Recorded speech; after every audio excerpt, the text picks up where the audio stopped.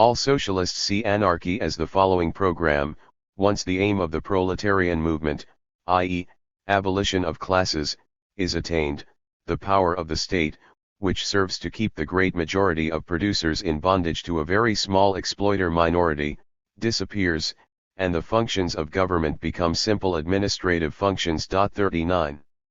This view of the future anarchy was put forward as common ground for knowledgeable socialists and anarchists. The authors did not add their disagreements with the doctrines of anarchism, they did not counterpose their own view to the anarchist view of the instant abolition of the state. Instead, in this passage they chose to counterpose the meaning of the Bakuninist anarchy to the movement, its aim of anarchy in proletarian ranks. The alliance draws an entirely different picture. It proclaims anarchy in proletarian ranks as the most infallible means of breaking the powerful concentration of social and political forces in the hands of the exploiters. Under this pretext, it asks the International, at a time when the old world is seeking a way to crush it, to replace its organization with anarchy. The international police want nothing better. 40. It was the organization smashing principles of Bakuninism, not its anti-state, anarchist, views, that made this movement incompatible with the effective existence of the International. If the struggle with Bakunin in the International had begun over a proposal to adopt the anti-organizational ideas and practices of consistent anarchism, the ensuing fight might have been more enlightening. But this is not what happened. In fact, the only proposal Bakunin made in this area was to increase the powers of the General Council, as we see in Special Note B. Bakunin's system was to reserve his demands for the imposition of anarchic disorganizing principles strictly for his opponents, while at the same time seeking to build his own secret nucleating faction under his own hierarchical and despotically disciplined controls. The principles of freedom and of anarchy in organization were exclusively designed to disorganize the other fellow, not his own band of agents. It was only in the last stage of the fight that Bakunin's faction came out openly with the demand for the abolition of the General Council, for its very existence was the bureaucracy against which they inveighed. In the anarchist vocabulary, the existence of a central body was called centralism, entirely apart from its powers or policies. In finally calling officially for the abolition of any General Council, while its own secret dictators pulled the strings in the dark, the Bakunin faction made plain how its dictionary defined the chameleon word autonomy. The sections of the International enjoyed, and used, an enormous degree of autonomy. There has never been any socialist organization, national or international, that rivaled it in this respect. The fake issue manufactured by the Bakuninists was simply that of the minimal powers accorded to the GC in the rules. As Engels wrote, no one, to be sure, disputes the autonomy of the sections, but federation is not possible without ceding certain powers to the federal committees, national bodies and, in the last instance, to the General Council. 41. Federal, meaning national, autonomy had been untrammeled in the International even across sharply divided ideological lines. In France, the Proudhonist leadership of the International had run the movement for years, in partisan fashion too, but within the rules, and the General Council had raised not a murmur about it. 42. No one had ever proposed taking organizational measures against the Bakuninists in Switzerland, Italy, or Spain for making anarchist propaganda in the name of the International. In many respects the degree of autonomy taken for granted in the International was looser even than that imposed in the later anarcho-syndicalist movements. The Bakuninist issue of autonomy must be understood according to the lexicographical theory propounded by the caterpillar in Wonderland. A General Council might be a technical bureau supplying post office services and statistics gathering, but it could have no powers of any sort. A federal, national, committee could have no powers over a section could have no powers over individual members. But all of this applied only to opponents of the Bakuninists. Inside the International Brotherhood of Conspirators, discipline was draconic. One of the dreadfully authoritarian questions posed to the Bakuninists was how the organization could defend itself even against the infiltration of known police spies. Engels tried arguing with an Italian anarchist as follows. They, the Bakuninists, do not want any authority exercised through the General Council, even if it were freely assented to by all. I would very much like to know how, without that authority, as they call it, it would have been possible to bring the Tolanes, Durans, and Nechaevs to account, and how the intrusion of Mardochian's police agents and traitors is going to be prevented by your fine phrase, autonomy of the sections, as is explained in the Bakuninist Circular Point 44. The Bakuninist cry for autonomy made excellent sense as simple demagogy. It helped to suck in all malcontents with an all-purpose slogan against the General Council's alleged despotism never documented, and to strike a pose in favor of freedom. 7. Bakuninist ideology, the state.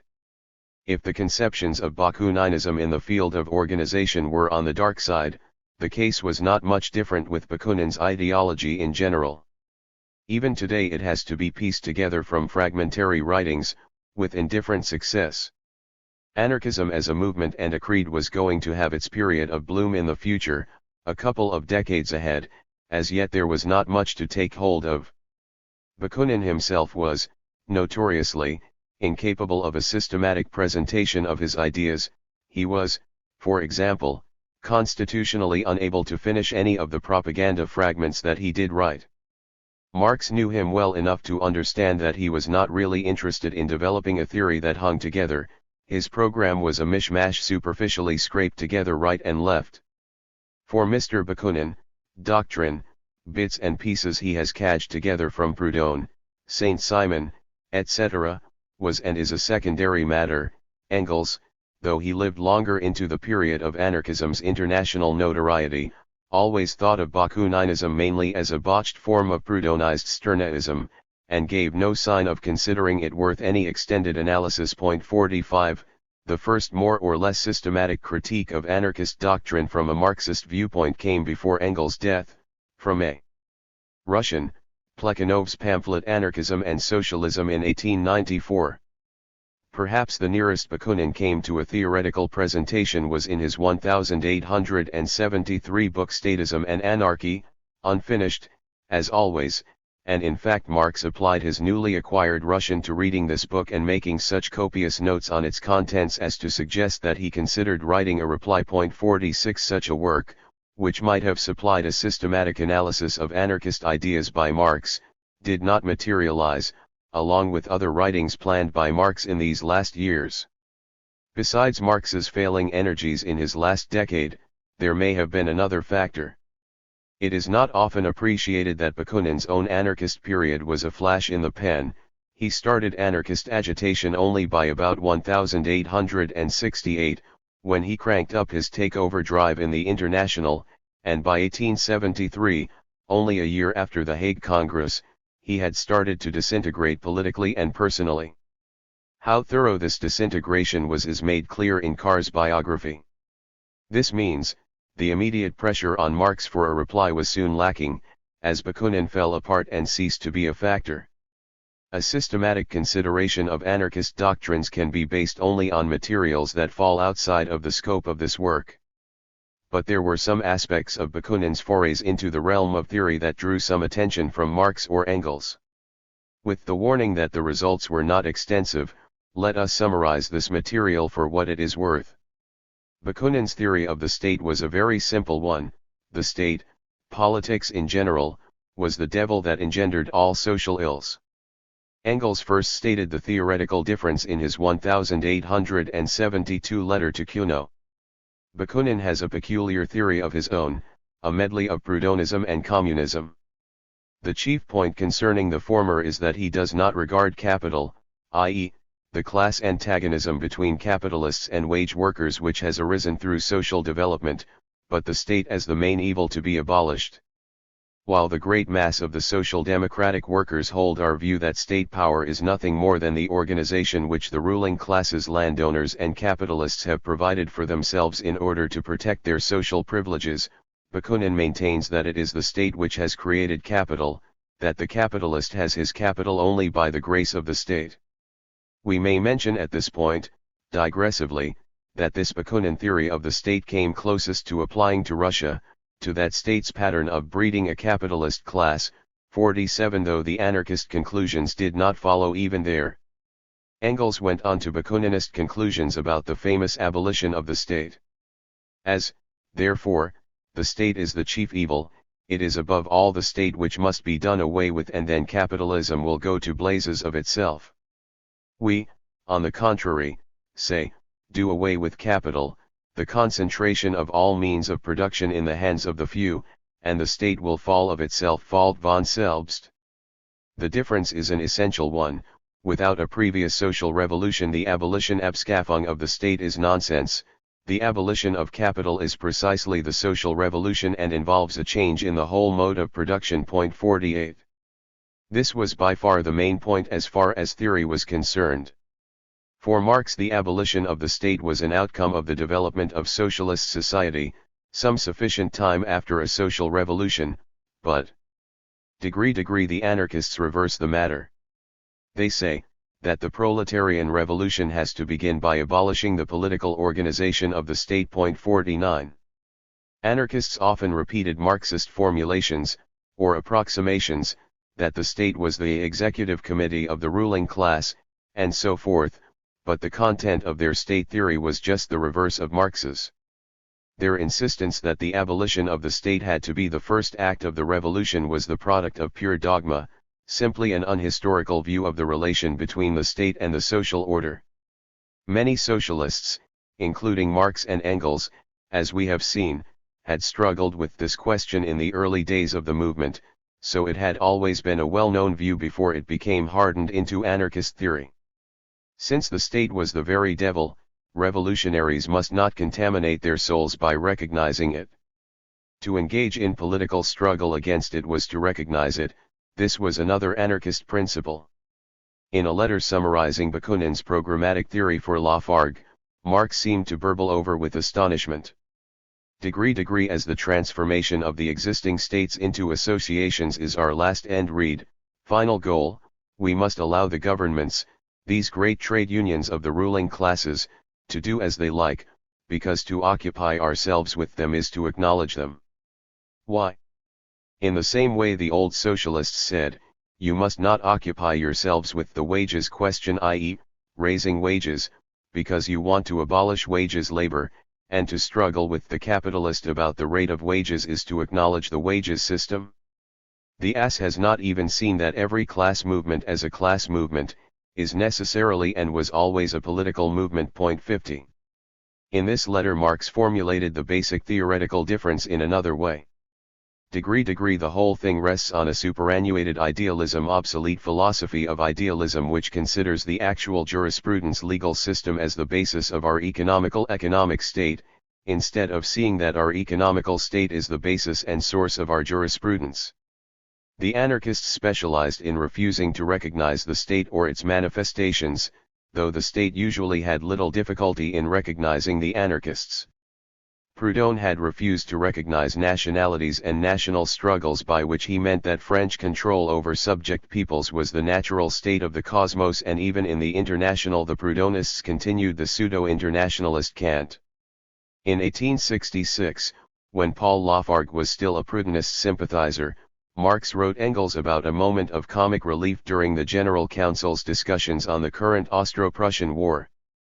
The representatives of Jeune France, non-workers, by the way, trotted out their view that any nationality and even nations are de préjugés, outdated prejudices. Proudhonized Stirnaism. Everything to be broken down into small groups or communes, which in turn form an association, but not a state.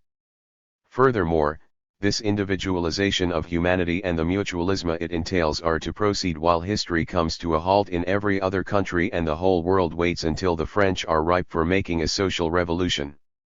Then they will demonstrate the experiment to us, and the rest of the world, bowled over by the force of their example, will do the same. Just what Fourier expected of his Phalansteer model. Anyhow, everyone who clutters up the social question with the superstitions of the old world is a reactionary.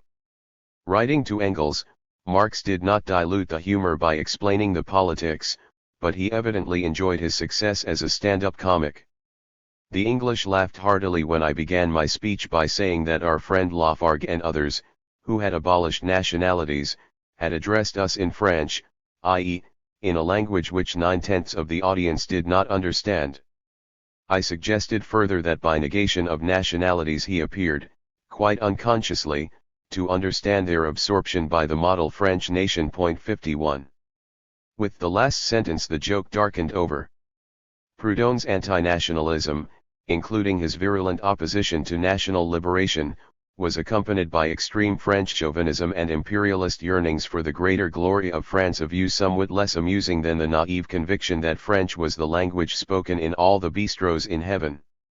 National questions were only one kind of political question. Bakunin, remarked Engels in a letter, is opposed to all political action by the working class, since it would in fact involve recognition of the existing state. 52. The Bakuninist opposition to politics not only excluded activity in elections but limited the movement in other respects to two sorts of activity: abstract propaganda, on the one hand, and putschs on the other. But in fact the main issues raised by the class struggle usually had something to do with public affairs, politics. In his summary letter to Kuno, Engels wrote in an educational vein: "Now then, inasmuch as to Bakunin the state is the main evil, nothing must be done which can keep the state, that is, any state, whether it be a republic, a monarchy, or anything else, alive. Hence complete abstention from all politics. To commit a political act, especially to take part in an election, would be a betrayal of principles. The thing to do is to carry on propaganda, heap abuse on the state, organize, and when all the workers, hence the majority, are won over, depose all the authorities, abolish the state and replace it with the organization of the International. This great act, with which the millennium begins, is called social liquidation." Here Engels was being mistakenly kind to the anarchists. No consistent anarchist ever held the view that a majority, let alone all, of the workers had to be won over before the anarchist boon could descend on humanity. Bakunin in particular recognized no such precondition. Respect for majorities violates anarchist principles, since it violates the sovereignty of the individual ego. It is worth pointing out Engels' error to illustrate how far socialists were as yet from appreciating the enormities of anarchism. Engels' letter to Kuno continued its educational course as follows: "All this sounds extremely radical and is so simple that it can be learned by heart in 5 minutes. That is why the Bakuninist theory has speedily found favor also in Italy and Spain among young lawyers, doctors, i.e., PhDs, and other doctrinaires. But the mass of the workers will never allow itself to be persuaded that the public affairs of their countries are not also their own affairs. They are naturally politically minded, and whoever tries to make them believe that they should leave politics alone will in the end be left in the lurch. To preach to the workers that they should in all circumstances abstain from politics is to drive them into the arms of the priests or the bourgeois republicans." 53. This anarchistic amputation of the political arms of the working class meant the maiming of its revolutionary effectiveness. In Italy, where Bakuninism is rife in the movement, all political activity was rejected since it implied recognition of the state, and the state was the epitome of all evil.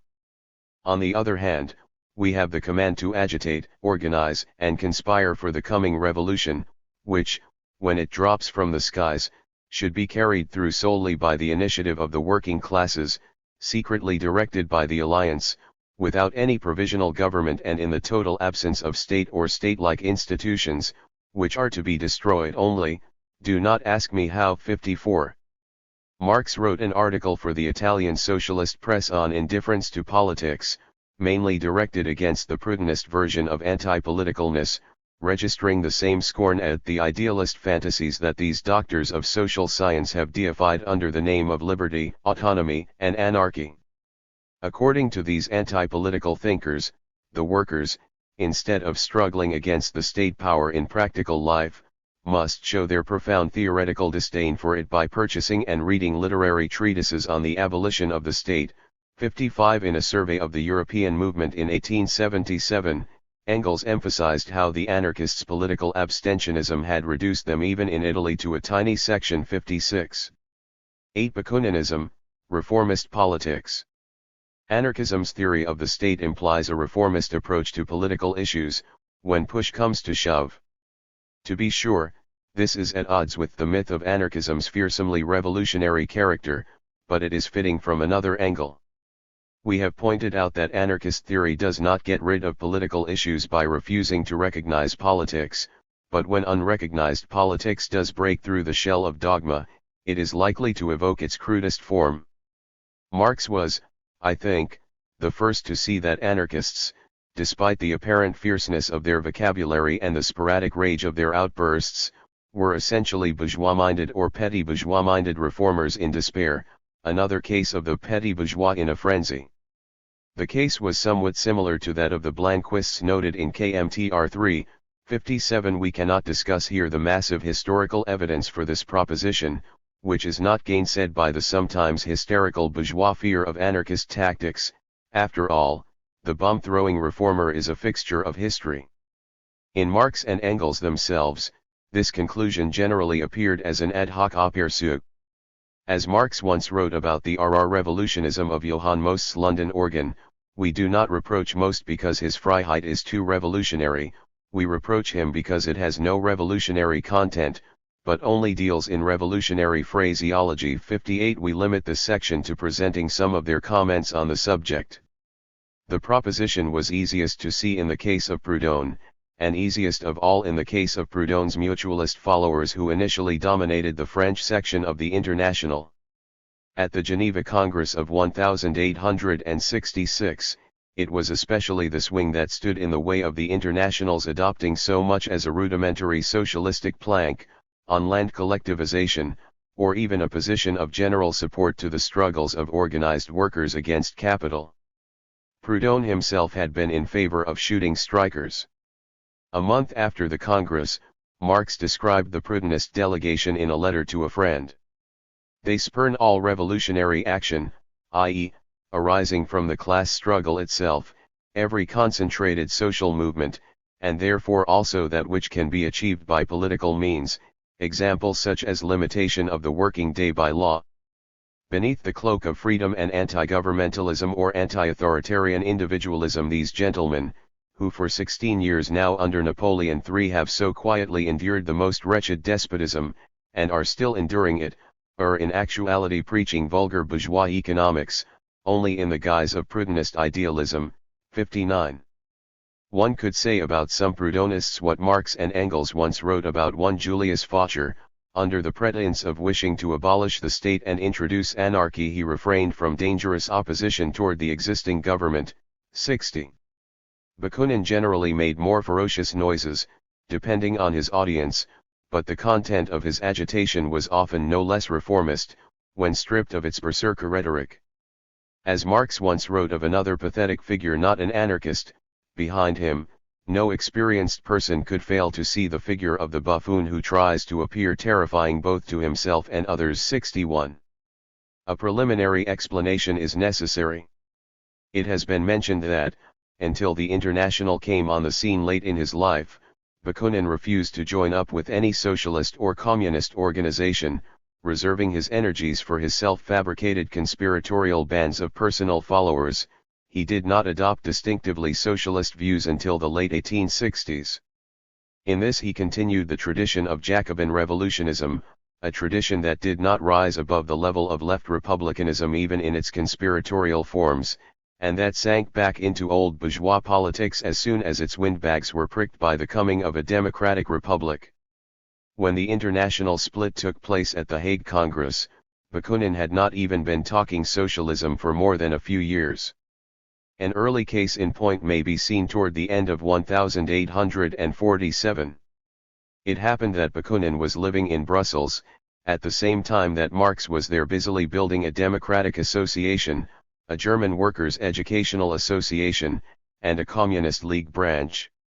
Note that Marx was promoting 3 levels of political work. Bakunin was barely willing to join the lowest level, lowest from Marx's standpoint, the Democratic Association. Marx duly sponsored Bakunin's membership in that group. His Russian recruit attended 2 meetings, and lost interest. Ho-hum, no revolution yet? As for the movements farther left, Bakunin wrote a friend that he refused to join their communist artisan society and wanted to have nothing to do with that organization. he explained in another letter that Marx was ruining the workers by making theorists of them, that is, teaching socialist ideas without so much as pulling off a practice putsch. Indeed, Marx was just then finishing the Communist Manifesto. Bakunin yawned and found life a bore except for the company of an extreme right-wing general of the Polish emigration. 62. Marx and Bakunin met again long afterwards, in 1864 on Marx's initiative. 63. Marx hoped that the Russian agitator might help the new international, just founded. Now turned 50, Bakunin claimed to Marx that he was getting serious about more or less socialistic views.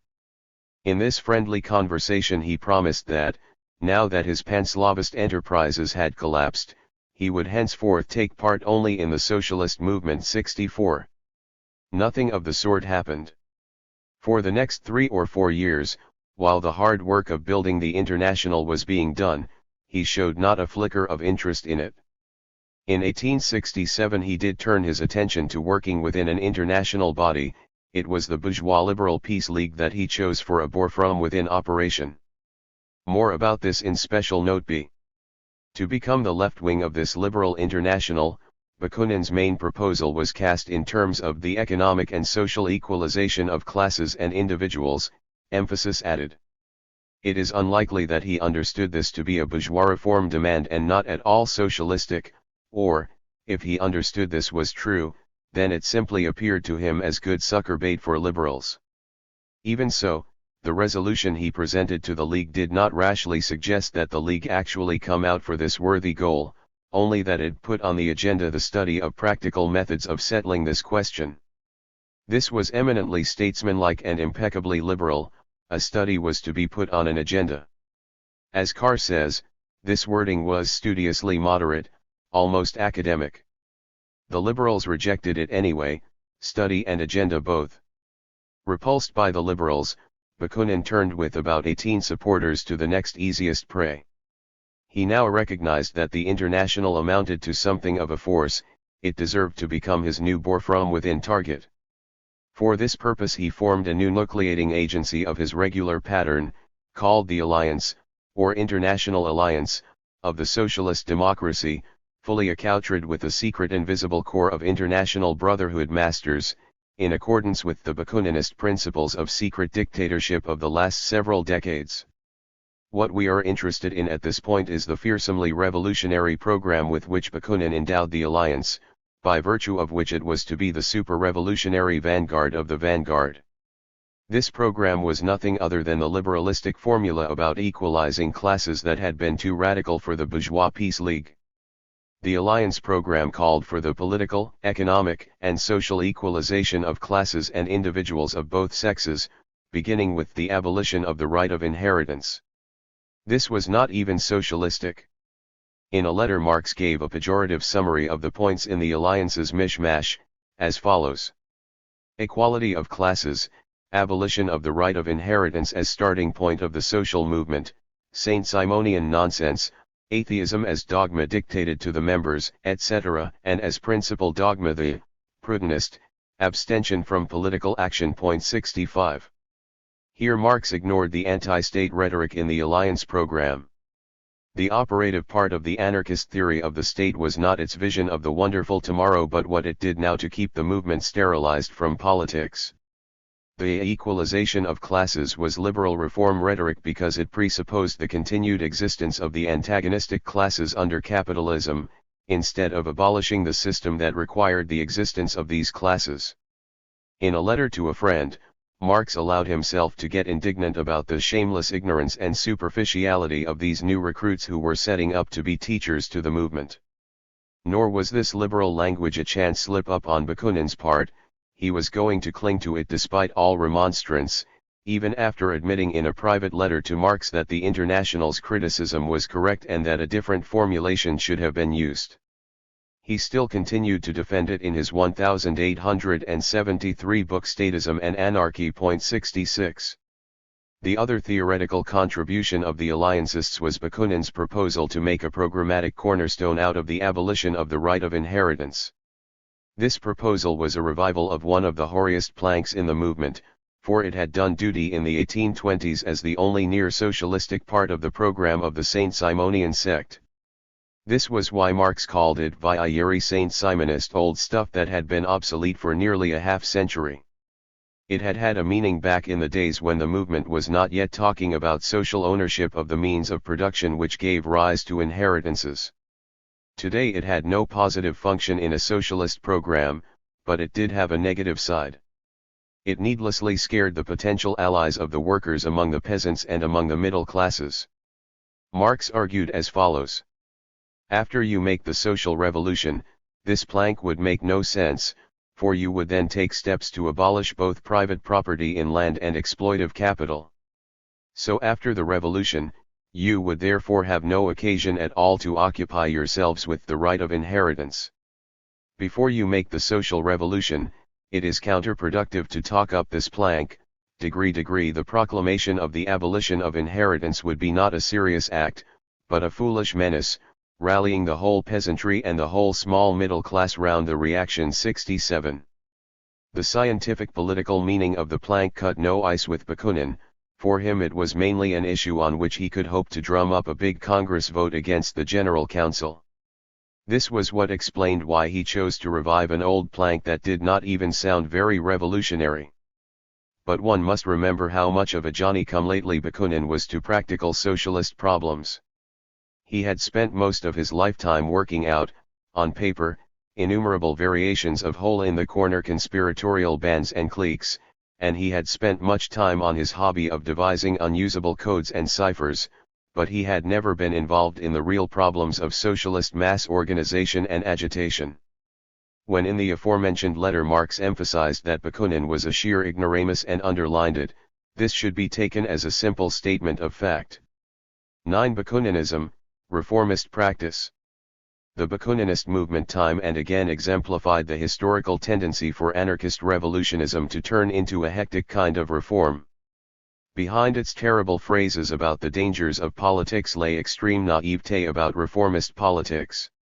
We have mentioned the anarchist propensity to use the word state to mean a despotic state only. The other side of this misapprehension is the propensity for the abrupt outbreak of the crudest sort of political opportunism. In the case of Bakuninism, 3 cases may be cited. 1. Switch in Sweden.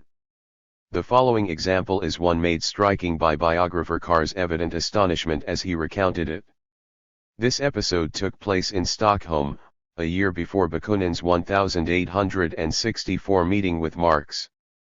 In the course of a trip in Sweden, Bakunin had gotten his charisma working full strength and had scored a personal triumph as the incarnation, in Swedish eyes, of Russian revolutionism. He was accorded a private audience with King Charles XV himself, a dazzling honor. At a prestigious banquet attended by politicians, businessmen, ministers of religion, etc., and even 3 or 4 nobles, Bakunin amazed everyone with a swinging speech in which he championed constitutional monarchy. He even denounced the Tsar's government as revolutionary because it unloosed a peasant jacquerie against Polish landlords and excited popular passions. Karl relates, far from being a revolutionary, Bakunin declared that he and his friends were not even unconditional Republicans. 68. It was a bewildering example of Bakunin's facility for suddenly turning presto into a crude political opportunist. In this case it took a little royal tickling to do it. 2. Frenzy in France. In September 1870 a similar pattern was acted out by 2 of Bakunin's lieutenants in the alliance, his right-hand man James Guillaume, the Swiss schoolmaster, and Gaspard Blanc. When Napoleon III fell and the Third Republic was established in France, they published an uncritical paean of praise to the new state. Marx opined that he was not surprised, at least when he wrote about the episode to the Belgian, César de Pepy, who was then a Twixt-Antwiener. The manifesto printed in the supplement to La Solidarité did not surprise me.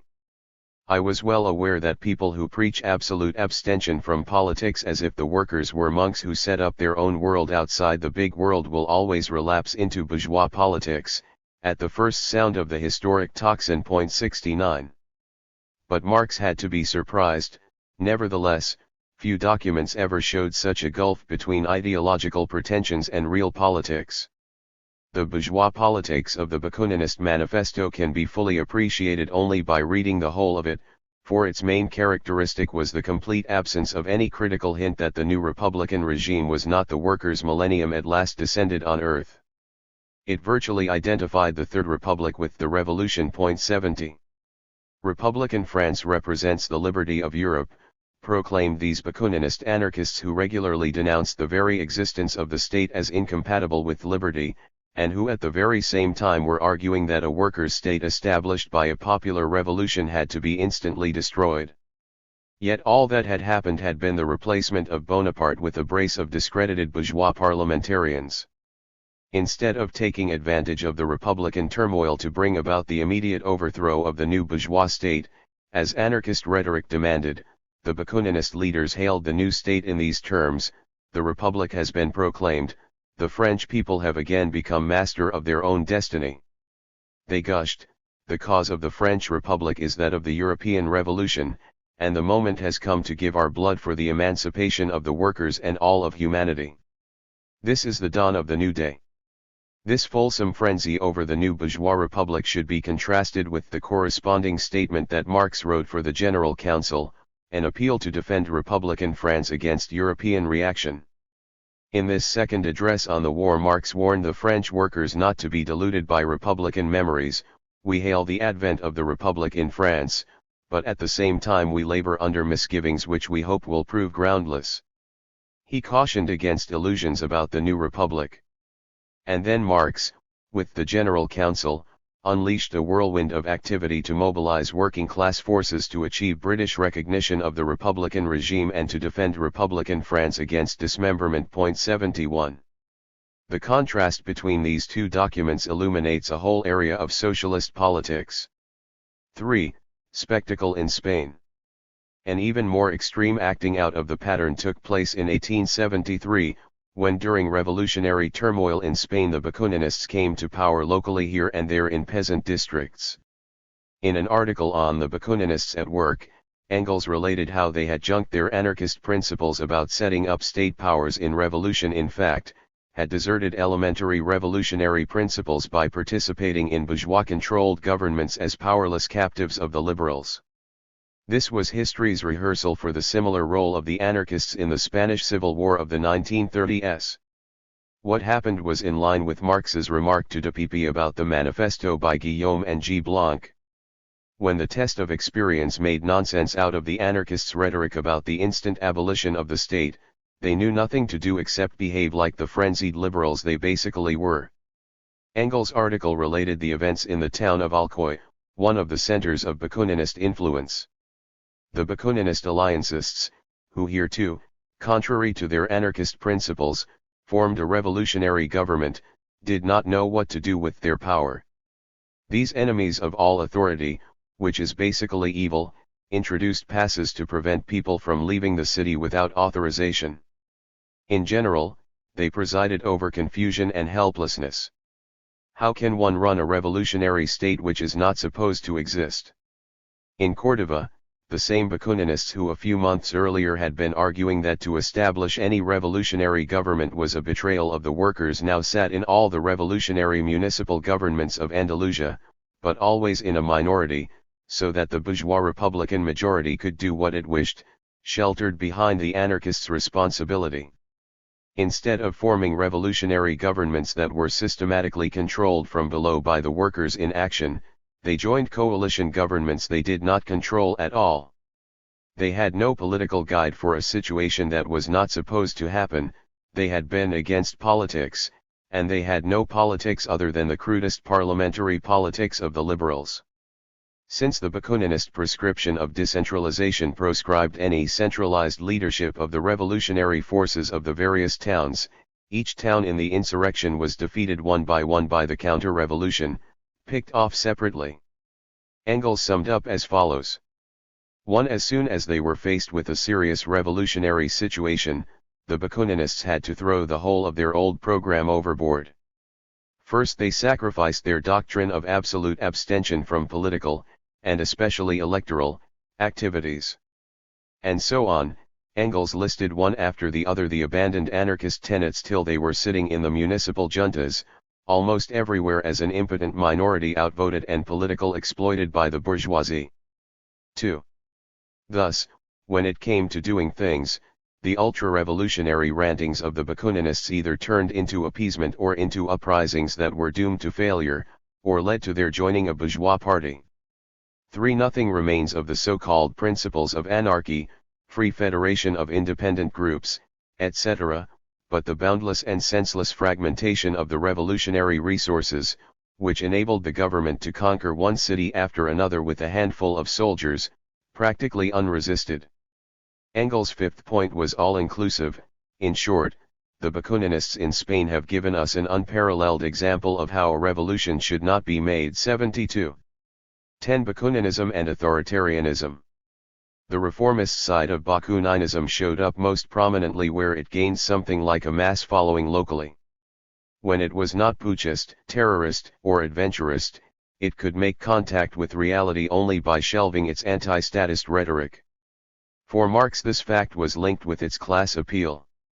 We have seen Bakunin's views on class orientation, particularly his hopes of righting the peasantry, utilizing elements of the lumpen class, brigands and such, and topping this barricade fodder off with the elite dictatorship of a lumpen intelligentsia. 73. The International's anti-Bakunin pamphlet pointed out that the 100 people who were to constitute his ruling elite under the name of International Brothers had to come from the ruling classes. To say that the 100 International Brothers must serve as intermediaries between the revolutionary idea and the popular instincts is to create an unbridgeable gulf between the alliance's revolutionary idea and the proletarian masses. It means proclaiming that these 100 guardsmen cannot be recruited anywhere but from among the privileged classes. 74. In some rough notes on the Bismarck government's attempt to justify its anti-socialist law in the Reichstag, Marx commented on the official claim that anarchistic extremists were sure to dominate socialist movements because of an alleged law that extreme tendencies always win out over moderate ones. The anarchist tendency is no extreme wing of the German social democracy.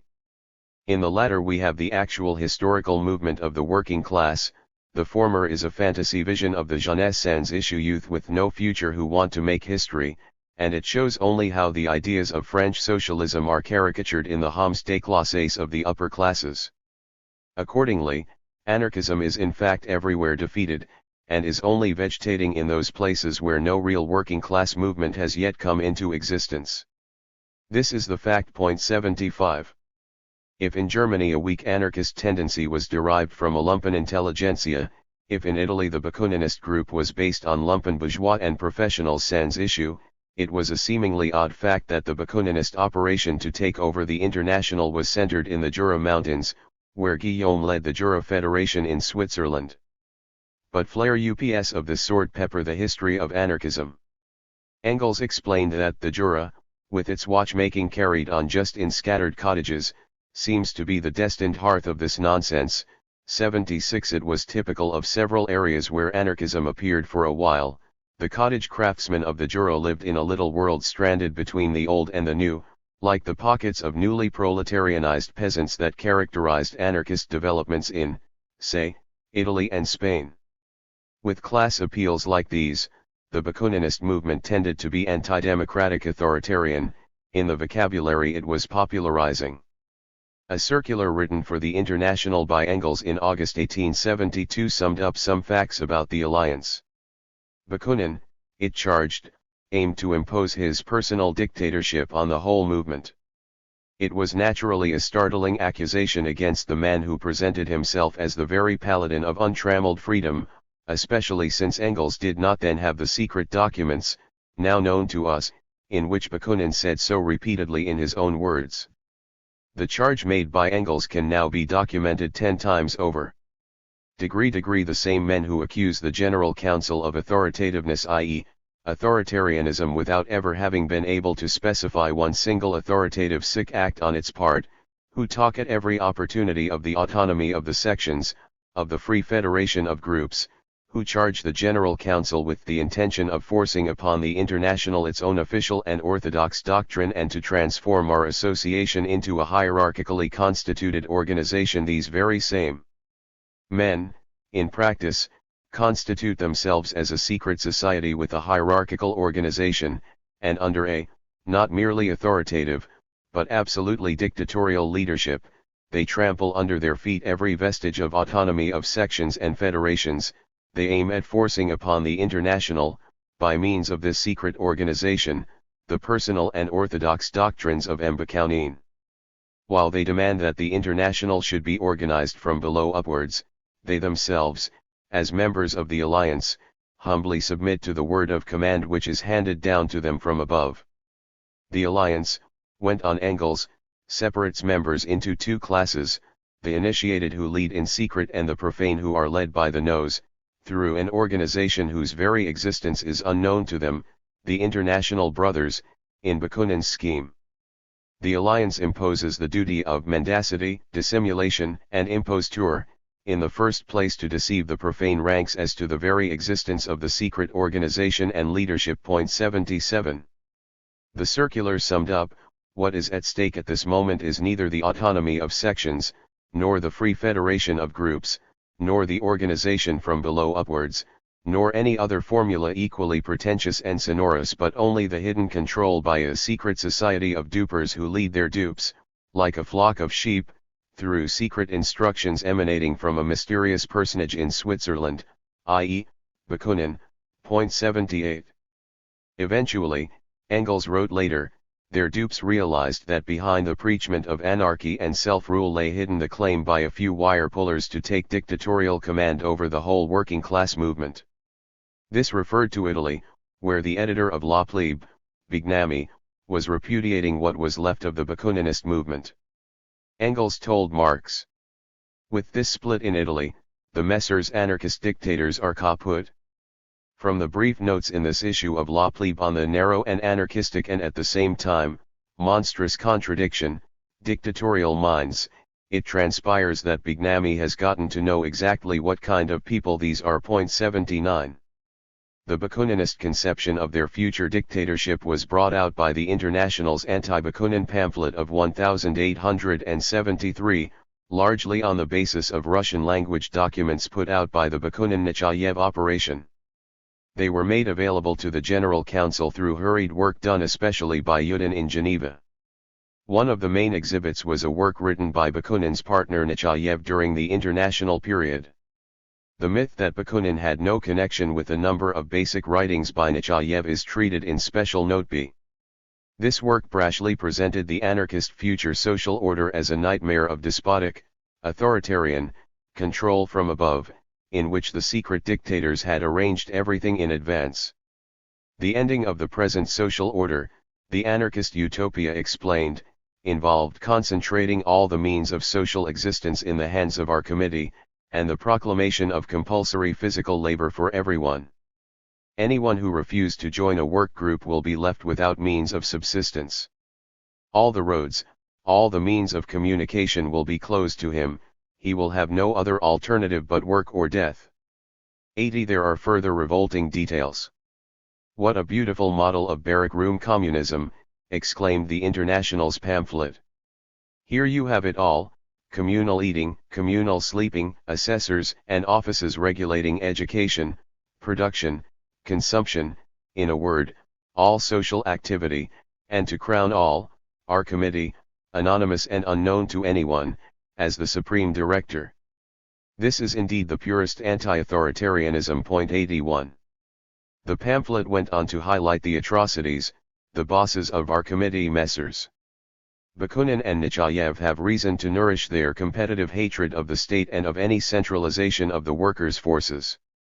They have to wipe out every alternative to their own hidden dictatorship, to fragment society so that it is amenable to manipulation by our committee incognito. They would not be able to succeed while the working class continues to have any representative bodies of its own, that is, its own democratic political organization. The International's pamphlet runs over with indignation and runs on with a Gallic sentence structure. It was published in French. Like this. This same man Bakunin who in 1870 preaches to the Russians passive, blind obedience to orders coming from above and from an anonymous committee, who declares that Jesuitical discipline is the condition sine qua non of victory, the only thing capable of defeating the formidable centralization of the state, not just the Russian state but any state, who proclaims a communism more authoritarian than the most primitive communism. This same man, in 1871, weaves a separatist and disorganizing movement into the fabric of the International under the pretext of combating the authoritarianism and centralization of the German communists, of introducing autonomy of the sections, a free federation of autonomous groups, and of making the International what it should be, the image of the future society. If the society of the future were modeled on the Alliance, Russian Bakuninist section, it would far surpass the Paraguay of the Reverend Jesuit Fathers, so dear to Bakunin's heart. 82. The closing reference was to the theocratic, bureaucratic collectivist community founded by the Jesuits in the 17th century, based on the labor of the Paraguayan Indians, a model, by the way, which found admirers in the socialist movement as well as among anarchists. Bakunin often expressed his admiration for, and desire to emulate the example of, the Jesuit system of infiltrating centers of power with trained adepts. 83. 11. The alien ideology. Once the Bakuninist champions of anarchy no longer had somebody else's international to infiltrate and smash, but confronted each other in their very own, they speedily showed the awesome power of the anarchist concept of organization. Their international disintegrated in record time before it really came into existence. When Engels heard that even James Guillaume himself had stalked out of the Jura Federation in a huff, he commented, "It had to come to that. The anarchists would not even be worthy of their name as long as anarchy hasn't broken out among themselves." 84. Bakunin himself had started to fall apart politically and personally before the Hague Congress was a year old, and in the spring of 1874 he advised Guillaume to make his peace with the bourgeoisie as he himself was doing, though he had one last fling at a putsch, the most absurd of all, in Bologna, before setting out to set himself up as landed gentry. 85. Let us take a brief glance at the next period in order to illuminate Marx's view from another side. Lying ahead were flare-ups of anarchist influence in limited regional and national situations. The mutation called anarcho-syndicalism played out its hand in France by the beginning of World War I. The Spanish afterlife of anarchism lasted much longer into the 20th century, as a reflection of Spain's relative backwardness, but even these pseudopodial extensions of anarchism remained on the margin of the European working class movement. The last real battle in socialist ranks ended with the defeat of the anarchist campaign to get accepted as a legitimate faction inside the Second International, that is, to get the opportunity to repeat its triumphant war from within destruction of the First International. When the International Socialist Congress of 1896 voted to exclude them, and they could no longer have a form of existence as a parasitic growth, the anarchists were historically finished as an international working class current, and even the national exceptions declined one by one. At the same time that the socialist movement was separating itself from the anarchists, much of the right-wing social democracy began to tend toward an attitude about anarchism that was basically different from Marx's. This attitude was largely taken over from liberalism. It was the view that anarchism was merely a lovely and saintly vision of the good society which was admirable but unfortunately impractical. In part this delightful conception was made possible by one-sidedly seeing anarchism simply as an idea about a future stateless society, that is, by equating anarchism, the ideology, with what Marx and others sometimes called anarchy when they were referring to a future society in which the state had completed its destiny in ultimately dying away. The more the anarchist movement disintegrated as an organized phenomenon counterposed to the socialist movement, the more the Social Democrats tended to drop Marx's understanding of anarchism as one of the most anti-democratic currents in the history of society, as the mirror image of bureaucratism. As against Marx's view, the new social democratic opinion often met was that our increasingly bureaucratized society should be balanced out with the injection of a little anarchism, as a sort of antidote. The combination of a lot of state bureaucratism and a little cultural anarchism was even put forward by some thinkers as a desirable goal. Anyway, it is nice to have harmless people around talking up a little anarchism, with its frisson of revolutionary bravado, as a counterweight to what is really happening in society. Alice had a bottle labeled "Drink me to grow smaller," and a little cake labeled "Eat me to grow bigger," so, too, one should alternately sip from the bureaucratic bottle and nibble at the anarchist cake in order to keep social authority at just the right size. A little later we find in Wonderland that the bureaucratic and anarchist potions are both taken out of opposite sides of the same mushroom. They had turned out to be the same fungal growth. This common social democratic attitude implied condescending or patronizing smiles at anarchist jesters who had a right to make fools of themselves as long as they supposedly told some home truths about the bureaucratization of society, which was being nurtured by the social democrats as by the bourgeois rulers. Marx's attitude was quite different. Marx and Engels had little but scorn for this clownish caricature of the real movement 86 and for the childish minds of the so-called anarchists, who in fact are props of the present order 87. Here Marx made an advance comment on the later liberal social democratic practice of showcasing anarchist sages as saints who were, unfortunately, too good and innocent for this world.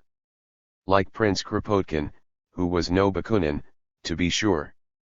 But socialist militants also knew of the role that the anarchist movement played in country after country, as even Kropotkin had done in France in his militant days before becoming an icon in England in providing the reactionary governments and their police with ammunition to harass and smash the working class movement. The government's Black Cabinet, Department of Dirty Tricks Against Subversives, had a positive need for something like anarchism to be played up as a social peril while remaining quite harmless to the real powers, in short, to be used as a bogey. So Marx remarked in a letter to his daughter Laura. As for the image of the saintly innocent, he recalled a parable, when Henry VII asked Pope Julius II to place Henry VI among the saints. The witty Pope answered that an innocens, otherwise known as idiot, is not thereby to be called sanctus 88. But it was after Marx's death that the movement suffered most from the government's use of anarchist outrages, indiscriminate bombings, assassination attempts, etc., to direct blows at labor and socialism. This was why Engels wrote in an 1894 letter, "There is a great gulf between us and the anarchists." 89. By the end of the 19th century there was literally a line of blood between. For Marx, anarchism was not a beautiful vision of saintly dreamers but a sick social ideology.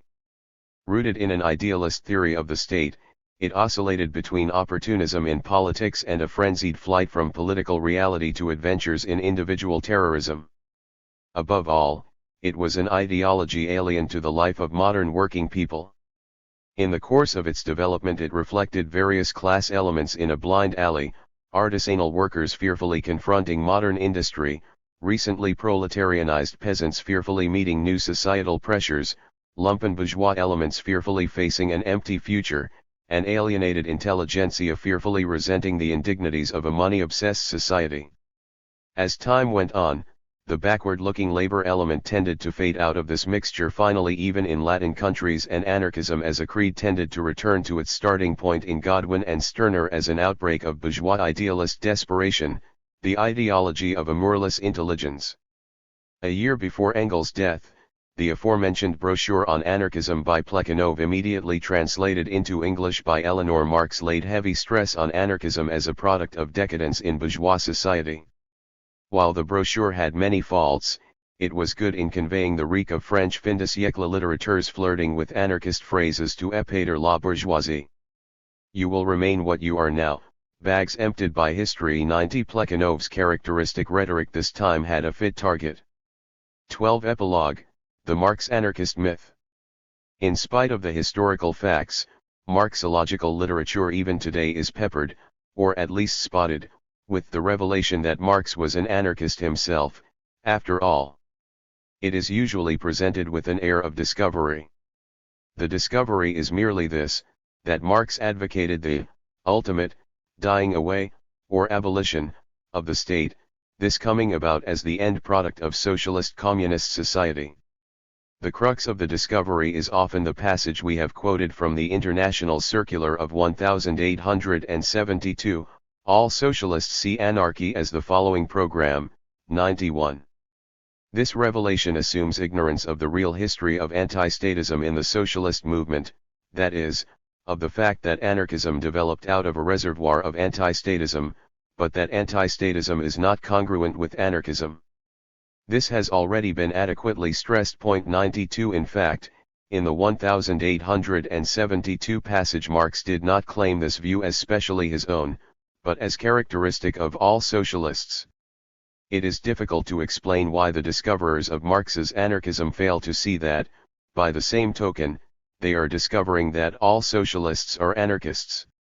The discoverers also ignore that knowledgeable anarchists do not define themselves by their views on the abolition of the state, someday, but by their principled stand on the exercise of any authority over the sovereign ego. The Marx anarchist myth may have taken its start from the Bakuninists' allegation that Marx's civil war in France cribbed from their master's patented anti-statism. It should be assumed that the complaints originally came from some honest ignoramus who knew little or nothing about what the socialist movement had taken for granted for decades.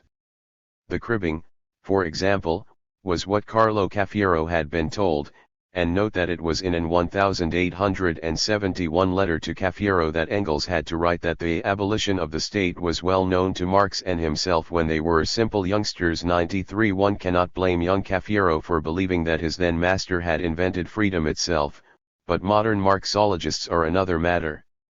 Marx's civil war in France reminds us that a distinction should be made that explains part of the history of the Marx anarchist fable.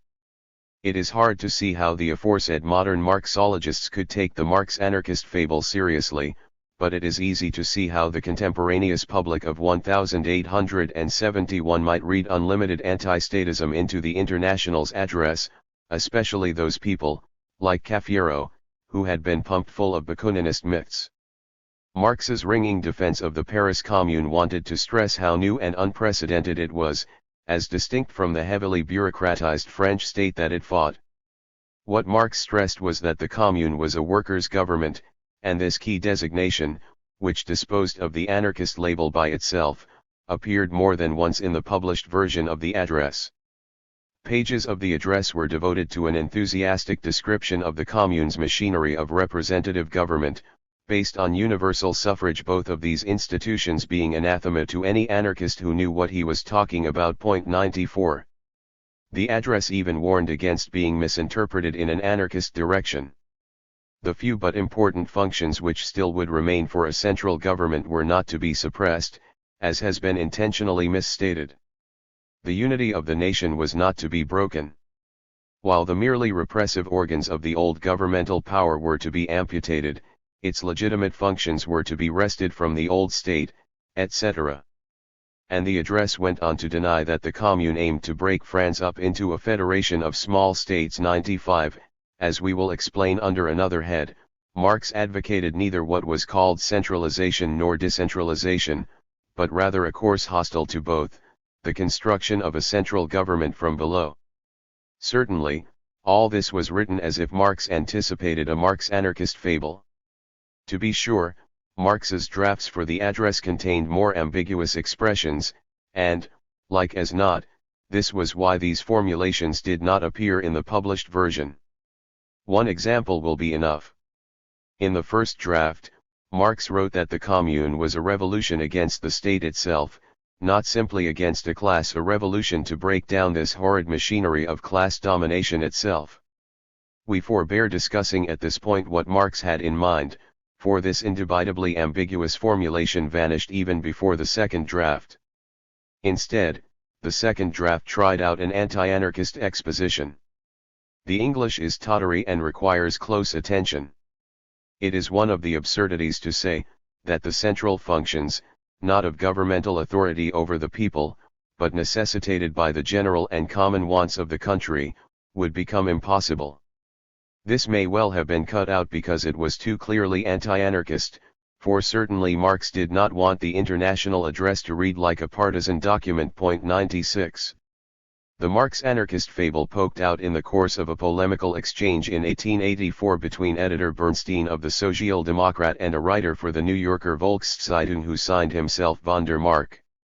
The latter had put forward anarchoid views on the state, and in response the editor explained the elements of Marx's conception. The reply by von der Mark declared that, by coming out for the idea of the dying out of the state, Engels was making a concession to anarchism, referring to Anti-Düring and to Bebel's book Woman and Socialism. Concession to anarchism. Engels was amused or indignant, or both, when he wrote to Bernstein about all this, in a comment already partly cited in another connection. He said that in case Herr von der Mark or anyone else talks any more about concessions to the anarchists on our part, the following passages show that we proclaimed the cessation of the state before there were anarchists altogether, and then came the citations previously noted. Point 97. Ironically, but typically, when the same Bernstein entered upon his revisionist incarnation over a decade later, he reinvented or rediscovered the Marx anarchist confusion as if he had just thought of it. Having come to the view, the movement is everything, the goal is nothing, that Engels' conception of the dying out of the state was utopian, Bernstein as revisionist rejected any idea of the eventual abolition of the state as anarchistic. Lassalle, he decided, was essentially right after all. The state and its bureaucracy were eternal, the administrative body of the visible future can be different from the present-day state only in degree 98. It turned out that not all socialists accepted the old socialist anti-statist conception, as Marx had thought in 1872. Indeed, as we know, it was after this time that the meaning of Lassalleanism was borne in on Marx, and later still that revisionism brought out into the open a basic split in the nature of socialism. The new social reformism was the first school of self-styled socialism that overtly and systematically accepted the state as everlasting and in consequence sought to pin the anarchist label on Marx's concept. This gambit was subsequently rediscovered every few years, perhaps from Bernstein's pages. For example, Hans Kelsen trotted it out in at least 2 essays proclaiming the slogan "Back to Lassalle." Only, he improved on Bernstein by calling it Marx's and Engels' individualist anarchist view of the future. Individualist anarchist. Kelsen was an internationally known eminent scholar and hence did not feel it necessary to adduce evidence. The thing was screwed to a still higher pitch by one R. Pranger, who published a study claiming that Marx was explicitly apolitical. 99. If one collected the published arguments that Marx was not only an anarchist, but also a Blanquist, a theologian, a Platonic idealist, a Zen Buddhist, a parliamentary reformer, a Mosaic lawgiver, and so on, one would have a curious book. To sum up the basic difference between Marx's views and those of anarchism, at 3 depths. 1. For Marx, the abolition of the state could come about only at the end of a sufficient period of socialist reconstruction of society. For an anarchist, the decree abolishing the state must come, by an irrefragably fixed principle, on the day of the revolution, with no transitional period or state form. It follows that, from the day that a socialist government takes power, all good anarchists must seek its instant destruction as an authoritarian menace. 2. For Marx, the aim of the socialist movement is the democratization of political authority, and indeed of all authority. For an anarchist, any and all authority, however ideally democratic its basis, is the work of the devil, and must be destroyed. Besides, for Marx the abolition, or diminution, etc., of state power does not yet necessarily entail the elimination of all elements of authority in political and social life, though the latter may become a still farther goal of societal evolution. 3. One way of summing up the difference in basic views lies in the definition, or interpretation, of freedom, the much exalted freedom whose abstract glorification is the stock in trade, if not the total content, of all anarchist rhetoric. The anarchist view of freedom is basically individual solipsistic, it depends on the absolute inviolability of the sovereign ego in relation to the outside world, the total impermissibility of any imposition of any authority of any kind or source, upon the unconditional autonomy of that sovereign ego. Anarchism is basically a solipsism, whether or not anarchists recognize this consciously in their philosophic outlook. It does not mean freedom through democracy, or freedom in society, but, rather, freedom from any democratic authority whatsoever or any social constraint, in short, not a free society but freedom from society. Marx's view of freedom is basically social in its reference, and depends on the relation of the individual to his membership in the human species, which is historically organized in a society. Briefly, this view of freedom makes it a shorthand term for democratic freedom in society, and the problem of freedom is the interpretation and implementation of this approach. Democratic freedom in society means that relationship of the individual to the collectivity which involves the maximum extension of control from below, control of the collectivity and all its decisions. This control applies also to the determination through democratic institutions of the extent or degree to which the collectivity of society should exercise any control over its individual components. In Marx's view, this last relationship is not fixed by abstract fiat, but is an evolving thing, which, in the course of a socialist reconstruction, may set a series of farther and still farther goals for realization, in the historical process of maximizing individual autonomy in society. In this sense, socialism raises not only the potentiality of the dying away of the state but also of the farther goal, the dying away of the role of authority in society, whether or not this can be conceived as reaching an extreme terminus. This, then, was what Engels, for one, was thinking of in speaking about the leap into the world of freedom, from the world of necessity. But a further exploration of this conception is reserved for the chapter in KMTR 5 on the dying away of the state under socialism. 7 of the reactionary anti-capitalisms. Marx and Engels themselves offered a critique of rival socialisms in Section 3 of the Communist Manifesto. But even as this survey was being written, the scene surveyed was on the point of coming to an end in the general degringolate of the European Revolution of 1848.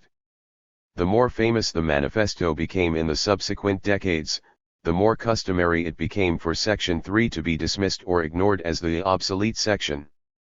This tradition must have still been strong as late as the 1948 centennial of the manifesto, when I felt called on to argue that Marx's concept of reactionary socialism was very much alive. 1.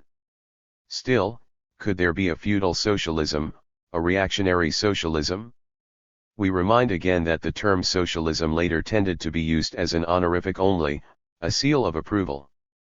But this was not true in Marx's broad usage. A censorious modifier could be attached to socialism without difficulty. Besides, Section 3 referred to socialistic schools that no longer existed and to figures long forgotten. In truth, the content of Section 3 has proved to be far from obsolete. 1. The meaning of reactionary socialism. The manifesto classified different socialisms in its own way, different from other works and other writers that had already published accounts of the socialist movement, for example, Raybaud in France and Lorenz von Stein in Germany.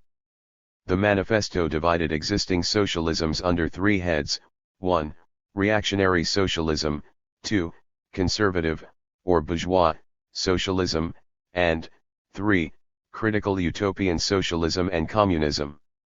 That is, the socialisms that look to the past, to the present status quo, and to the future. Subordinate to this scheme was the class provenance of a socialist tendency. Engels' draft for the manifesto, the so-called Principles of Communism, followed this outline about 2/3 of the way. His third group was not critical utopian socialism, which he did not label as such, but the democratic socialists, which meant a part of the class bloc he called the democracy. 2. Of the manifesto's 3 groups, the first calls for further explanation, especially of its disconcerting title, Reactionary Socialism. The first thing to be pointed out is that Marx and Engels here used the term reactionary with its proper and original political meaning, which later blurred as the word came to be used as an all-purpose cuss word like fascist. The manifesto defined it clearly when it described the old intermediate class strata as reactionary, for they try to roll back the wheel of history.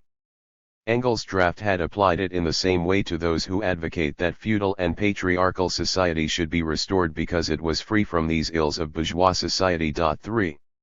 Reactionary socialism was an ideology hostile to the bourgeoisie but from a standpoint alien to modern, bourgeois, society as a whole, and by the same token hostile to the proletariat.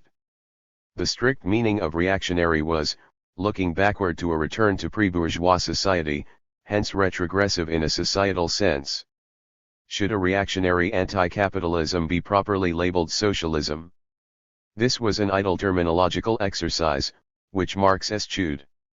It has been pointed out that to Marx socialism was a broad term which he commonly used with few inhibitions, though he was more sparing about the use of communism.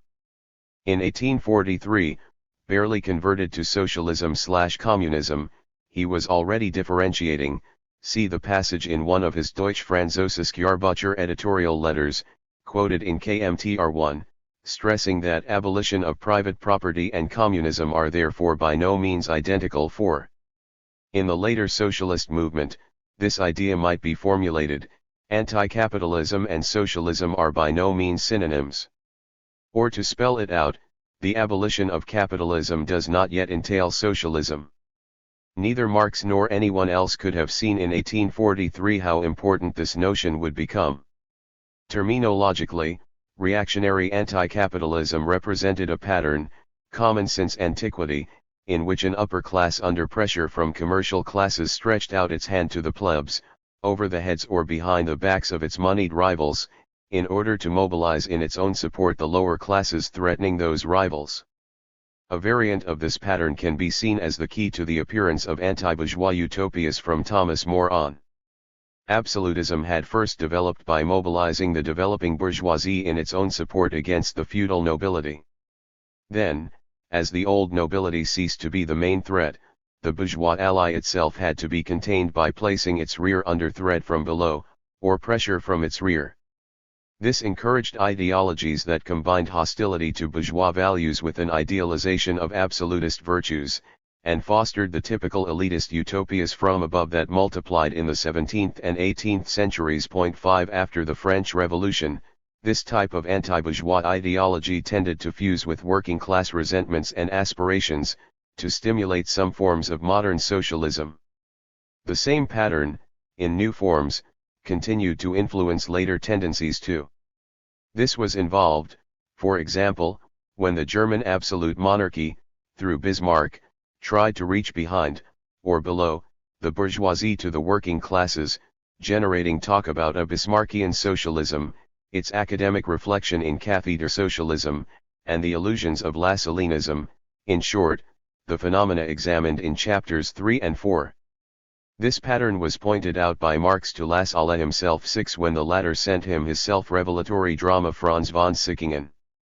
Sickingen and Hutton had to go under because they were revolutionaries in their imagination only, and just like the educated Polish nobility of 1830, on the one hand made themselves organs of modern ideas, but on the other hand in point of fact represented a reactionary class interest. 7. For the admirers of Rodbertus, the herald of Bismarckian socialism, Engels used the terms reactionary socialists and pseudo-socialists interchangeably. 8 We are dealing here with a pattern which, in various forms and under various names, has run all through the history of socialism to our own day. 2. Feudal socialism and the triangular class struggle. The manifesto's section on reactionary socialism was itself divided into 3 parts: a. Feudal socialism, b. Petty bourgeois socialism, c. German, or true, socialism. Let us concentrate on feudal socialism proper. The portrait of feudal socialism was clearly limned in the manifesto. Owing to their historical position, it became the vocation of the aristocracies of France and England to write pamphlets against modern bourgeois society. Only this literary battle was possible for them, they were politically impotent. In order to arouse sympathy, the aristocracy were obliged to lose sight, apparently, of their own interests, and to formulate their indictment against the bourgeoisie in the interest of the exploited working class alone. The socialistic-sounding literature thus produced was half echo of the past, half menace of the future. But while these anti-bourgeois critics could draw blood, they had no understanding of historical development, either their own or the bourgeoisie's. The aristocracy, in order to rally the people to them, waved the proletarian alms bag in front for a banner, but, the manifesto asserted, were answered with loud and irreverent laughter. 9. Not always, We may add. These reactionary anti-bourgeois critics, continued the manifesto, forgot that they themselves represented an antiquated form of exploitation of the masses, and that the bourgeois world they detested had been generated by their own form of society. They denounced the bourgeoisie for giving rise to a proletarian class because a revolutionary proletariat would cut the ground from under both the old and the new ruling class. In political practice, therefore, they join in all coercive measures against the working class, and in economic life they did not let highfalutin principles stand in the way of dipping their own fingers into the pot of bourgeois profiteering as much as they could. Point 10. About whom was the manifesto talking?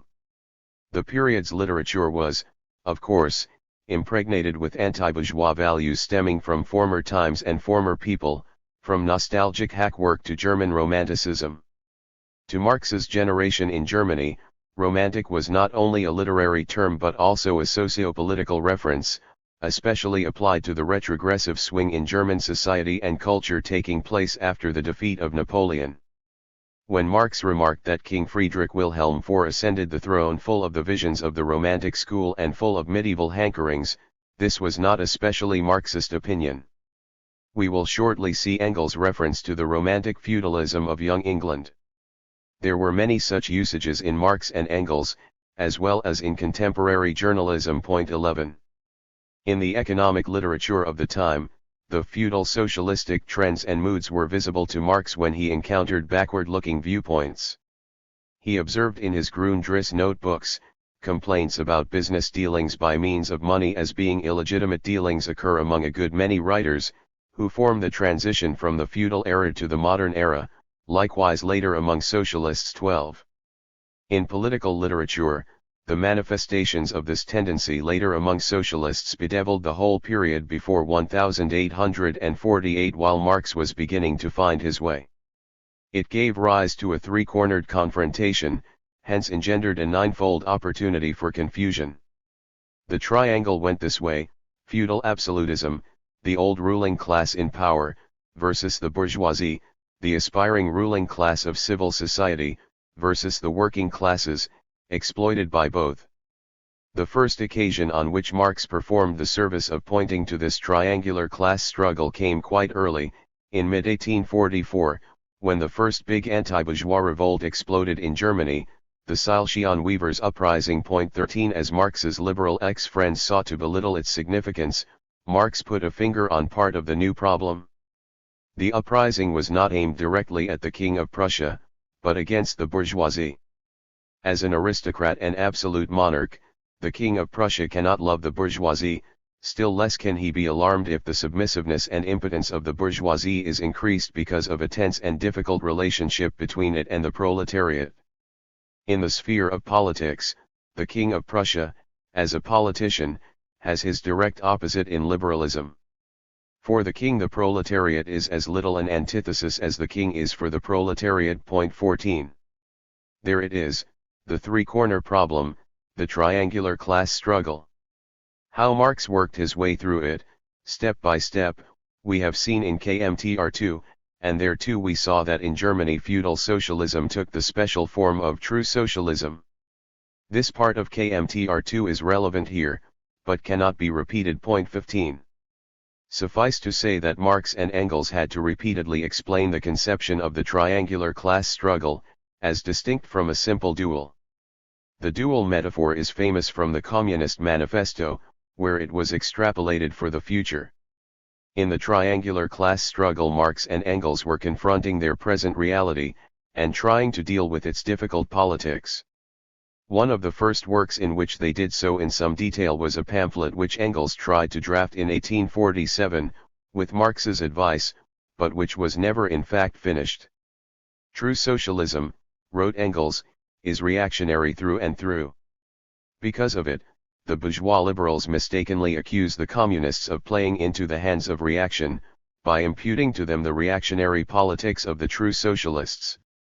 This, in fact, was an important reason for Marx's and Engels' virulent hostility to that tendency. He drew a line between the anti-bourgeois criticism of the communists and the anti-bourgeois animus of the status quo, this latter term meaning the absolutist regime opposed to constitutionalism. Our attacks on the bourgeoisie differ as much from those of the true socialists as from those of the reactionary nobles, example the French Legitimists or Young England. The German status quo cannot exploit our attacks in any way, because they are directed still more against it than against the bourgeoisie. It then went on to state a difficult idea. If the bourgeoisie, so to speak, our natural enemy, is the enemy whose overthrow will bring our party to power, the German status quo is still more our enemy, because it stands between the bourgeoisie and us, because it hinders us from coming to grips with the bourgeoisie. For that reason we do not exclude ourselves in any way from the great mass of opposition to the German status quo. We only form its most advanced section, 16. In this framework Marx and Engels had to think their way through the enemy of your enemy problem 17 and the problem merged with that of the permanent revolution, according to which the communists formed the most advanced section of a political bloc which they called the democracy. These manifestations of the triangular class struggle were part of the problem complex discussed in KMTR2. If, for Marx, communism was proletarian socialism, our present subject raised the problem of non-proletarian socialisms. In the pre-1848 period one of these tendencies, with clearly pre-bourgeois characteristics, was constituted by the early incarnations of Christian socialism. The manifesto referred to clerical socialism under the head of feudal socialism. This became Christian socialism only in the 1872 edition. Point 18 When the manifesto was written, Christian socialism as a distinct school did not yet exist, but Marx and Engels may well have had in mind the example of Lamennais, perhaps also Butches.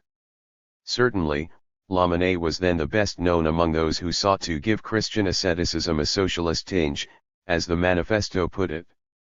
Young Engels, in a very juvenile, pre-Marx, article of 1843 for the Owenite organ, had hailed Lamennais and virtually everyone else in sight as being more or less inclined towards the communist doctrines. When in 1843 Marx and Ruge invited Lamennais to collaborate with their Deutsche Französische Jahrbucher, this was no special invitation, it was extended to all radicals. By 1846 Marx and Engels were of the opinion that communism had left Lamennais far behind, and of course when Lamennais denounced the June 1848 uprising of the Paris workers as perpetrated mainly by criminals, Marx's Neue Rheinische replied with a few suitable words. In later years, little was to be found in Marx or Engels on either Lamennais or Christian socialism as a political tendency. Point 19. It was the medievalizing aspect of Christian socialism that the manifesto hit off particularly, the holy water with which the priest consecrates the heart-burnings of the aristocrat. 20 In the Germany of the 1840s this backward-looking nostalgia was the hallmark of the Romanticist reaction. The manifesto referred in a different section to the brutal display of vigor in the Middle Ages, which reactionists so much admired. 21 This amalgam of admiration for the pre-bourgeois values of medievalism with socialistic sympathy for the lower classes had a future before it in the socialist movement, though not under the name of feudal socialism. 3 The third corner of the triangle. But in the manifesto's section on feudal socialism the main examples were not tendencies inside the socialist movement at all. The passage quoted above, loud and irreverent laughter, was followed by this. One section of the French Legitimists and Young England exhibited this spectacle. 22 It was a question of social appeals emanating from aristocratic circles, circles reflecting pre-bourgeois values. Shortly before writing the manifesto, Marx had to criticize the communism of the Rheinische Beobachter, an organ of the Prussian reaction. He pointed the finger at absolutist propaganda that was considered anti-bourgeois, and to which the communist label was being attached, just because it proclaimed that the monarchy was one with the people in calling for social reform. Some socialists were being taken in. If a certain section of German socialists has continually blustered against the liberal bourgeoisie, and has done so in a manner which has benefited nobody but the German governments, and if at present government newspapers like the Rheinische Beobachter, basing themselves on the empty phrases of these people, claim that it is not the liberal bourgeoisie but the government which represents the interests of the proletariat, then the communists have nothing in common with either the former or the latter. Point 23. Almost 2 decades later, Marx referred back to this very article when he broke with the Lassalleans as the representatives of Royal Prussian government socialism. In 1847 Engels' draft pamphlet, as cited above, had pointed to the same movements as exemplifications of feudal socialism, the French Legitimists or Young England 24. In France the Legitimist champions of the overthrown Bourbon monarchy were quite willing to attack the Louis-Philippe regime from the left, or from any other direction. So Heinrich Heine pointed out in brilliant journalism, which was a model for Marx as for a whole generation. It is amusing beyond words, wrote Heine, to hear these masked priests vociferating in the language of the sans-culottes, to watch the coquettish air of savagery with which they sport the red caps of the Jacobins, to note how at times they are seized with a panic lest in a fit of absent-mindedness they should have donned the bishop's red cap instead. When this happens, they will remove the borrowed headgear for a moment, to make sure, and everyone can see the tonsure it was hiding. 25. Young England had already petered out as a political group by the time the manifesto was written, but in the early 1840s it had made a stir, under the leadership of Lord John Manners. Its best-known spokesman was the young Disraeli, whose novels Sybil and Coningsby can be read as textbooks of the school. Its most effective legislator was Lord Ashley, the later Lord Shaftesbury, who played an important part in winning factory laws. These Tory scions of the aristocracy had an idealistic aim, to counteract the rising bourgeoisie and regenerate the power of the aristocracy by appealing to the working classes of the factories and farms, not simply by social demagogy but by real amelioration of the workers' lot exclusively at the expense of the rival ruling classes. There was an interesting nuance in the treatment of Young England, within the space of a few months, by Marx in the Holy Family and by Engels in the condition of the working class in England. In each case it was a passing comment. Poking fun at Eugene Sue's hero Rudolph, Marx wrote that this great lord is like the members of Young England, who also wish to reform the world, perform noble deeds, and are subject to similar hysterical fits. 26 Engels, writing from his immersion in the English class struggle, also saw the absurdity of the group's posture, but he added an E for effort, to recognize that these philanthropic Tories are honorable exceptions to the general sins of the ruling classes. The hope of Young England is a restoration of the old merry England with its brilliant features and its romantic feudalism. This object is of course unattainable and ridiculous, a satire upon all historic development, but the good intention, the courage to resist the existing state of things and prevalent prejudices, and to recognize the vileness of our present condition, is worth something anyhow. 27.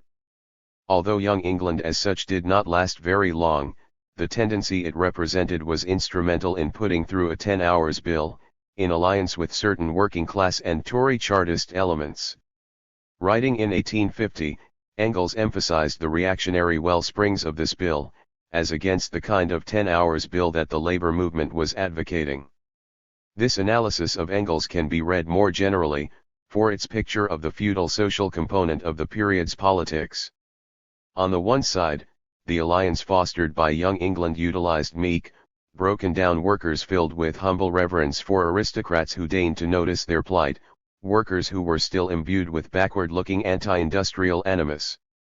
The 10 Hours Party included these reactionary workers as well as bourgeois and aristocrats, all united by a class orientation. Without exception they were sentimental Tories, mostly fancy-filled ideologues who reveled in memories of vanished patriarchal hole-and-corner exploitation with its train of piety, domesticity, virtuousness, and narrow-mindedness, with its fixed ways handed down by tradition. Their narrow skulls were overcome with dizziness at the sight of the maelstrom of industrial revolution. Their petty bourgeois mentalities took fright at the new forces of production growing up with magical suddenness. These people counterposed the virtues of the old system to the vices of the new. These soft-hearted ideologues did not fail to take the field, from the standpoint of morality, humanitarianism, and compassion, against the merciless harshness and ruthlessness with which this process of social transformation made its way, and against this transformative process to counterpose, as their social ideal, the stability, quiet coziness, and decent respectability of dying patriarchalism. 28. This tone was quite different from that of 5 years before, though strictly speaking the content was not much different. What changed was made clear as Engels proceeded.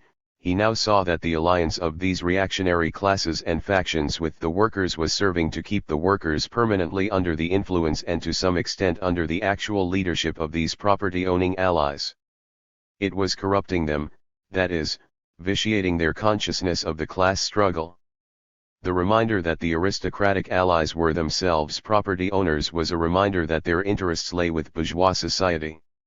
True, it was natural for the workers in this period to ally themselves with aristocratic and bourgeois elements who did not directly exploit them and who were fighting the industrial bourgeoisie that did exploit them, but there was a price to pay. But this alliance adulterated the working class movement with a strong reactionary admixture which is only gradually fading away. It gave a significant reinforcement to the reactionary element in the workers' movement, namely, those workers whose kind of work still belongs to manual fabrication, not machinofacture, and is therefore itself threatened by industrial progress, like, for example, the handloom weavers. Point 29. Now we are at the roots of what is called today working class Toryism, which can be considered in part as a degenerate modern descendant of feudal socialism.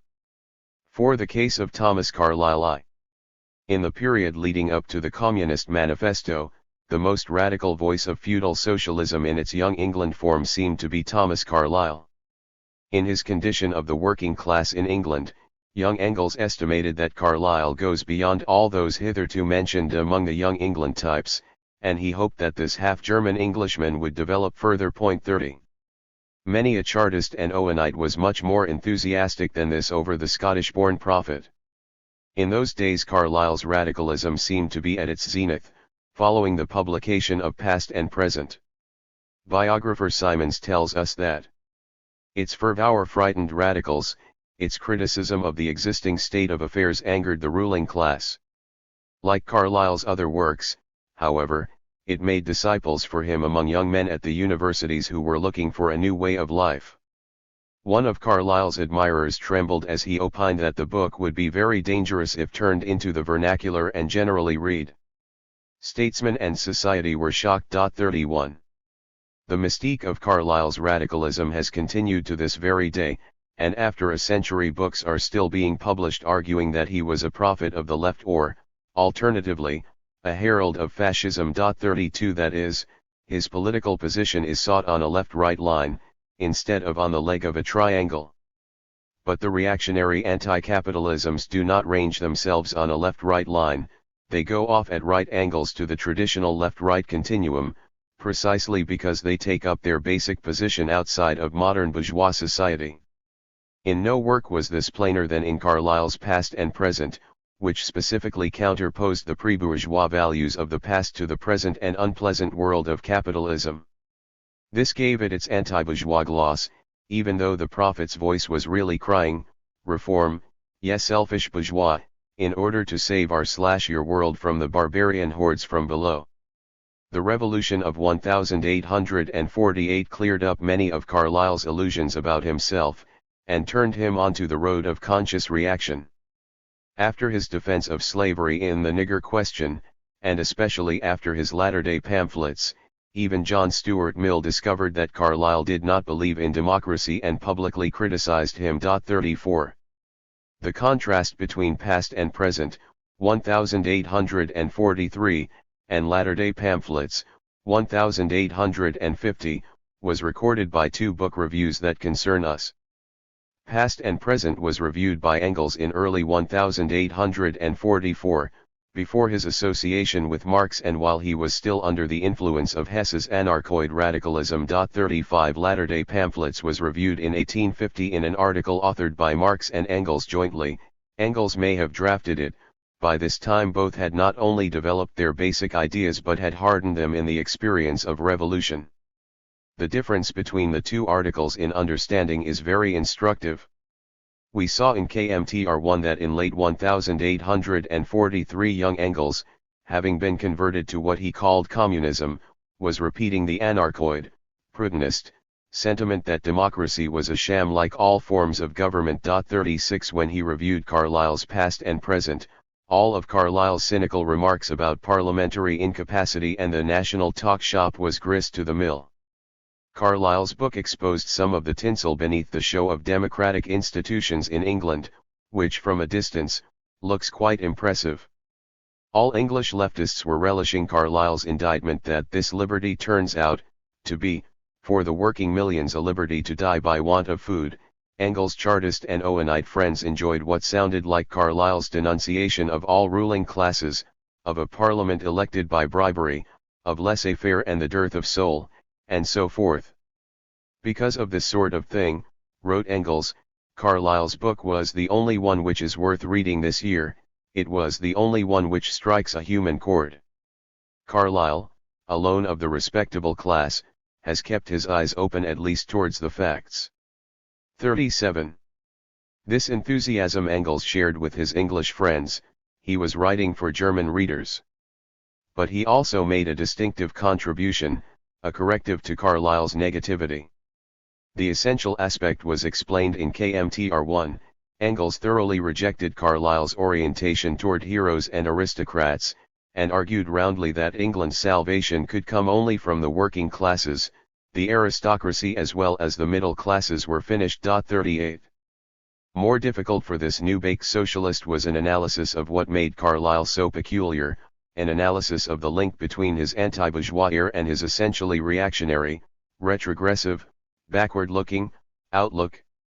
That the young man made such an analysis at all, in the midst of the pro-Carlylism of the left, was something of a triumph.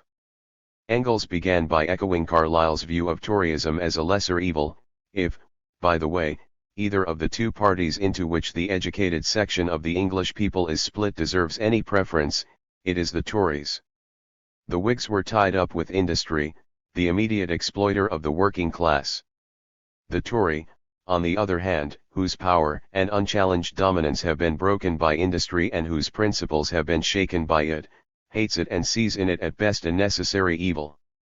This was why the philanthropic Tories of Young England took the part of the factory workers against the manufacturers, and why Carlyle stood closer to the Tories than to the Whigs. This much is certain, a Whig would never have been able to write a book that was half so humane as Past and Present. 39. So far, these sentiments were well known among the English leftists. Engels then went on to an analysis that was far from common, a critique of Carlyle's hero-worshipping elitism. Very philosophically, he ascribed it to Carlyle's pantheism with German overtones. One of its roots lay in vestiges of Tory romanticism. Carlyle's hero worship or cult of genius was still on the level of D.F. Strauss, the not very left Hegelian. Feuerbach and young Hegelians had critically killed this pantheism, which leads to elitism because it longs for something higher than itself, divinity. The analysis led him to write the following. Hence his Carlyle's longings for a true aristocracy, for heroes, as if these heroes could at best be more than men. If he had understood man as man in all his infinite complexity, he would not have conceived the idea of once more dividing mankind into two lots, sheep and goats, rulers and ruled, aristocrats and the rabble, lords and dolts. He would have seen the proper social function of talent not in ruling by force but in acting as a stimulant and taking the lead. The role of talent is to convince the masses of the truth of its ideas, and it will then have no need further to worry about their application, which will follow entirely of its own accord. Mankind is surely not passing through democracy to arrive back eventually at the point of departure. 40. These words went to the heart of Carlylism, probably even more directly than the writer may have wholly understood at the time. In another statement he posed a basic distinction: democracy, true enough, is only a transitional stage, though not towards a new, improved aristocracy as Carlyle thought, but towards real human freedom. This unwittingly drew a line between two antithetical approaches that would thread their way through the entire history of socialism. 1. Since this democracy is a sham, we must discard democracy, or, 2, since this democracy is a sham, we must replace it by real democracy, in order to progress toward freedom. Engels stated the thought positively: democracy, Chartism must soon be victorious, and then the mass of the English workers will have the choice only between starvation and socialism. 41. This 1843 review ended with the hope that Carlyle would draw socialist conclusions from his premises. As mentioned, Engels repeated this sentiment in his Condition of the Working Class in England, where the few references to Carlyle differ little from the book review, which incidentally was very favorably greeted by the little public that read it. 42. 5. The case of Thomas Carlyle 2. As a later edition of the Condition of the Working Class in England was revised to report about Carlyle, the February Revolution of 1848 made him an out-and-out reactionary. His righteous wrath against the Philistines turned into sullen Philistine grumbling at the tide of history that cast him ashore. 43. When Marx and Engels read the self-revised Carlyle's latter-day pamphlets in 1850, all illusions about Carlyle's radicalism had gone. Engels, if he was indeed the drafter, began by briefly giving a meed of credit to the anti-bourgeois content of Carlyle's earlier writings. He had come out against the bourgeoisie on the literary field at a time when its conceptions, tastes, and ideas completely dominated all of official English literature, and he did so in a way which now and then is even revolutionary. Then the review immediately stated the reactionary kernel of Carlylism.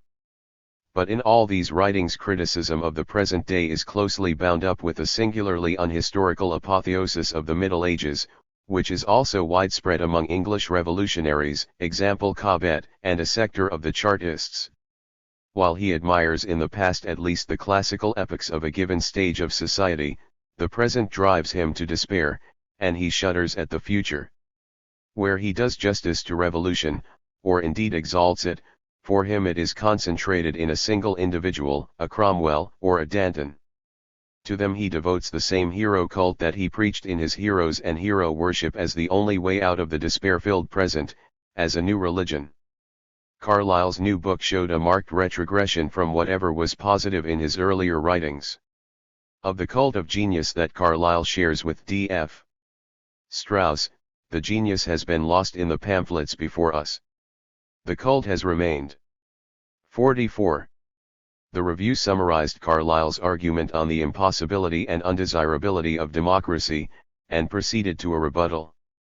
To this end it presented a classic critique of elitism, beginning with Carlyle's pantheistic approach to reality. We would wish that a philosophical excursus could be avoided at this point, but there is an interesting reason why that would be inadvisable. Engels' 1843 review of past and present had devoted considerable space to Carlyle's pantheism, namely, the tendency to infuse, and confuse, all phenomena with divinity. God lives in all nature and man and everywhere else. The later 1850 review appeared about the same time as a three-part article on Carlyle in Harney's Left Chartist magazine, Democratic Review, written by Helen Macfarlane. The interesting point is that most of Macfarlane's article was a polemic in favor of pantheism as the basis of red republicanism and in favor of a socialism based on Christianity. Given this current among the best Chartists, Marx and Engels would indeed have been interested in pointing out, via Carlyle, that pantheism led not to socialist conclusions but to a reactionary elitism. Engels might well have been specially concerned, for he had himself gone through a pantheistic period on first embracing Hegelianism. 46. In any case, the reviewer showed the relationship between Carlyle's pantheism and elitism. Since the thought is pantheist, Carlyle assumed that the historical process flowed from an eternal and immutable law of nature, which was eternal truth. He resolved all class antagonisms of all epochs into one big, eternal antagonism between those who have fathomed this eternal law and act on it, the wise and noble, and those who have not grasped it, the fools and knaves. A class difference that is historically engendered is thus turned into a natural difference which must indeed be recognized and honored as a part of the eternal law of nature by bowing down before the noble and wise sent by nature, the cult of genius. The circularity of this elitist thinking was then demonstrated. Thereupon the old question naturally comes up, who then should really rule? It is discussed with high-flown shallowness at the greatest length, and finally answered with the view that the noble, wise, and knowledgeable should rule. Obviously the old leftist illusions about Carlyle are being dissipated. The argument continued. But how, according to Carlyle, are the noble and wise to be discovered? No supernatural miracle reveals them, one must search for them. And at this point we get a reappearance of the historical class differences that have been turned into purely natural differences. The noble person is noble because he is a man of wisdom and knowledge. Therefore he is to be sought among the classes that have a monopoly on education among the privileged classes. Thereupon, the privileged classes immediately become, if not quite the noble and wise classes outright, at least the articulate classes. The oppressed classes are, naturally, the dumb, inarticulate classes, and thus class rule is sanctioned anew. 47. Why then did Carlyle complain about the bourgeoisie? His grumbling and growling is merely due to the fact that the bourgeois do not allot any place at the head of society to their misunderstood geniuses. Carlyle offers us striking examples of how here and elsewhere grandiloquent twaddle turns into its opposite, and how the noble, knowledgeable, and wise are in practice transformed into the mean, ignorant, and foolish. Intellectuals face a contradiction between the nature of their own capacities and the nature of those talents for which bourgeois society offers its greatest rewards. Carlyle demanded strong government and denounced anarchy, which he identified with the cry for liberation and emancipation. In his blustering he lumped all sorts of things into one bag: Red Republic, Fraternite, Louis Blanc, etc., along with free trade, abolition of the Corn Laws, etc. He denounced everything that destroyed the remnants of feudalism, that made for the reduction of the state to what is unavoidably necessary and least expensive, that encouraged free competition by the bourgeoisie, all of which he identified with the abolition of bourgeois relations and society. What a brilliant reversion to the night of absolutes in which all cows are grey! What strange sagacity, which believes that all relationships among people are abolished along with the abolition of feudalism or free competition. 48. Thus the elite's wisdom turned out to be ignorance, and their noble-mindedness turned into open vileness as soon as they descended from noble phrases into the real world. For Carlyle revealed that the new aristocracy which was to take over the scepter of rule in society was the captains of industry. Amazing. After blustering for 40 pages with noble wrath against egoism, free competition, laissez-faire, cash payment, cotton spinning, and so on, now we suddenly find that the chief representatives of all these shams, the industrial bourgeoisie, not only belong among the celebrated heroes and geniuses, but, the trump card in all his attacks on bourgeois relations and ideas is the glorification of bourgeois figures.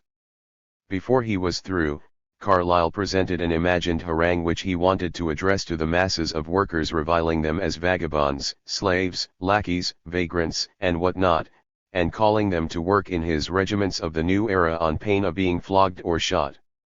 The new era in which genius rules differs from the old era, therefore, mainly in the fact that the whip fancies itself endowed with genius. Carlyle's genius differs from that of any old prison guard or poorhouse warden in his virtuous indignation and in his moral consciousness that he flays the paupers only to elevate them to his own level. Here we see our sanctimonious genius, in his world-redeeming wrath, in fancy justifying and outdoing the infamies of the bourgeoisie. 49. Finally, Engels, or Marx Engels, Review took up the chapter in which Carlyle's righteous wrath reached its peak of sanctimoniousness. This moral discharge was unleashed in a vile denunciation of people held in the model prisons, the criminals and paupers, for these two groups were held on the same footing. 50 Just as at the beginning Carlyle had separated out the noblest of the noble, so now he ferreted out the worst of the worst, in order to lust in the pleasure of hanging him, said the Review. But when the worst has been hanged, another becomes the worst, hang him, and then still others succeed to the head of the list, and the hangman is the noblest of all. So at the end no one is left except Carlyle, the noblest, who suddenly turns into the basest of scoundrels and, as such, has to hang himself. 51. In form, black humor; in content, a parable for witch hunters and perjurers with or without noble intentions. Among other things, once the democratic approach was rejected, the question was, who will elect the elect, just as, many years before, Marx had raised the question, who will educate the educators. 52. Carlyle in his early years had gone looking for an anti-bourgeois answer, and in the old society to which he looked back, found nothing usable. Captains of Industry was his latter-day attempt to weld the vileness of medievalism to the vices of capitalist society. Reactionary anti-capitalism had turned into something else. 6. O'Connor to Comte. The feudal socialism discussed in the Communist Manifesto was gone as an identifiable tendency by 1848, but, as Marx and Engels had to recognize from time to time, the drive behind it kept cropping up in other forms. For one thing, it was a socialistic way of looking back to the good old days. Its spirit was reactivated wherever a revulsion against bourgeois oppression or bourgeois values found no outlet in a forward-looking program. To say this is to point the finger immediately at a class, at the petty bourgeoisie, the old and declining intermediate class historically, a fount and reservoir of reactionary anti-capitalisms in various guises. The Engels, or Marx-Engels, review of Carlyle in 1850 had mentioned that an unhistorical apotheosis of the Middle Ages characterized a sector of the Chartists. 53. What Chartists? The reference was very likely, inter alia, to the prominent figure at the head of the movement, Feargus O'Connor. About a month later, Marx and Engels published an opinion of O'Connor along these lines, in a final judgment of his land plan. 54. The Chartist movement, they explained, was divided between a revolutionary wing, represented by G.J. Harney and Ernest Jones, and a reformist, pure and simple democratic, wing reflecting the movement's petty bourgeois elements and its workers' aristocracy. This tendency was headed by O'Connor. Their description of this personage is of the first importance for the subject of this chapter. Old O'Connor, an Irish squire and alleged scion of the old kings of Munster, is, despite his lineage and his political tendency, a genuine representative of Old England. He is conservative by his whole nature and has a very definite hatred of industrial progress as well as of the revolution. All his ideals are patriarchal petty bourgeois through and through. He combines in himself an untold host of contradictions, which are resolved and harmonized through a certain shallow common sense degree. It is clear that a man like O'Connor is bound to be a great hindrance in a revolutionary movement, but such people serve to bring it about that a host of old ingrained prejudices get worked out with them and through them, and when the movement finally shakes these people off it is also rid once and for all of the prejudices they represent. 55. Another required background reading for this question is the chapter on the petty bourgeoisie in KMTR2, perhaps most relevant is the section on the petty bourgeois as anti-Semite. 56. It is not the Jewish question that is directly involved here, but rather it is the political phenomena that link anti-Semitism with the incidence of reactionary anti-capitalism. When in Germany a racialist type of anti-Semitic political movement based on social demagogy sprang up under the leadership of the court chaplain Stürker, in the wake of Bismarckian socialism, Engels saw its social base in the pre-bourgeois elements that were wasting away in a blind alley and that wanted to strike out at an invisible enemy. These classes are reactionary through and through, he emphasized, and their anti-Semitism was nothing else than a reaction of medieval, declining social strata against modern society, which essentially comprises capitalists and wage workers, and therefore anti-Semitism serves only reactionary ends under a speciously socialistic cover. It is a variety of feudal socialism, and with that we can have nothing to do. 57. It cannot be overstressed that this describes the specific anti-Semitic movement of that time.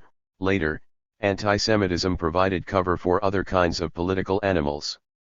It was easy for Stürker's Christian social movement to imply that it was a Christian socialist movement, though in Babel's famous phrase it was the socialism of fools, the ersatz socialism of shopkeepers, guild artisans, and other little people who were being ground down by the power of money in some fashion mysterious to them. Even if they tended to be age in the system, that is, even if they were attracted in the direction of anti-capitalism, they could easily be steered into reactionary channels. The reactionary anti-capitalisms were made for these dupes. As the manifesto had said of feudal socialism, it was half echo of the past, half menace of the future. The critics who called Section 3 of the manifesto obsolete somehow never remembered the second half of that statement. Medievalizers had an affinity for anti-Semitism. For example, Carlyle was one of the most virulent anti-Semites of his time, though this telltale fact is seldom mentioned. Fergus O'Connor and Chaplain Sturcker seemed very different from each other, and Auguste Comte appeared to have little in common with either. What united them all is the subject of this chapter. Comteism, calling itself positivism, came onto the social scene as a reactionary ideology apparently hostile in some way to the status quo. To be sure, it was not anti-capitalist, as Marx said. The Comtists degree defend the eternity of capital rule and the wages system 58, but an anti-status quo stance is not easily distinguishable from anti-capitalism, and the Comtist movement played an ambiguous role, especially in relation to the workers' movement. It was also sometimes an ambivalent role, particularly in England. The Comtists could speak as earnestly as anyone about the emancipation of the working classes. Marx began paying attention to Comte only in 1866, when the International ran into a positivist club of French workers. This club was permitted to affiliate after dropping its sect name. Marx wrote Engels in mid-year. I am now studying Comte on the side, since the English and French are making so much noise about the fellow. What attracts them in him is the encyclopedic character, the synthesis. But this is pitiful stuff compared to Hegel. And this crappy positivism appeared in 1832, 59. Marx's opinion of Comte's theory evidently stayed at this low estimate. It was simply beneath discussion, ignorant stuff, nothing but intellectual arrogance, fantastic crotchets, sectarian doctrines incapable of comprehending social transformation. Engels was just as complimentary. Comteism was the higher rubbish, he opined, and one day Charles Rappaport was shocked to hear him say flatly that Comte was an ass. 60 Neither Marx nor Engels ever thought it worthwhile to write down a theoretical analysis of Comte's system of thought. True, shortly before his death Engels remarked in a letter to Tönnies that a substantial job ought to be done on this philosopher.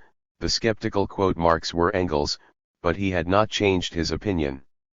He meant for one thing that Comte's debt to Saint Simon, which Comte himself tried to play down, should be brought out. In this letter Engels gave something of a comment on the Comtean system as such, though still not much. In this system there are three characteristic elements: 1. A number of brilliant thoughts, which however are near generally spoiled more or less because of insufficient development. Accordingly, 2. A narrow, Philistine mentality sharply contradicting that brilliancy. 3. A hierarchically organized religious constitution stemming from a thoroughly Saint-Simonian source, but stripped of all mysticism and made extremely insipid, with a veritable pope at the head, so that Huxley could say of Comteism that it was degree Catholicism without Christianity. Degree.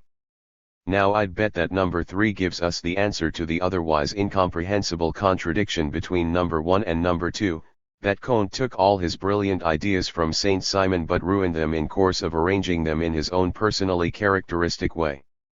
By stripping them of the mysticism inherent in them, he dragged them down to a lower level, reworking them in a Philistine way in accordance with his own capacities. 61. It was the practical political character of the Comtist, self-styled positivist, movement that Marx thought needed public attention, and he devoted a political criticism to it more than once.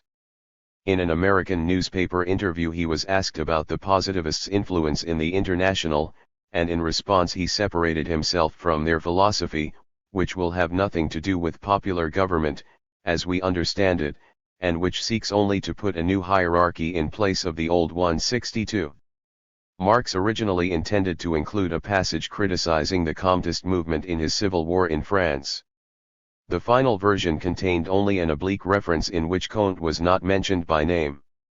This document, issued in the name of the General Council and signed by its members, acidly repudiated the didactic patronage of well-wishing bourgeois doctrinaires, pouring forth their ignorant platitudes and sectarian crotchets in the oracular tones of scientific infallibility. 63. The first draft of the address had been much stiffer, comprising two critical passages. Of these two passages, the minor one has already been partially quoted. The Comtists regard capitalism as eternal, they are completely ignorant about the present economic system, they oppose the threatened abolition of property, because in their eyes their present class form of property, a transitory historical form, is property itself, and the abolition of that form would therefore be the abolition of property. If the Comtists had lived in earlier epochs, they would have defended the feudal system and the slave system as founded on the nature of things. The last point had been made in Capital 2, the Comtists would have shown that feudal lords are an eternal necessity in the same way that they have done in the case of the lords of capital. 64. Marx's major attack on Comtism in this draft was directed against the principle of dictatorship held by this sect, at least in its French homeland. He wrote scathingly, Comte is known to the Parisian workman as the prophet in politics of imperialism, of personal dictatorship, of capitalist rule in political economy, of hierarchy in all spheres of human action, even in the sphere of science, and as the author of a new catechism with a new pope and new saints in place of the old ones. 65. Here imperialism meant Bonapartism. Comte and the French positivists had supported Bonaparte's 1851 coup d'état, and continued to support the dictator. Thus Marx put the spotlight not only on the Comtists' pro-capitalism but in particular on their conception of an elitist, hierarchical, and dictatorial society in which the positivist lords of intellect would rule on behalf of the lords of capital, over a scientifically subjected working class. Half echo of the past, half menace of the future. Marx dropped these two attacks on Comtism from the final version of the Civil War in France for more than one reason, in all likelihood. In the first place, the final version probably had to be shortened, and in the second place, already mentioned, the address was not going to be personally signed but, rather, issued over the names of the General Council, to whom it had to be satisfactory. In this connection the courageous stand of the English Comtists in defense of the Paris Commune must have played a role. The English Comtists were virtually the only bourgeois respectables in the country who dared to speak up for the Paris Commune. In the draft Marx had inserted a special paragraph distinguishing the English Comtists from the French, not only because of the former's personal valor but because they supported trade unions and strikes, which by the by are denounced as a heresy by their Paris co-religionists. 66. One of the most prominent of the English Comtists, E.S. Beazley, had an honorable record as an active friend of the labor movement, and, as such, he had chaired the St. Martin's Hall meeting of September 1864 at which the International had been founded, though he did not join. He subsequently became very friendly with Marx, whose powers of intellect he admired greatly, and Marx returned the sentiment to the extent of rating him higher than his Comtist colleagues. Professor Beazley is a Comtist and as such obliged to maintain all sorts of crotchets degree, Marx wrote to a friend, but otherwise he is a very capable and bold man. To Beazley himself Marx wrote forthrightly. As a party, i.e., partisan man, I take a thoroughly hostile attitude towards Comtism, while as a man of science I have a very low opinion of it, but I regard you as the only Comtist, in England as well as France, who deals with historical turning points, crises, not as a sectarian but as a historian in the best sense of the word. 67. But over 2 decades later, Engels noted that a few years after the Paris Commune the Comtists cooled off considerably toward the labor movement. The workers had become too powerful, and since then the Comtists have become altogether silent with regard to the labor question. 68. For it was no longer a question of helping the underdog, but of class power. 7. The case of David Urquhart. The ideological area covered by this chapter tends to produce maverick types, eccentric rebels who are difficult to classify. Not only may they be outside of the left-right continuum, they may seem alien to rational political criteria. But for precisely this reason they may raise important political issues with an impact damaging to the status quo, since they look at society from an unexpected or uniquely nonconformist slant. What should be the attitude of a revolutionary to an anomalous dissenter of this sort, one whose theoretical ideas are formally reactionary, that is, backward-looking, but who in political actuality plays an objectively progressive role, if only in the sense of exposing the powers that be. The question does not imply that a single formula answer exists, the cases tend to be sui generis. But we can observe Marx as he dealt with such a problem in the person of David Urquhart. His solution was of greater interest than the personage who precipitated the issue. Inter alia, it concerned the question of a united front with someone you disagree with. 69. Urquhart, following a diplomatic career in the Levant, was a member of parliament for a few years, and became the leader and prophet of a movement of opposition to the British government's foreign policy on the ground that it favoured Russia's advance in world power. He edited or dominated the London Free Press, the Sheffield Free Press, Diplomatic Review, and other publications at various times, in support of the goal of rolling back Russia's sphere of influence. From Marx's standpoint, this was Urquhart's positive side, for Marx thought that Russia exercised especially pernicious influence in diplomatic circles and world affairs that made it the greatest bulwark of counter-revolution in Europe, and that Tsarism's power had to be broken if a European revolution were ever to succeed. Moreover, Marx came to the conclusion that Lord Palmerston's policies were furthering Russian ambitions in international diplomacy, and found that Urquhart was vigorously pushing the same opinion, though Marx had arrived at this point through his own studies and not through reading Urquhart or his press. This opinion, he said repeatedly, was his sole area of agreement with Urquhart, an area strictly limited to this part of the foreign policy question, and on everything else they were poles apart. 70. This was what created the United Front problem. Urquhart's views, to be sure, were by no means limited to foreign policy. When Engels originally called Marx's attention to Urquhart in 1853, he labeled the latter the Mad MP. Really XM.P, who denounces Palmerston as being in the pay of Russia, a Celtic Scot who is by inclination a romantic, i.e., backward-looking. Urquhart, wrote Engels, after fighting for Greece as a Philhellene, went to Turkey and fell in love with the Turks. He enthuses over Islam. He would be a Muslim if he were not a Calvinist. The Turks are the most perfect nation on earth in every possible way, their language, architecture, manners, etc., are the finest, and so on. Moreover, the Turkish political system is the best there is, religious liberty and freedom in general exist only in Turkey, and class struggles are non-existent in this paradise, for in matters of internal politics all are of the same mind. This monomania Engels treated as droll, but the serious side was that the liberals hostile to Palmerston drew their ammunition almost entirely from Urquhart, their fellow free trader. In a NYDT article, sent in by Marx, Engels gave a shorter version of this portrait of the romantic Highlander whose medieval and patriarchal recollections of his Celtic home led him to this strange enthusiasm for the Turks. 71. The liberals were taking the Turkish side in the Russo-Turkish dispute, and Engels was as emphatic in attacking the belief in Turkey as a paladin of progress as he was in denouncing Russia's role in the East. When in the fall of 1853 Marx published a longish study of Palmerston's foreign policy, Urquhart was delighted with it and inaugurated contact with Marx, for an exchange of information. 72. During the next few years, up to 1859, Marx occasionally published articles on related subjects of foreign policy in Urquhart's press. They met in person only once. In early February 1854, Marx introduced himself as a revolutionist, which in Urquhart's vocabulary meant a devil, concluded that Urquhart was a complete monomaniac who really expected to become Prime Minister and save England, and observed that Urquhart went into play-acting fits when contradicted.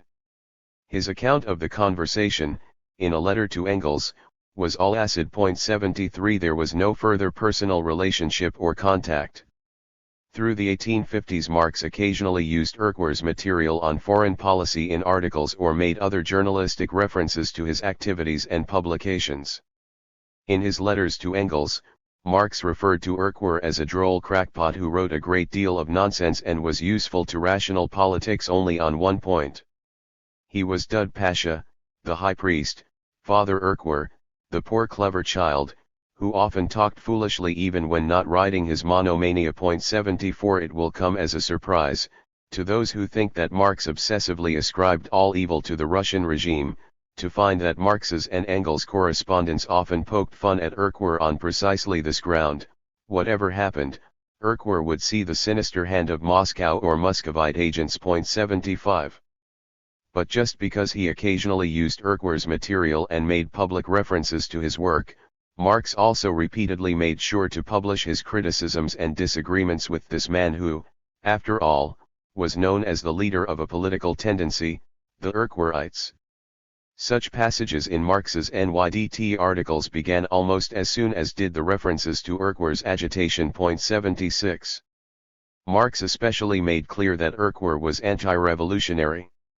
After reporting a vigorous speech by Erckwer against the government, he added, "However, as Mr. Erckwer is strictly opposed to the only party the Chartists prepared to overthrow the rotten parliamentary basis on which the coalition government of the oligarchy rests, all his speeches are as much to the purpose as if they were addressed to the clouds." 77.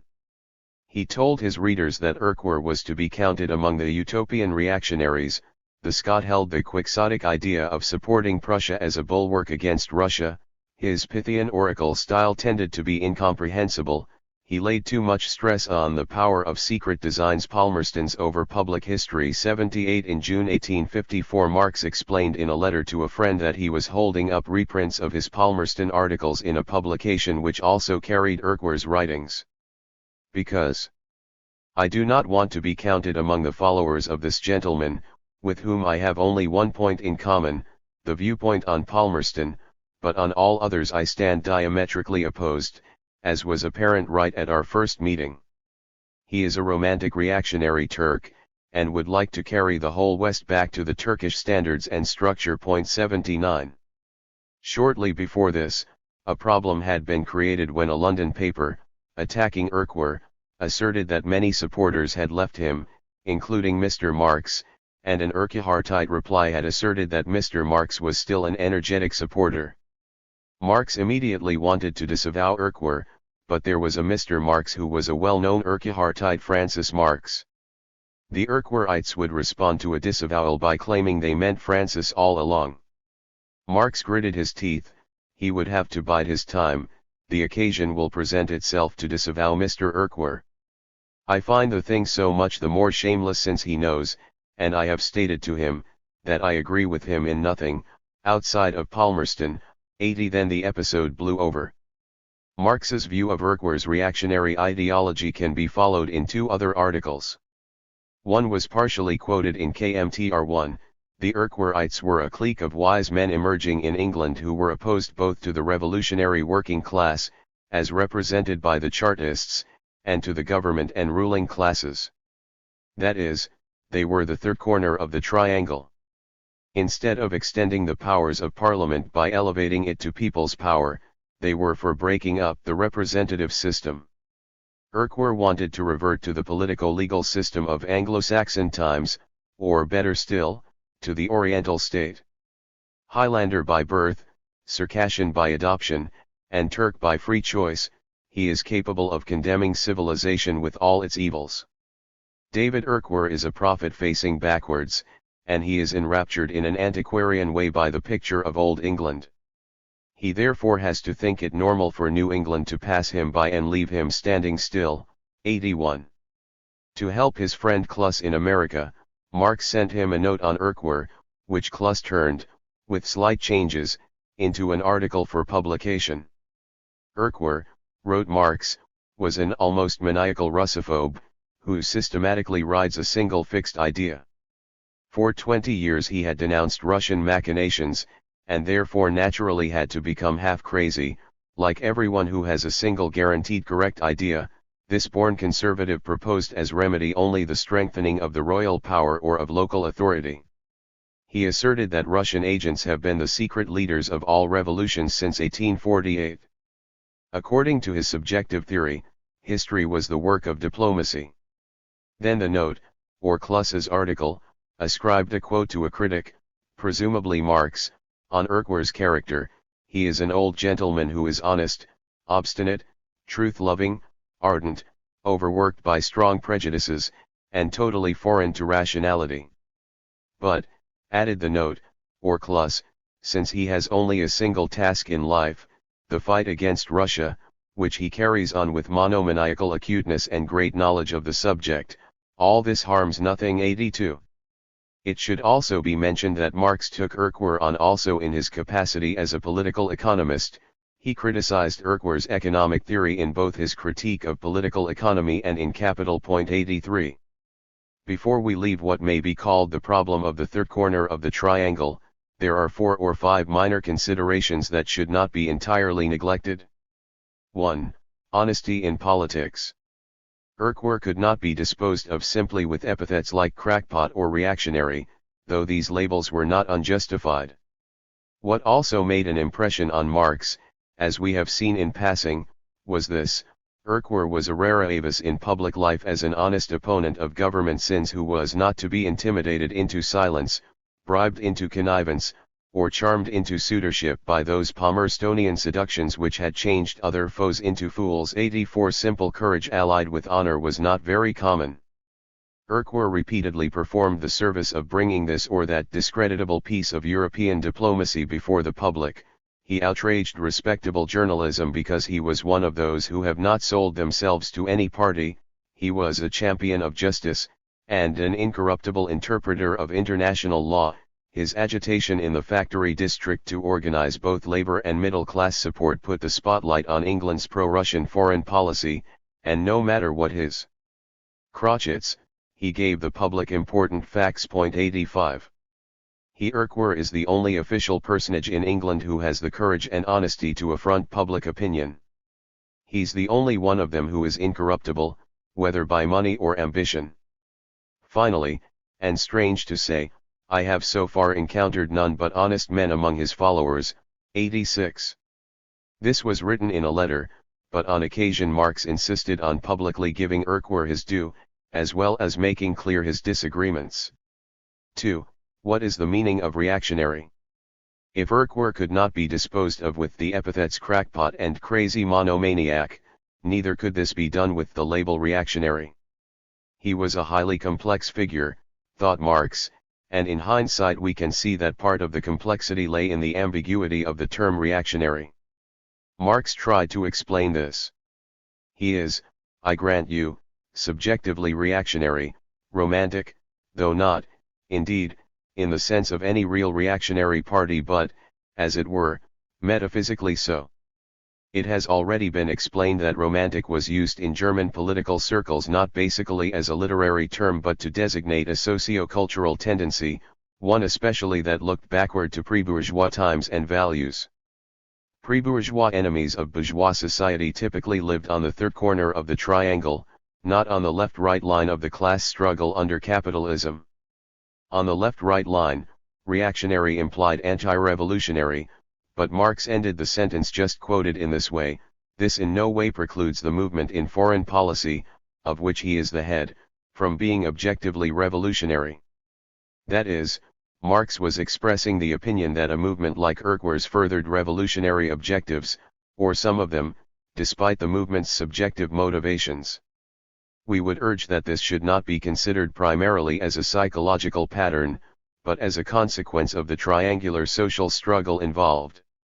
The Erckwartite movement could play this role because it lay not along the left-right line but along one leg of a triangle. In any case, Marx called attention to the ambiguity of the epithet reactionary. Metaphysical dreams about a return to Anglo-Saxon conditions were indubitably reactionary, in the sense of backward-looking, but this evaluation was not to be confused with the significance of the term in current politics.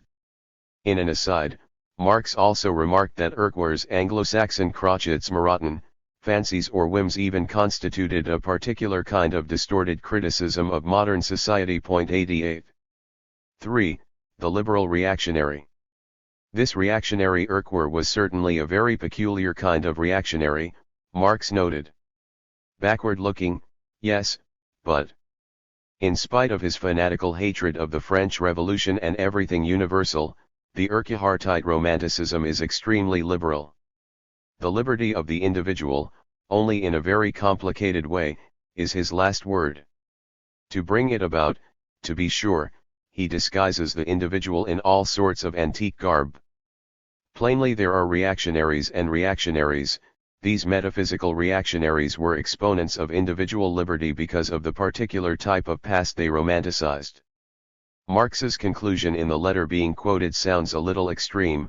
Anyway, it goes without saying that in foreign policy nothing much is served by such phrases as reactionary or revolutionary.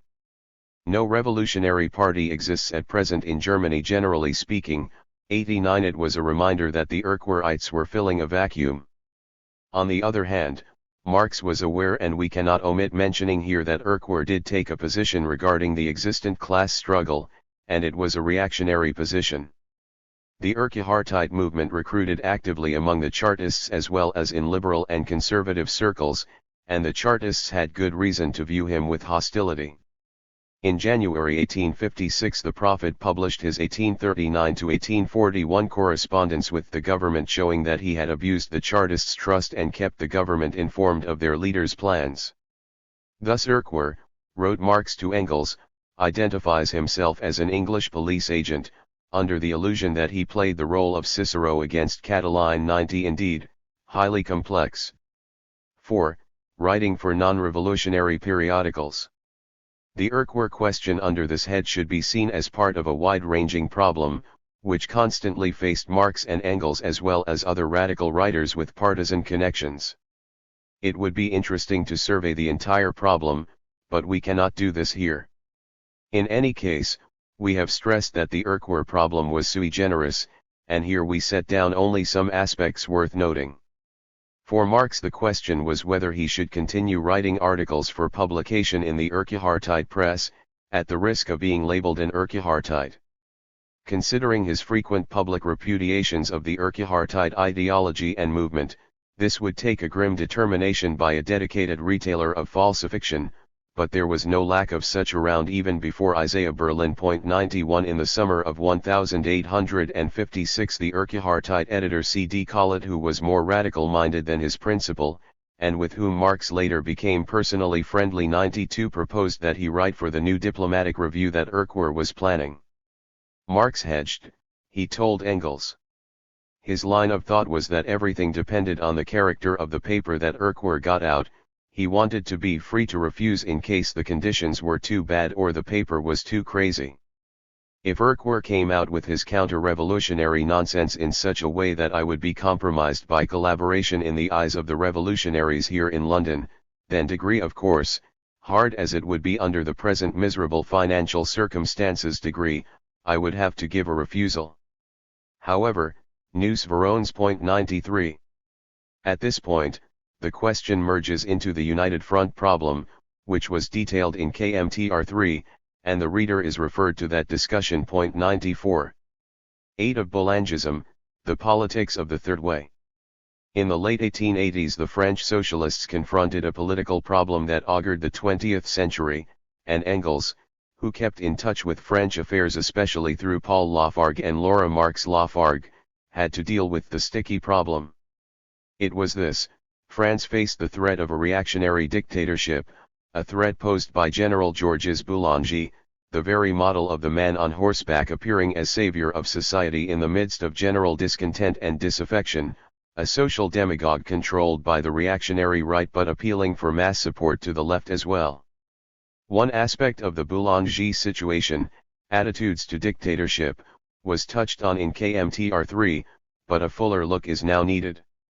It is not necessary to label General Boulanger a fascist to see that certain problems of revolutionary policy were heralded in 1888. For a time Boulanger did succeed in gaining a mass lower-class following, in addition to the support of the United Royalist reaction. Indeed, a number of socialists of various hues either went over to his camp or leaned toward the policy that was later going to bear the strange device, "After so and so we come." It is not difficult to point out important differences between the Boulanger phenomenon and the fascism of Mussolini and Hitler. Boulangism was not a finished development, and it was an early flyer. But there was also a considerable area of overlapping, which raised the question of how to fight reaction in a way analogous to the later question called how to fight fascism. If one insists, the term proto-fascist may be applied to the case. But in any case we must understand the problem that sent the French socialist movement of the day into a tailspin. The trouble was that sections of the socialist movement leaned toward support of the Boulangist movement, looking to take a free ride into power on the coattails of the popular demagogue.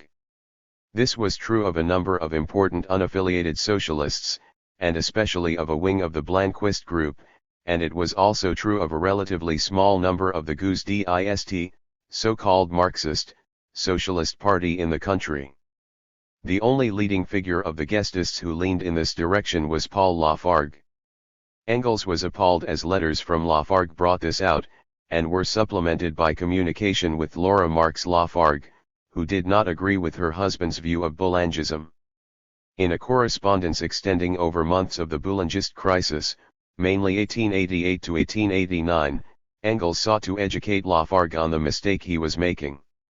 Since the issues involved have an even keener interest for us nowadays than they had at the time, it is surprising to find that little attention from the Marxological industry has been evoked by Engels' political position on the strategy of struggle against a proto-fascist dictator, even though the Engels-Lafargue correspondence was published over a quarter-century ago. Let us first sketch the political situation in France out of which the Boulangist problem arose. 1. The political matrix of Boulangism. The French political establishment, representing the comfortable bourgeoisie's contentment with the Republic as the best guarantor of uninterrupted profit-making, was based on the Centre Republican Party, commonly called the Opportunists, so called because this group was always in favor of doing all good things when the time was opportune, namely, never. It was led by Jules Ferry, whose name led the list of politicians hated by the left as one of the butchers of the Paris Commune. To the left of the Opportunists was the Radical Party led by Clemenceau, radical being the French translation of liberal. It divided its energies between assuring the bourgeoisie it was a responsible defender of the social order, very true, and wooing the working class and plebeian vote with invocations of its revolutionary past, very far past. The radicals had a right, left, and center of their own. On the right, those liberals who used the opportunist rhetoric; on the left, those who used a socialistic vocabulary. Right of center stood the traditional royalist parties, with their traditional problem of how to achieve unity despite rival pretenders to the throne. Besides the Legitimists and the Orleanists, each with factions, there were 2 or 3 varieties of Bonapartists, in the literal sense of champions of the Bonaparte family. Arching over the royalist spectrum was a tendency of enlightened royalists who wanted to sink all dynastic differences in a conservative party, so named in order to claim it was not reactionary, which would subordinate its anti-republican soul to its antediluvian socio-economic program. An encouraging start had been made in the 1885 elections toward packaging the various factions of royalism under the Conservative Party label, which won about a third of the seats. When Boulangism became a force, one of its byproducts was the provision of a single corporate name under which all royalists could operate. The royalist cause had suffered a historic defeat as recently as 1879, when the Orleanist chief of state MacMahon had been forced to step down, and for the first time the Third Republic fell into the hands of Republicans. In 1880 the amnesty for communards brought back to France, and into politics, a revived left force which mostly went to strengthening the radicals but which also stimulated a revival of the socialist movement, divided into various factions. After the 1885 elections, with the royalists stronger on the right and the radicals stronger on the bourgeois left, the opportunists could form a government only with radical support. In this cabinet the Minister of War was an ambitious general named Boulanger, who at this point was a protégé of the radicals. Boulanger had many of the personal charismatic qualities that a would-be dictator needed, but, to anticipate, it was going to turn out that he had fatal defects. In particular, he was at heart a cautious politician, more interested in womanizing than in ruling, and in addition rather stupid. The hindsight wisdom that Boulanger was personally no great danger is probably true, but not very relevant.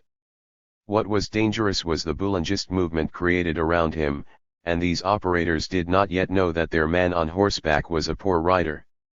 The personal factor cut short the historical experiment of 1888 to 1889, but does not change its lessons. Even before assuming the war ministry, and for 2 years afterward, 1886 to 1887, Boulanger created a reputation for himself on two issues: modest military reforms of a mildly democratic character, and anti-German chauvinism. With regard to the second, Bismarck cooperated fully. The German Chancellor needed some French saber-rattling in order to scare opposition at home into silence. Boulanger did this job, and built a following as General Revanche. In April 1887, an incident on the French-German border, called the Schnapp Affair, benefited both parties by producing a great fear of war. In a month Boulanger was forced out of the ministry by a more right-wing government, and his position as both a leftist and a patriot was enhanced. In July the popular general was exiled to the provinces. The following March he was released from active duty, and both measures produced a nationalist backlash, marked by great demonstrations of support. Boulanger became a national figure. In the course, the royalist right, sparked by its Bonapartist wing, recognized Boulanger as a tool it could buy up, and secretly began financing his political ambitions. He became their man. But the Boulangist popular movement that began forming was headed by a larger variety of dupes, political operators, and Jacobin radical adventurers who saw in him their leftist man on horseback. The right-left amalgam that was concocted in this movement has not yet been done justice in the literature. In a series of by-elections in which Boulanger's name was entered as a symbol, the framework of a mass movement was created, first in the provinces. Then in a crucial by-election in Paris in January 1889, Boulanger showed that he had swept into his fold not only the reactionary right but also a substantial part of the working-class population. There was no mystery about the reasons. The royalist paymasters of this popular general were still secret. Originally the creation of the radicals, the Boulanger image was still that of some kind of leftist. Disgust with the government and its status quo was mounting to a peak. Scandals in high office, reaching to the President of the Republic, who had to resign, convinced most people that the opportunist radical political machine was a mess of corruption. The effects of the economic depression of the early 1880s were still felt, and the governing party's big bourgeois candidates hardly even made gestures about combating unemployment and distress. Boulanger did make gestures. On the positive side, Boulanger's leading appeals were based on disgust with parliamentarism, concretized in proposals for constitutional revision, and on national chauvinism and anti-German hatreds. Against all this, the opportunist and radical Republicans had no social program to counterpose, only panicky warnings against dictatorship. As Engels said, the radicals were driving the masses into his Boulanger's arms almost forcibly too. Two socialists and Boulanger. The French ruling class had hoped to crush socialism forever by the bloodbath instituted after the fall of the Paris Commune, but with the passage of the 1880 amnesty and the return of key militants, the socialist movement revived, bigger than ever and on a more sophisticated political plane. Long before the decade was over, there were already three rival groups, with independents alongside. Socialism was not a dirty word, even the radicals adopted it whenever convenient, as in the 1885 elections. 3 The radicals, wrote Engels, were all socialists in the old sense of the word, for that is, the sense in which it meant little more than concern for the social question. Enterprising reactionaries did not mind using it either. For example, the extreme chauvinist Maurice Barrès. 5 In his last days Boulanger himself came under the influence of an odd sort of socialist, and the distraught general, his career over, actually wrote letters recommending revolutionary socialism as the solution. 6 But we are running ahead. Even at the start, the Boulangist committees were peppered with people who were quite willing to adopt the socialist label, though they did not allow this eccentricity to incommode their political collaboration with the extreme right-wing. 7 Two of the top leaders of the organized Boulangist movement, Alfred Naquet and C.A. Lesant, were militant Kantian positivists, and both followed up their Boulangist adventure by becoming active anarchists. Nake was the dominant theoretician of the Boulangist leadership, as well as the organizational head of its leading committees. Already in 1890, in the midst of the affair, he published a book titled Socialisme collectiviste et socialisme liberal, although he was ideologically anti-socialist. 8. The Boulangist groundswell sucked in unaffiliated odd leftist types on every side. Just as Boulangism functioned as the umbrella organization of the divided royalists, so too it provided a shelter for many of the homeless leftists who energetically kept away from the organized socialist movement. The very model of this type was Henry Rochefort, the influential editor of L'Intransigeant, who became the main leftist mouthpiece of Boulangism. Inevitably this movement also appealed to the socialism of fools, the then brand new movement of political anti-Semitism led by Edouard Drumont, a movement widely regarded as a social mobilization, hence by usage socialist. Drumont's best-selling book La France Juive had, as it happened, appeared in 1886 coincident with Boulanger's rise. Drumont's support of Boulanger remained spotty, because of the prominence of Jews in the general's entourage, including Nake, and because of the importance of rich Jewish contributors to the Boulangist movement, including Baron de Hirsch and the ex-Saint Simonian Parier brothers.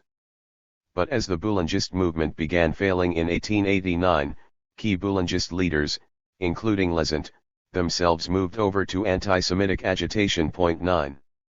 So the organized Boulangist movement, through its committees, talked leftish and Republican, while Boulanger explained in secret meetings with his royalist backers that word-slingers had to be allowed leeway in order to garner the popular vote. 10 If the Boulangist wave of the future swept up a shoal of unaffiliated leftists of all sorts, it also posed a temptation to the organized socialist groups, in proportion to the latter's self-image of revolutionism, especially as Boulangism showed that it was capturing the support of working-class masses. The Boulangist temptation was not great for the right-wing socialists, commonly called the possibilists, led by the ex-Bakuninist Paul Brousse, with Allemagne and Geoffrin. Politically this group functioned as Clemenceau's tail, that is, as a wing of the radicals, looking to slipping in a dollop of socialism when it became possible, i.e., when it was acceptable to the powers that be. Their socialism was conceived in terms of the statification of les services publics. 11. The perspective of this group was pure parliamentarism, in the immediate sense of the pursuit of parliamentary seats. Boulangism threatened directly the only political life it knew. In classic reformist fashion, the three leaders of the tendency issued a manifesto asking the workers to forget about socialism and their own interests in order to defend the status quo against the upsetting threat. We workers, they said, are ready to forget for the moment the 16 years since the crushing of the Commune during which the bourgeoisie has betrayed the hopes of the people. We are ready to defend by any means the weak embryo of our republican institutions against any saber that would come along to threaten it. 12.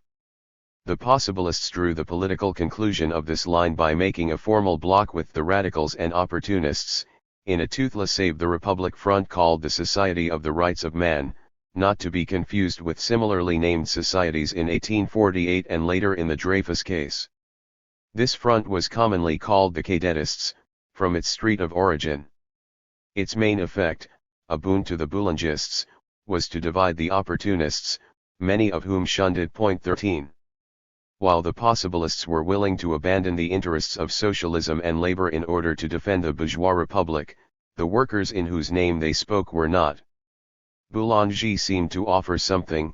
In contrast, the whole status quo, including the possibilists, admitted it had nothing positive to offer. Mere appeals to defend the status quo could not defend the republic against the swelling desire for fundamental change of some sort. While the Boulangist movement gained strength precisely because the status quo was so unappetizing, the reformists recommended clinging to the same status quo that was the recruiter of the general's popularity. In the Paris by-election of January 1889 that put Boulangism at the very peak of its popular power, tens of thousands of possibilist socialist voters ignored their leader's appeal and cast their ballots for the general who offered a change from the status quo. The socialist group that was still usually called the Blanquists regarded itself as the very hearth of revolutionism. At the same time it had the strongest tradition of national chauvinism, and so naturally it was in this group that Boulangism made the heaviest inroads. In fact, in mid-1889 the group split along lines previously visible, Edouard Vaillant on one side, Ernest Granger on the other, as the leader of what came to be called the Boulango-Blanquists. The Granger faction was aided and abetted by Rochefort, who acted as a sort of fellow traveler of the Blanquist tendency. The Boulango-Blanquist viewpoint was simple enough: Boulanger is smashing the status quo, we want to do so too, vive Boulanger. It is the socialists alone, wrote Granger in 1888, who must gather the fruits of the Boulangist work, a useful work in sum, a work of clearing away, of the disorganization of the bourgeois parties. One of his comrades wrote, Boulanger has been elected by national discontent. Whether he likes it or not, the general is now committed to the irresistible movement which is carrying our modern society toward a more perfect and more just society. 14 Thus a sort of inevitability theory was joined to a myopic revolutionism to rationalize support for anything negative in society. This visceral attraction toward an anti-status quo figure seen as a winner was much easier than thinking out a political analysis. The best-known leader of the Blanquist tendency, Vaillant, was somewhat acquainted with Marx's ideas, he could read German, for one thing, and had studied socialist problems with considerable intelligence. These deviations from Blanquist patterns were sufficient, not to make a Marxio-Blanquist out of him, but to temper the natural mindlessness of Blanquist adventurism with knowledgeable caution. But Vaillant was much superior to the generality of his group 15. It was Granger who represented the old guard Blanquists, or, as Lafargue put it, the real Blanquists. 16 For the Grange writes, Boulanger's chauvinism and dictatorial aims were on the same rails as the left Jacobin tradition. In contrast, Vaillant knew in every fiber of his being that a working-class socialist could not support a reactionary-backed aspirant to dictatorship even if the latter had succeeded in duping a lot of workers. He told his followers, we shall be neither Caesarians nor Cadetists, simply socialists, that is enough. 17, It was not enough, to be sure, as we will see in the next section. Socialists were put to the test in the aforementioned crucial Paris by-election of January 1889, when the Cadetist bloc combined to oppose Boulanger with a pallid radical candidate, who stood up to the general like the proverbial lettuce leaf to the rabbit. Vaillant's Blanquists, supported by the Guestists, opposed both of these candidates with a workers' candidate named Boule, who received a small vote. 18 In the middle of the same year Granger ran for a seat as a Boulangist and was elected, along with another of his faction comrades. Encouraged by success, the Granger group made official the split from the Vaillant Blanquists. These fiercely anti-parliamentary revolution-mongers of old gloried in the possession of 2 parliamentary seats. Looking ahead, we can add, by 1893, having failed not only to make the revolution but, worse, failed of re-election, with the Boulangist movement shipwrecked, Granger left the movement altogether, as his splinter group fell apart. Good riddance, wrote Engels in effect after the Blanquist split, Granger is an imbecile chauvinist, and his departure is a blessing. 19 But when the Boulangist movement was flourishing, Granger's course of riding on the aspirant dictator's coattails looked like the acme of practicality and shrewdness. Then in 1890 Boule himself ran as a Boulangist-supported candidate. 20 Why bother to overthrow the system yourself when a reactionary dictator is willing to do it for you? Which brings us to the impractical and dogmatic socialists who refused to climb onto the Boulangist wagon and also rejected the possibilist line of a democratic people's front against dictatorship, to use an anachronistic term. These were the Guestists, who were already often called the Marxists. Engels called them the so-called Marxists. 21, the Blanquist group under Vaillant followed a similar policy. But Engels, who denounced the policy of both the right-wingers and the Boulanger socialists, did not hold with Guesde's line either. 3. The Guesdist line on Boulangism. The Boulangist crisis produced 4 different lines of policy in the socialist movement. We have seen 2 of them. 1. The possibilists, right-wing socialists. What do you do when faced with a serious crisis of the system, so serious that substantial sectors of the ruling class turn towards scrapping the democratic, in France called Republican, institutions and toward setting up an anti-working class dictatorship. You shelve the socialist fight against capitalism for the duration of the emergency, you establish a front for the preservation of the status quo, a front which is necessarily dominated politically by its least common denominator, your bourgeois co-defenders against dictatorship. You declare a moratorium on class struggle in order not to alienate these allies or force them to go over to the side of the dictator. When the crisis of the system is past, you announce a return to advocating socialism. You advocate a socialist struggle only while the system is stable and secure, that is, while you cannot win. It is customary for reformists to regard this odd policy as the zenith of common sense and practicality. In addition, we have seen that the more the status quo alienates the masses of people, the more desperately you cling to it as your defense against the would-be dictator who is making hay on its basis. To the Boulanger socialists. Since you want to overthrow the status quo, and since the aspirant dictator claims the same goal, you craftily let the latter do your revolutionary work for you. After him, we come. Without repeating previous comments on this approach, the following point can be taken as basic. The Boulanger-Blanquists and some other deep thinkers of 1888 saw the reactionary movement as an open framework, whose political character could be determined by the left if it really gave support. These people, who thought they were being shrewd, were innocent babes taken in by the real operators of the Boulangist movement. State power was not a carousel bauble that could be grabbed by anyone who moved into position, there were ruling classes. But to refute the pathetic notions of the Rockeforts and Grangers seems unnecessary after the experience of the 20th century. On the contrary, one must understand their great attractiveness. For one thing, it was a shortcut in the class struggle.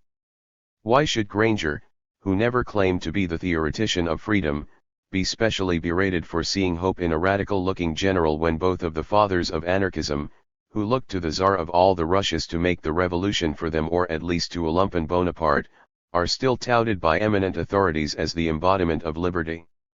3. The policy of Guesde. Jules Guesde, the recognized leader in France of the so-called Marxists or the so-called Guestists, in fact called the French Workers' Party, reacted to the Boulangist crisis on what seemed to be a straightforward class struggle basis. The working class, he said, must not make common cause with its class enemies, either the parties of the bourgeoisie or the political instruments of the reaction. With Vaillant, he rejected any support to either the Boulangists or the Cadetists. In the Gauche-d'Ist ranks there were few advocates of a possibilist-type policy. 22. It must be said, to Guesde's honor, that it was only his and Vaillant's position in this affair that saved the honor of French socialism. Nor did the Guestists have to wait long for history to pronounce the verdict. Within a few years it was clear that both the possibilists and the Granger-Blanquists had fatally discredited themselves. 23. But the job of a revolutionary leadership is not merely to save the party's honor.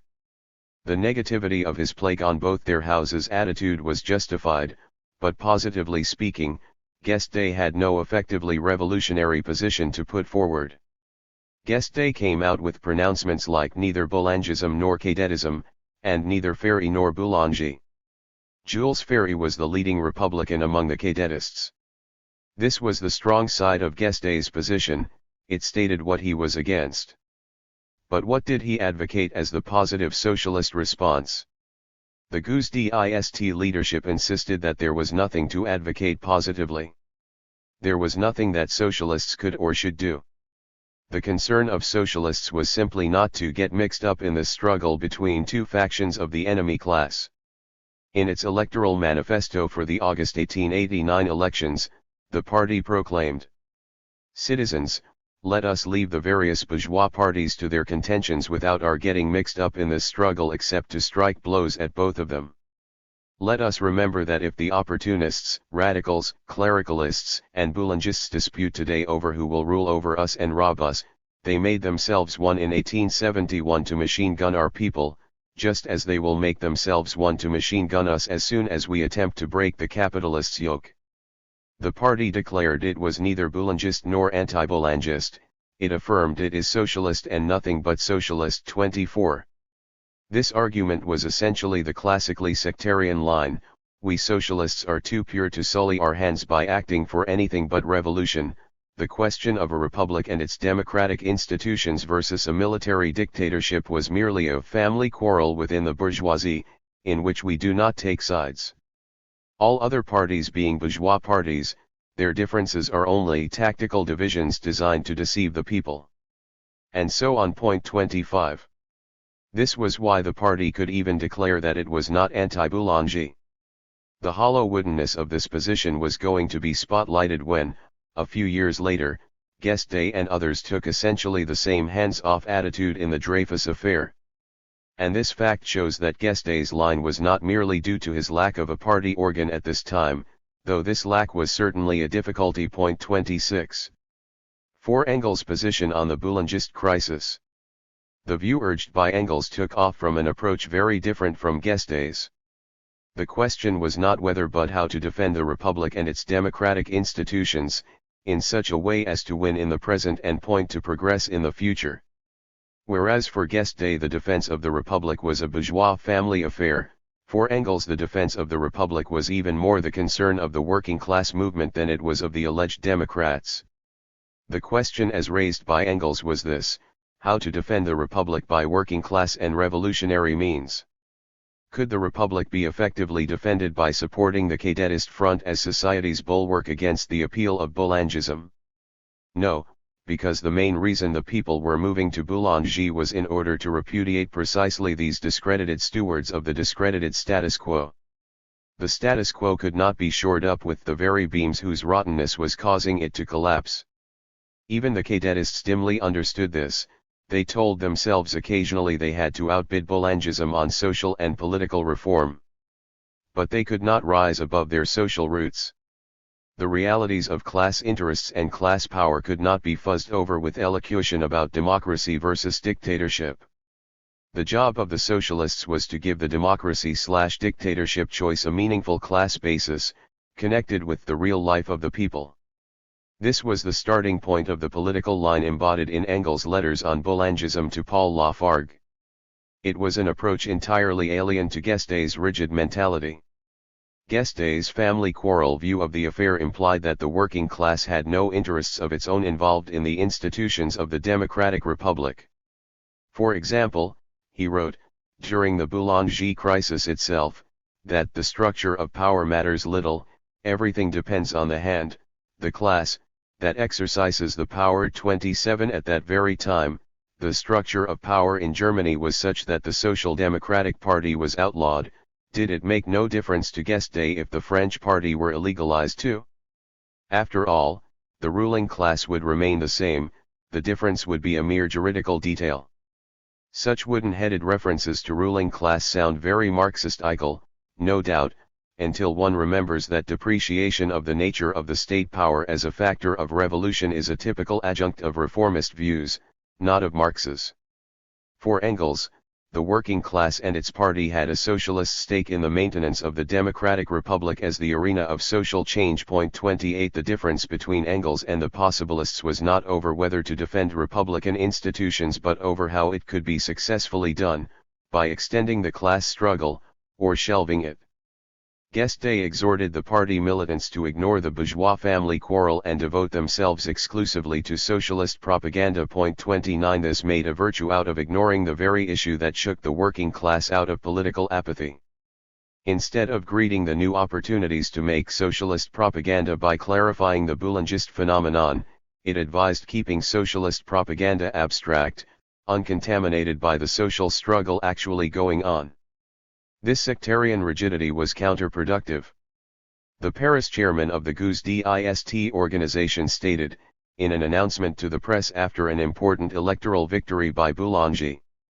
Considering that, in spite of the infamous means used, the votes cast for General Boulanger are a threatening expression of general discontent against a republic that has been only the republic of the capitalists, considering that the anti-Boulangist agitation led by the radicals and opportunists, who are as thick as thieves, has no other purpose than to deceive the workers and turn them away from the pursuit of the social revolution, the local council of the Paris GUSDIST group denounces to the French proletariat the trap which is set for it, and invites the militants to devote themselves exclusively to revolutionary propaganda, holding to the terrain of the class struggle. 30. So the militants were invited to do nothing special about the crisis of the Republic, in fact act as if it did not exist. The clang was that of revolutionary intransigence, the reality was that the issue agitating everybody else could be dodged. The family quarrel theory made it unnecessary to mobilize a movement against Boulanger, a movement independent of the bourgeois family members. A byproduct of the GUSDIST line was that it produced no collision with the pro-Boulanger elements. Indeed, was this a byproduct or a motivation? The fact is this: there was a substantial pro-Boulangist current inside the GUSDIST party itself. And even Guesde adapted himself to it naturally, in order to moderate inner organizational conflict. What seemed like a rigidly sectarian line was actually useful for fudging over differences. The most active center of pro-Boulangism in the GUSDIST party was the Bordeaux organization. In this city the Socialist and Boulangist electoral committees merged for the 1889 elections, and out of this arrangement 2 Guestists, Gerdy and Amel, won parliamentary seats. 31. A Bordeaux party leader explained to Guesde that socialists' rectitude and lack of craftiness held down their influence on political life, not to speak of their enjoyment of parliamentary seats. He also explained, at a public banquet for the happy elected deputies, that while the means used by socialists and Boulangists differed, their principles were the same with regard to the alleviation of the lot of the class of the poor. These Boulangist were parliamentarians in a hurry no less than the anti-Boulanger possibilists. In Lyons, GUSDIST candidates benefited from Boulangist support, but there was no formal bloc. In Paris, despite Guesde's opposition, about 2/3 of the party's delegates voted to support Boulanger if he ran in a city by-election. 32. There was, then, an appreciable influence inside the GUSDIST organization by pro-Boulangism of one sort or another. Guesde, while dominating the party's official pronouncements, does not seem to have conducted much of a struggle against this tendency. One can see, therefore, how convenient it was to exhort party members to devote themselves to abstract socialist propaganda instead of organizing an independent struggle against the Boulangists' aim of taking over the country. Behind the facade of rigid intransigence was a rotten compromise. It would be unreasonable to expect Guesde to conduct a real fight against Boulanger in the country if he was unwilling to conduct it inside his own party. Now we are in a position to appreciate what Engels' special problem was in this situation. The problem was named Paul Lafargue. For Paul Lafargue's Boulanger socialism. Within the central leadership of the GUSDIST party, Paul Lafargue was the main figure leaning toward a Boulanger socialist position. This was clear from his letters to Engels as well as letters from others, including Paul's wife, Laura Marx, who plainly did not agree with him on the subject. 33 Incidentally, Bordeaux, the hotbed of Boulangism, was a city in which Paul Lafargue had personal roots, both as a boy and as a socialist organizer there in 1870 to 1871.34. Lafargue's divagation was especially disconcerting for Engels, whose main French contact he was, together with Laura. Besides, as Marx's son-in-law, Lafargue was sometimes regarded as a specially anointed representative of Marxism in France, not only a Marx-in-law but a Marxist-in-law. It will not do to ask how Marx was supposed to be instructing Paul, since by this time the father-in-law had been dead for some years. This was a cross that Marx had had to bear in his time. 35 Now Engels once again had to straighten out this spokesman for Marxism in France, a spokesman of sorts by virtue of his position in the party, despite the fact that, though a facile and useful propaganda writer, he was a lightweight in terms of theory. A preliminary digression is necessary here to make clear that the Engels-Lafargue correspondence, which is the main source for the present subject, is plainly incomplete, and seriously so. In particular, we obviously do not have all of Engels' letters to Paul Lafargue on the Boulangist affair. Gaps are most evident when Lafargue urgently asks Engels to express his views at certain points, yet there is no extant reply. It is almost out of the question that Engels failed to respond at precisely these times. There are certain basic aspects of the discussion that are covered only in Engels' letters to Laurent Lafargue, or in letters that had already been collected, that is, letters that were not part of the file of letters turned over to the Institute of Marxism-Leninism by the Longuet family in the 1950s. In the crucial year 1888, after March 19, this file does not contain a single letter by Engels addressed to Paul Lafargue precisely when Engels would be most strenuously anxious to argue him away from his disastrous course. Instead of hinting, it is better to bluntly state a suspicion, naturally an unproved hypothesis. It is possible that somewhere along the line, as heirs of the Lafargue family held these letters, the file was purged of Engels' letters that were considered too prejudicial to Lafargue's memory, and that this was done by sensitive and pious-minded heirs who inherited the file down the road. The editor of the Engels-Lafargue correspondence writes circumspectly that it must be supposed that some letters have been lost, others have probably not yet been disclosed to the public. This is translated in the English edition as, others have probably not yet been allowed to appear. 36 It is not difficult to entertain the possibility of a bowdlerization when the same sort of pious purgation of the whole Marx-Engels correspondence was performed in its first edition by the work of Eduard Bernstein and Franz Mehring, when they suppressed publication of material derogatory of Wilhelm Liebknecht and Lassalle. If this is so, then it follows that the missing letters, or parts of letters, may be among the most important for our subject, being the most outspoken. Engels' line of thought is sufficiently plain from what we already have. We would have to extend that line of thought into a rougher drubbing of Lafargue's pro-Boulangist ideas. This might well be accompanied by even more explicit statements of what Engels meant by the third way. From the correspondence, whether complete or no, we get an interesting picture of a type of politics that Marxism was often obliged to combat, although, and because, it was not infrequently offered in its name. Lafargue's approach was a mixture of revolutionism and opportunism, such as we meet in this chapter often enough. Marx himself had repeatedly criticized Lafargue's propaganda articles for their revolutionary swaggering, childish braggadocio about his future revolutionary atrocities, competition in horrifying, anarchistic anti-police language, making big boners out of ignorance, and childish endeavors to go as far as possible ultra-revolutionary phraseology that was really empty, etc., often in anxiety to outdo the anarchists' rhetoric. 37 Now, Engels felt, he had been swept away from all moorings by the swell of Boulangist sentiment in the country, plus his leftist animus against the Cadetist front. We first find Lafargue reacting to the popular Boulanger mania by figuratively holding his head. The French are mad, he lamented. He repeatedly asked Engels, have you ever witnessed anything like the madness of this enthusiasm for Boulanger? He reported that people are losing their heads over Boulanger, and that all our people the Guestists are in a blue funk about him. 38 There was a powerful wind blowing in politics, and at bottom Lafargue, like the Granger Blanquists, saw an opportunity to attach a weak socialist tail to a kite that had a chance of making the heights. There was no difficulty in seeing this tail-ending pattern in his letters. More than once he wrote quite clearly that we must not swim against the current of mass sentiment. To combat Boulangism, Boulanger should not be attacked.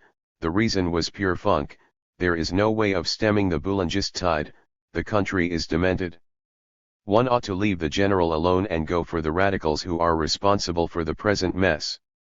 He repeated that it was a waste of time to attack the popular general, meaning that he had no confidence in the power of his own politics.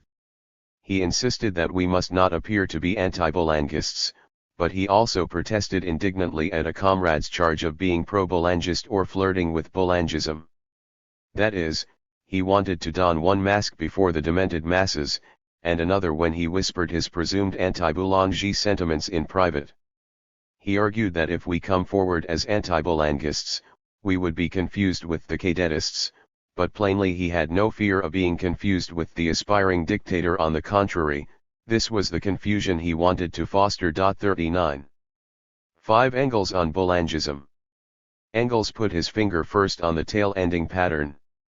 To Laura he wrote, "Let us hope that Paul will brace himself up for the fight and no longer say despondingly, 'There's no going against the current.' Nobody asks of him to stop the current, but if we are not to go against the popular current of momentary tomfoolery, what in the name of the devil is our business? If the Parisians are proving to be fools, as Paul claims, that is no reason why we should be fools too. 40. One way of rationalizing a refusal to fight against Boulanger was to claim that he was no real danger, and in fact Lafargue kept insisting, to Engels, that he believed this up to the day he decided that, just the contrary, Boulanger's accession to power could not be stopped. 41 Thus he succeeded in being wrong on both sides of the question. Engels, on his part, willingly agreed that Boulanger was not personally a dangerous figure, that he was an incompetent swashbuckler, a political ass, a ridiculous charlatan. Most people agreed on this, especially after the general's personal collapse in the face of a mere threat of arrest. In April 1889 he fled the country, and through 1889 to 1890 gradually attained complete discredit.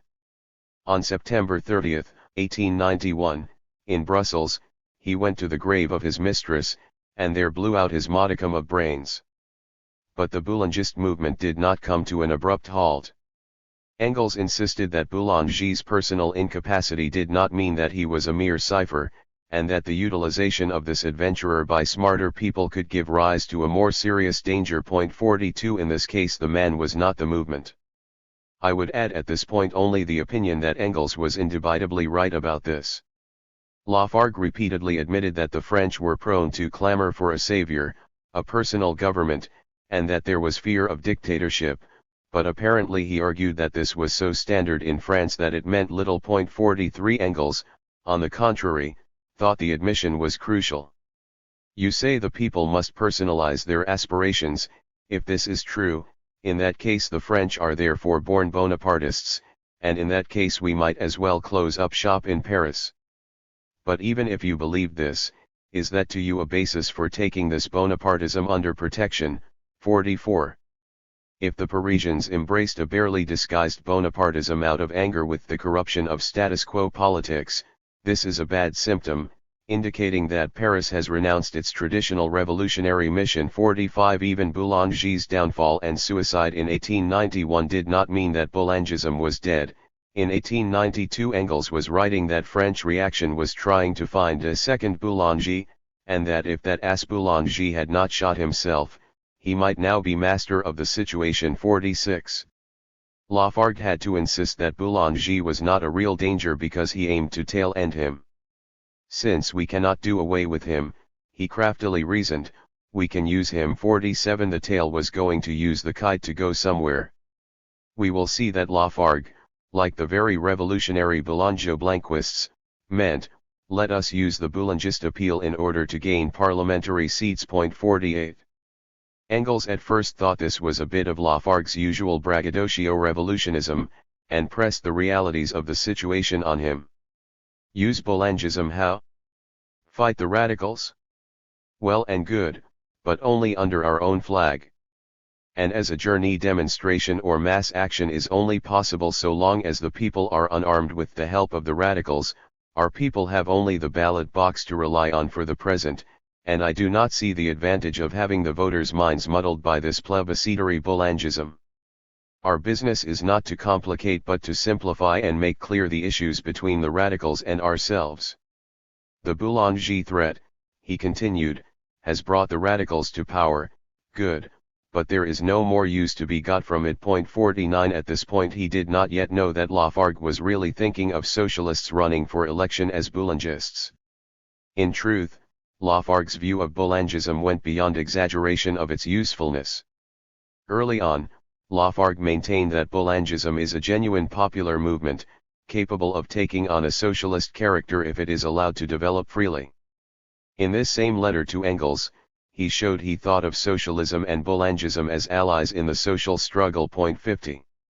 Insofar as this was based on a train of thought, the theory went like this: Boulangism has mass support, and when it's a matter of the people, there are the elements, not of a coup d'état, but of a revolution. 51 This sounds very populist, full of faith in the people, but it lacks real content, for Lafargue was not talking about a mass of people moving in independent struggle, the sine qua non of revolution, but of a mass flocking to the ballot box in response to a social demagogue, urged to put their faith in a savior from above. This was the opposite of Engels' view of proletarian revolution. Behind Lafargue's approach was a theory we have had to mention more than once: the enemy of our enemy is our friend. 52 Therefore, if Boulangism was upsetting the opportunist radical establishment, it had to be revolutionary. Part of Engels' answer appeared in a letter to Laura, at least this letter is extant. It's all very well for Paul to repeat over and over again that they, the Parisians, are Boulangists out of pure opposition against the bourgeoisie, but so were those who voted for Louis Bonaparte for president in December 1848, and what would our Parisians say if the German workmen, to spite Bismarck and the bourgeoisie, threw themselves blindfold in the arms of young Kaiser William? It is plainly cutting off your nose to spite your face. 53. Lafargue's claim in a more attenuated form was that Boulangism was leading to revolution in some way. General Boulanger, he wrote in an article in mid-1888, is not yet dangerous, but for the ruling classes Boulangism is very dangerous. It is the forerunner of social revolution. 54 This was a version of the usefulness argument: he is useful to us, he rouses public opinion, which was apathetic and no longer interested in anything. Lafargue told Engels. 55 He did not explain why socialists were obliged to give political support to anything that rouses the public, like corruption scandals, police brutality, or capitalism itself. In a letter to Liebknecht, Lafargue put this argument in another form, the essential point being this: the Boulanger election victory will throw government circles into confusion and contribute to the breakup of the parliamentary republic. 56 In this version, the overthrow of the republic by a reactionary general became a positive good for its own sake if the logic of the thought were carried through, as Lafargue was incapable of doing. But a few months before, Lafargue had given Engels an entirely different version of the rousing argument, one in which Boulanger was useful because his popularity will wake up the parliamentarians and force them into action. 57 There is quite a gulf between wanting the breakup of parliamentarism and merely wishing to rouse the parliamentarians themselves, presumably to defend parliamentary institutions, in this case democratic institutions. It seemed to be all the same to Lafargue as theoretician. In contrast, Engels told the Lafargues that the inviolability of the Republic was the great acquisition of recent years, so much so that the opportunists would commit political suicide if they allied themselves with the Royalists, as they were under pressure to do. The big step forward in France's public opinion is this: that the Republic is recognized to be the sole possible government form, that the monarchy is recognized as synonymous with civil war and foreign war. Within this Republican framework, the discreditment of the opportunists was driving the people to the left, and if Boulanger unintentionally supports this movement, so much the better. 58 But all political conclusions to be drawn from this form of objective usefulness were the very reverse of Lafargue's. In its most attenuated form, Lafargue's argument was reduced to symbolism. We are approaching a revolutionary crisis, he huffed in a letter to Liebknecht, and Boulangism is an advance sign of the debacle of parliamentarism. 59 The last statement was quite true, but, again, it did not mean that socialists had to give political support to signs of bourgeois breakdown, like war, dictatorship, famine, crime, etc. What Lafargue really had in mind was a different sort of symbolism. He wrote the following in a letter to Engels, a testament to political incompetence. Boulanger stands for the revolution in the eyes of a great many workers and petty bourgeois, there is no denying the fact. We should not seek to destroy the sentiment by abuse, as do the possibilist traders. 60. Well, we should not seek to destroy anything merely by abuse. This wasn't saying much. What Lafargue was trying to say was that we should go along with the hurrahs for Boulanger as the leader of the revolution, instead of standing out against the current confusions of the working class. For one thing, if we refuse to attach ourselves to Boulanger's train, they would not elect us to parliamentary seats. We are back with the statement of pure tailendism with which we began. 6. Engels' third way. Lafargue was not primarily concerned with program or theory but with an opportunity, or what he saw as an opportunity. He could be turned around only by making him see another, and different, opportunity, a revolutionary opportunity. To be sure, Lafargue was unable to grasp the standpoint of revolutionary Marxist politics consistently, as he proved over and over in his career, for example, on the peasant question in France. 61. But Engels tried. In at least one letter, probably more, Engels made an attempt to explain what the party could have done in the Boulanger affair, that is, in terms of presenting a positive alternative. We know this especially from a reply by Lafargue, which began, "You are mistaken about the role which the Socialist Party could have played in the Boulanger affair." 62. There is no use trying to reconstruct the content of Engels' missing letter from Lafargue's subsequent remarks, which go off on a tangent. Since we do not have these letters, we have to deduce Engels' general position from incomplete statements, and from Lafargue's muddled replies. Engels started where Guesde ended, that is, he started with the basic approach that Guesde had enunciated.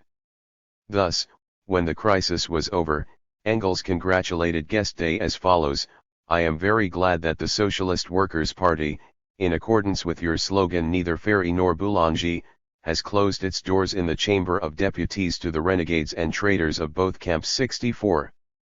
Neither Jules Ferry, representative of the anti-socialist opportunist party, nor Boulanger, representative of a reactionary dictatorship, this dual rejection was the starting point of an activist policy. Lafargue kept repeating that to oppose Boulanger meant to support the Cadetists, and Engels kept repeating that this was not the choice. In a letter to Laura, probably summarizing what he was then writing to Paul, Engels insisted that there was a third way out. There was a slight language problem here. Writing in English to Laura, Engels used the word issue with its French meaning of outlet or way out, which also happens to be the word's original meaning in English. In any case, the term third issue which occurs in this letter does not mean a third debate subject or the like, it means a third way of meeting a situation. Here is how Engels handled this third way. Degree why, if the French see no other issue than either personal government, or parliamentary government, they may as well give up. What I want our people to do is to show that there is a real third issue way out besides this pretended dilemma, which is a dilemma but for the vulgar Philistine, and not to take the muddling Philistine and au fond chauvinistic Boulangist movement for a really popular one. 65. Paul Lafargue claimed that the possibilists had sold out to the bourgeois establishment, but Engels replied sharply, "Do not forget that these gentlemen the possibilists would answer that you have sold yourselves to the Boulangists." He dug the point in deeper. You coquetted and flirted with the Boulangists, out of hatred for the radicals, whereas you could easily have attacked both of them, and avoided any doubt about your independent attitude toward both parties. You were not compelled to choose between these two follies, you could pillory both alike. Instead of that, you handled the Boulangists with velvet gloves. 66. Attacked both of them. This of course was exactly what Guesde refused to do.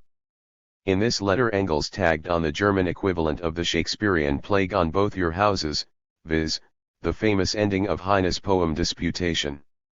To throw oneself into the arms of Boulanger out of hatred of the radicals is exactly the same as to throw oneself into the arms of the Tsar out of hatred of Bismarck. Is it then so hard to speak out and say that both of them stink, as Queen Blanca says in Heine? 67. To this letter Lafargue replied that the third way policy has been tried and failed with Boulanger's horse. The reader may think that Lafargue was joking when he referred to a jape that Guesde had pulled off several months before in a by-election in northern France. "We have tried the tactic you suggested in your letter," wrote Lafargue, about an Engels letter that is not extant. When Boulanger put up for the first time as the candidate in the Nord department, Guesde went there and started a campaign against both Boulanger and the radical candidate. He told those who wanted neither the one nor the other to vote for Boulanger's horse. Leaflets were distributed, people laughed over it, and barely a few hundred votes were cast for the horse. 68. This absurdity, which Lafargue, alas, meant quite seriously, was the high point of his consideration of the Third Way policy. The episode also reflected on the emptiness of Guesde's position. For Guesde too, the content of the neither/nor slogan was not a campaign for a third way, but merely Boulanger's horse. To be sure, Laura Lafargue had a right to be glad that, like Guesde, Vaillant attacks Boulanger on all occasions, and is as determined an anti-Boulangist as he is anti-cadetist, as she wrote to Engels. 69. But neither Vaillant nor Guesde looked for a positive third way of action. To Laura Lafargue, Engels wrote that socialists outside of France were sure to be put off by the tender treatment the Boulangists undoubtedly have had from our side. He went on.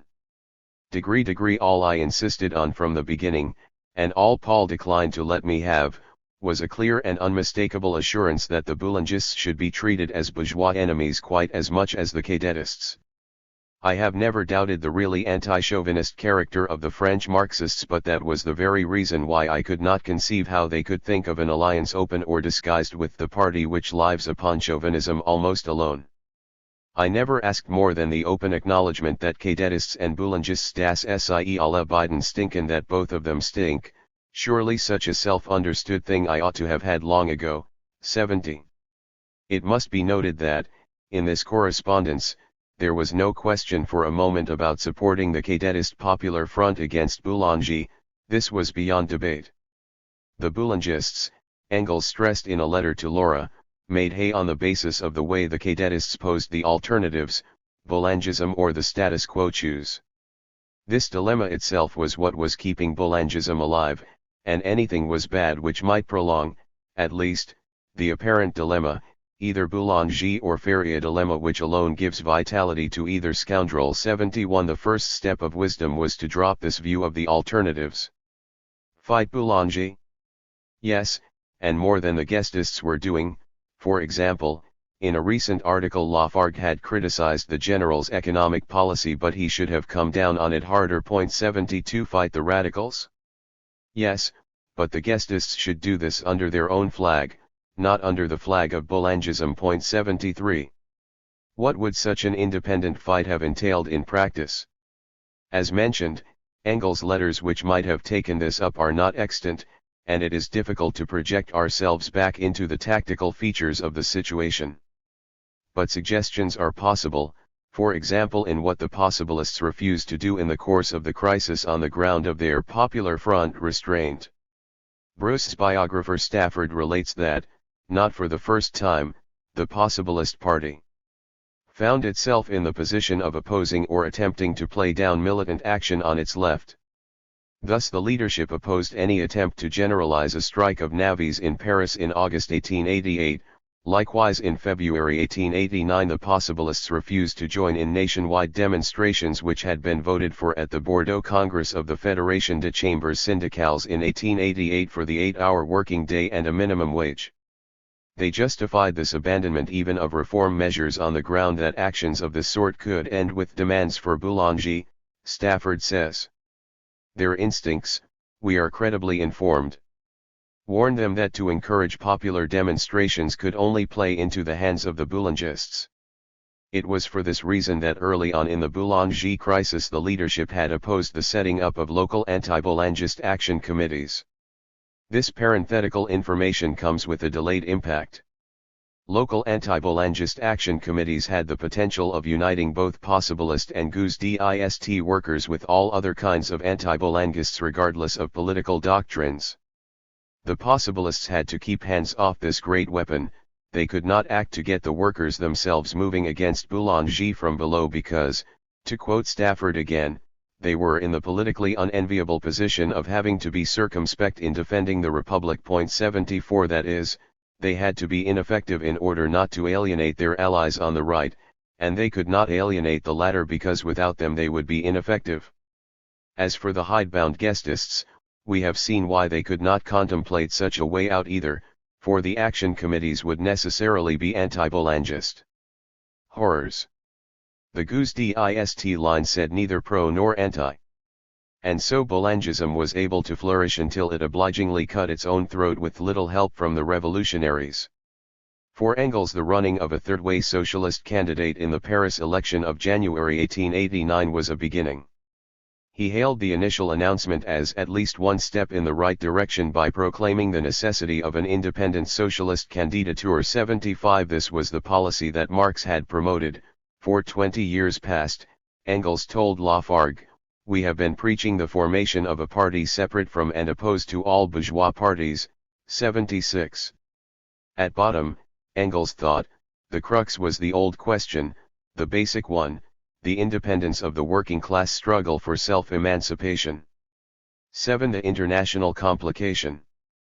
There was another factor, highly complicating, that hung in the background, especially of Engels' correspondence with the German party leaders, example Babel, about the Boulangist crisis. This complication was the contemporaneous preparations going on to re-establish the International, the Second International to be, through preparatory congresses. This complication was further complicated.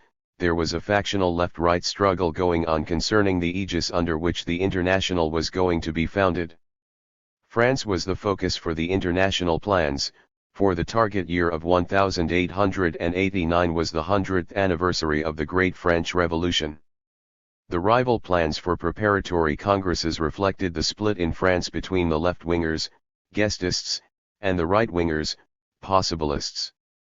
The latter had their factional comrades, such as the Social Democratic Federation of Britain, working to set up the new international under the domination of Bruce and Hindman.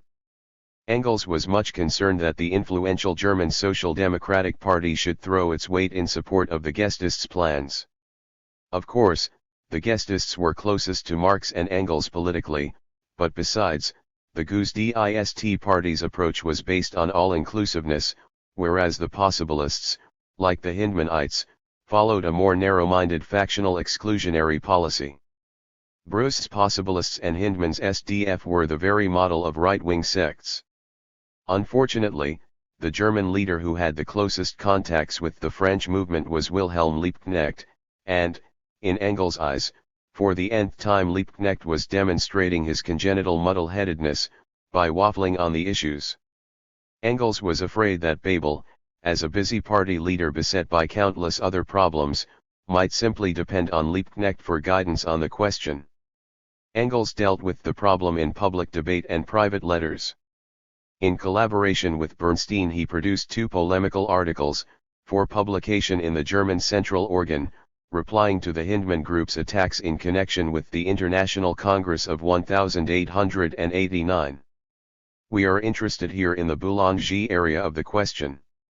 In this piece by Engels and Bernstein, the third-way policy against Boulangism was turned against the Possibilist position.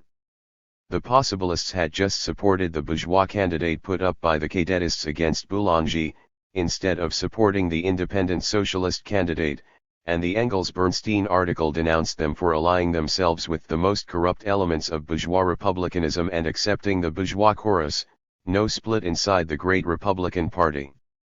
The article argued, as if one did not fight Boulanger more effectively if one gave the workers the opportunity to vote for a representative of their own, instead of facing them with the alternative of voting either for Boulanger or for a representative of the very capitalists whose greedy desire to pocket France's wealth for themselves, was what made Boulanger into what he is. 77. In a follow-up article, the argument was put strongly again. The Possibilists, with the excuse of fighting Boulanger, fraternized even with the men whose sins in office alone brought about Boulanger's popularity and led hundreds and thousands of all classes say, better Boulanger, better the devil himself than this blood-sucking system of corruption. 78. This article was a classic statement of why the lesser evil policy had to be rejected by the International. The lesser evil concept was infiltrating the socialist movement from the right, claiming that the socialist struggle had to be abandoned in order to defend a moribund system against something worse. It was in Engels' private correspondence with the German party leadership that he could most plainly be seen worrying about the international complication. This was evident from his letter to Babel of January 5, 1889. This letter was a virtual brief on why the Social Democratic Party had to support the Guestists against the Possibilists. After a biting portrayal of the French reformists, especially of their narrow sectism and their vassalage to the government parties, Engels set out to show how different they were on Boulangism and on resistance to chauvinism in general. Keep in mind that Engels was trying to make the Gestists look as good as possible in Bebel's eyes. This was no detached scientific evaluation. Here was what he was able to write. The Marxists, who dominate the provinces, are the sole anti-Calvinist party in France. They have made themselves unpopular in Paris because they came out for the German workers' movement, and to send representatives to a congress in Paris hostile to them would be to strike a blow at them, a blow at your own selves. They also have the right method of fighting Boulanger, who represents the general discontent in France. No doubt with fingers crossed behind his back, he appended an example he had found of a positive action by the Gauche-Dist party. When Boulanger wanted to hold a banquet in Montlucan, our people took 300 tickets in order to present him with very categorical questions about his position on the workers' movement, etc., through Dormoy, a very staunch chap. When the worthy general heard of this, he had the whole banquet called off. 79. That was not much, but something, even if some hundreds of kilometers south of Paris. In any case, Engels' main point, about the Gestists' relative anti-chauvinism, was entirely true. 8. Antiparliamentarism and opportunism. Lafargue's Boulanger socialism and its rationalization offers an insight into another important question of the future, the cultivation of confusion over parliamentarism and antiparliamentarism, especially by would-be leftists. This confusion was made explicit in an article Lafargue wrote in mid-1888 for a Russian socialist organ, reflecting and summarizing the views he was expressing at home. Entitled Parliamentarism and Boulangism, it was a roundhouse attack on parliamentarism, and therefore very revolutionary sounding. Behind the revolutionary clang was a different reality.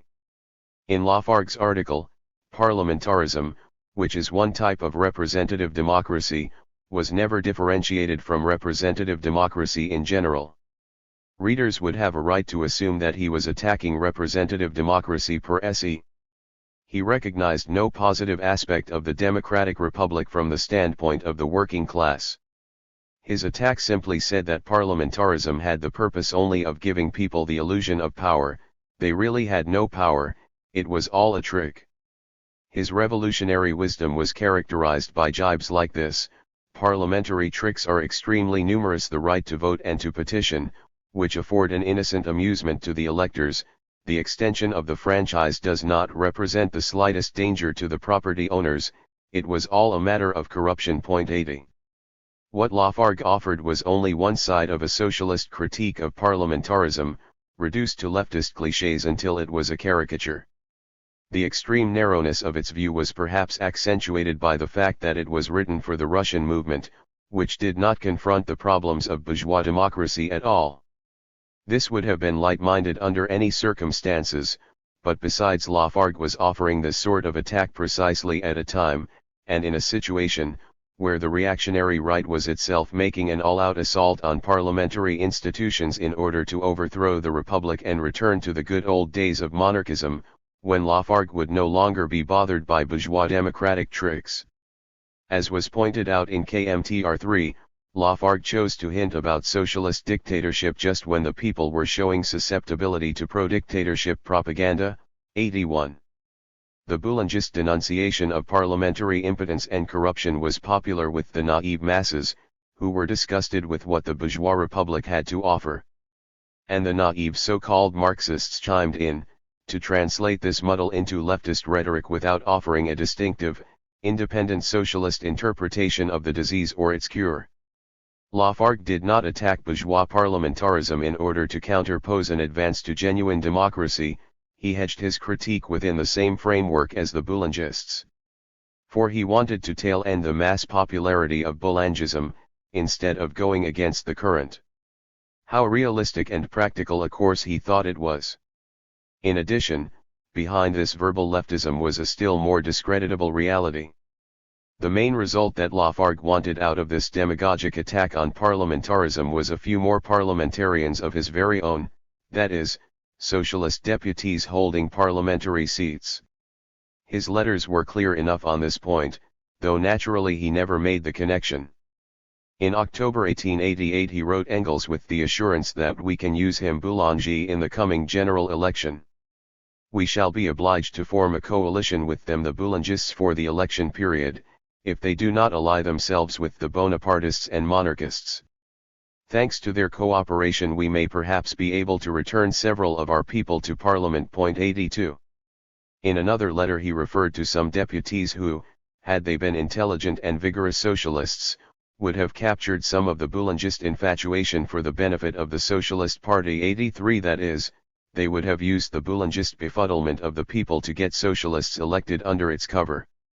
In fact, it was only in electoral and parliamentary terms that he could think of party policy. If the Socialist Party had men like Valiant and Guesde in Parliament today, not to speak of P. Lafargue, that is the party which would succeed the Radicals and act as a counterweight to the Boulangist movement, which is nothing but an unconscious protest against what is going on in the political world. 84. In short, if you want to oppose Boulangism, say, to pacify Engels, first you must support it, in order to get a few good socialists into the parliament, which by the way is bankrupt. The only clear thing about this fatuity was that our red-hot anti-parliamentarian was thirsting for a few seats in the Chamber of Deputies. Engels wrote to Laura Lafargue about her husband's similars among the Blanquists. Degree to believe as the Boulanger Blanquists do that by sustaining Boulanger they can get a few seats in Parliament is worthy of these ignorant purs purists who would burn down a village in order to fry a cotelet. 85. When the results of the general election of October 1889 came in, there was a visible difference in evaluation between Engels and his French friends. To take a minor issue first, there was a difference on a marginal question about parliamentarism. Boulanger, who had fled the country by then, was elected on the first ballot in Montmartre, but the Interior Ministry annulled his election on the pretext he was now ineligible. Thus, a. the government defended the Republic by gutting it a little, b. it was the reactionary anti-parliamentarians who insisted on the democratic formalities, and c. Engels, no friend of parliamentarism, criticized the government's action, in a letter. The German party organ Sozialdemokrat, in part alerted by Engels, editorialized that the nullification was a blow in the face of universal suffrage, which no socialist can approve, no matter how much he opposes Boulanger. 86. More important, Engels disagreed with Paul Lafargue about the meaning of the results. Because Paul and Guesde have not succeeded in getting elected, they seem to despair of everything, Engels wrote to Laura Lafargue. He thought the results were a relative success for the party, and cited the figures. 87 Besides, the Boulangist danger was now scotched and the field was cleared for class struggle. Yet Paul thinks the less said about these elections, the better, wrote Engels in surprise. The truth was that Lafargue was a man in a hurry, and this is one of the ways of defining an opportunist. The man in a hurry thought that an election either gave you a parliamentary seat or else it was not worth mentioning. This was the defining characteristic of his politics. There was a further question about electoral alliances. As we have seen, Engels had been scandalized by Lafargue's scheme to make an electoral alliance with the Boulangists. He charged Lafargue with handling the Boulangists with velvet gloves, and he added, "You even talked about putting up a common list at the next election." 88 He wrote, Degree if there has been an idea of getting some of our people into the chamber by having them placed on the Boulangist list, that would be far worse than not getting them into the chamber at all. 89. Such acquisition of parliamentary seats, he thought, would mean discreditment. But we know that at least two Guestists did get elected as Boulangists, Gerdy and Emil in Bordeaux, and in addition there were the Boulanger Blanquists of the Granger group. When the episode was over, what attitude should socialists take toward further collaboration with these discredited men? Engels was for treating these Boulanger socialists as alien elements, making no alliance with them in electoral policy, and in general keeping at least the same distance from them as from the possibilists. In short, he favored their effective excommunication, in the absence of repentance and atonement. The GUSDIST leadership waffled. On the one hand, after the October 1889 election, the Socialist Parliamentary Fraction, group of deputies in the chamber, was formed without the hyphenated Boulangists. Engels wrote that I am greatly relieved that the Boulangists spurious or real have been turned away from the party as well as the possibilists. 90. On the other hand, the party solicited the support of some remaining Boulangists tacitly, if not formally. 91. Engels objected strenuously to any policy of reconciliation, particularly to quick rehabilitation of Gerty, and to continued alliance with the Grange Rights. He summarized the reasons for this attitude, writing to Laura Lafargue. First of all, these men have shown they are absolutely unreliable when they passed over to Boulanger, and we can only expect being betrayed by them on the first occasion. Secondly, Paul says we must reap where Boulanger has sown. Exactly so, but reap the masses and discard the leaders, as the plan was with the possibilists, but these leaders have no masses behind them, and are themselves highly undesirable bedfellows. Thirdly, they have crept into the chamber under false pretenses and are sure to be kicked out next election, so that it seems to me our friends are leaning upon an already broken reed. And as to foreign policy, fourthly, these men are pledged chauvinists. The passage to Boulanger of these fellows was an unpardonable treason. 92. If a worker, Engels argued in a follow-up letter, gets over his delusion about Boulanger and comes around to us, well and good. But it appears to me, that it is a very different thing to accept the leaders of that movement, and not as private individuals but at their own valuation and with the rank they held in the Boulangist crew. 93.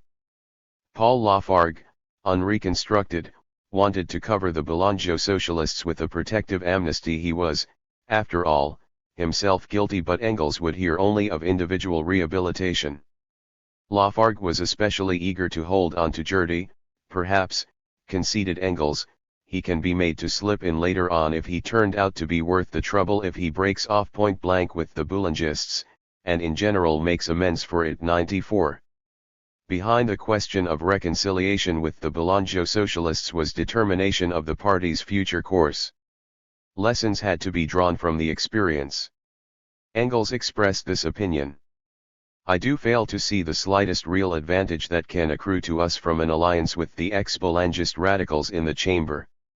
Have we not, for the mere show of a group of some 25 men in Parliament, sacrificed very serious future chances? 95. The technical term for this sacrifice is the one previously met, opportunism, the sacrifice of the future of the movement to short-range gains in the present. 9. War and counter-revolution. Hovering over the internal French problem was a broader one, the relation of all this to the danger of world war. Among the auguries of the Boulanger affair for the 20th century was this: it cast a glaring light on the deep-lying national chauvinism that had historically developed among the French people, including the susceptibility of the mass of workers to be swept along by this chauvinism, and on the weakness of French socialism in resisting this current. Engels emphasized this consideration over and over in his correspondence, though Lafargue remained obtuse. Engels often translated it into terms that the other could understand more easily. The international socialist movement, he threatened, would repudiate the French if the latter allied themselves with chauvinism. There is nothing, Engels wrote Laura Lafargue, that has damaged the reputation of the French abroad so much as this infatuation with a new savior of society, Boulanger, and such a one. And has it been the bourgeois alone but the great mass of the working class who went down on their knees before this windbag? 96.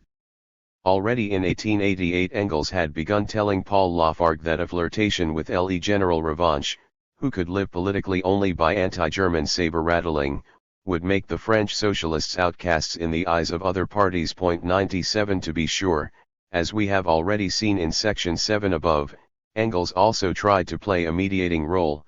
When writing to German party leaders he tried to moderate their displeasure at signs of French socialism waffling on Boulangism. 98. He did not want an explosion of anger from the German comrades while it was still possible to keep the French on the straight and narrow. The coming World War cast its shadow on the International, while Boulanger and Bismarck rattled sabers on the border.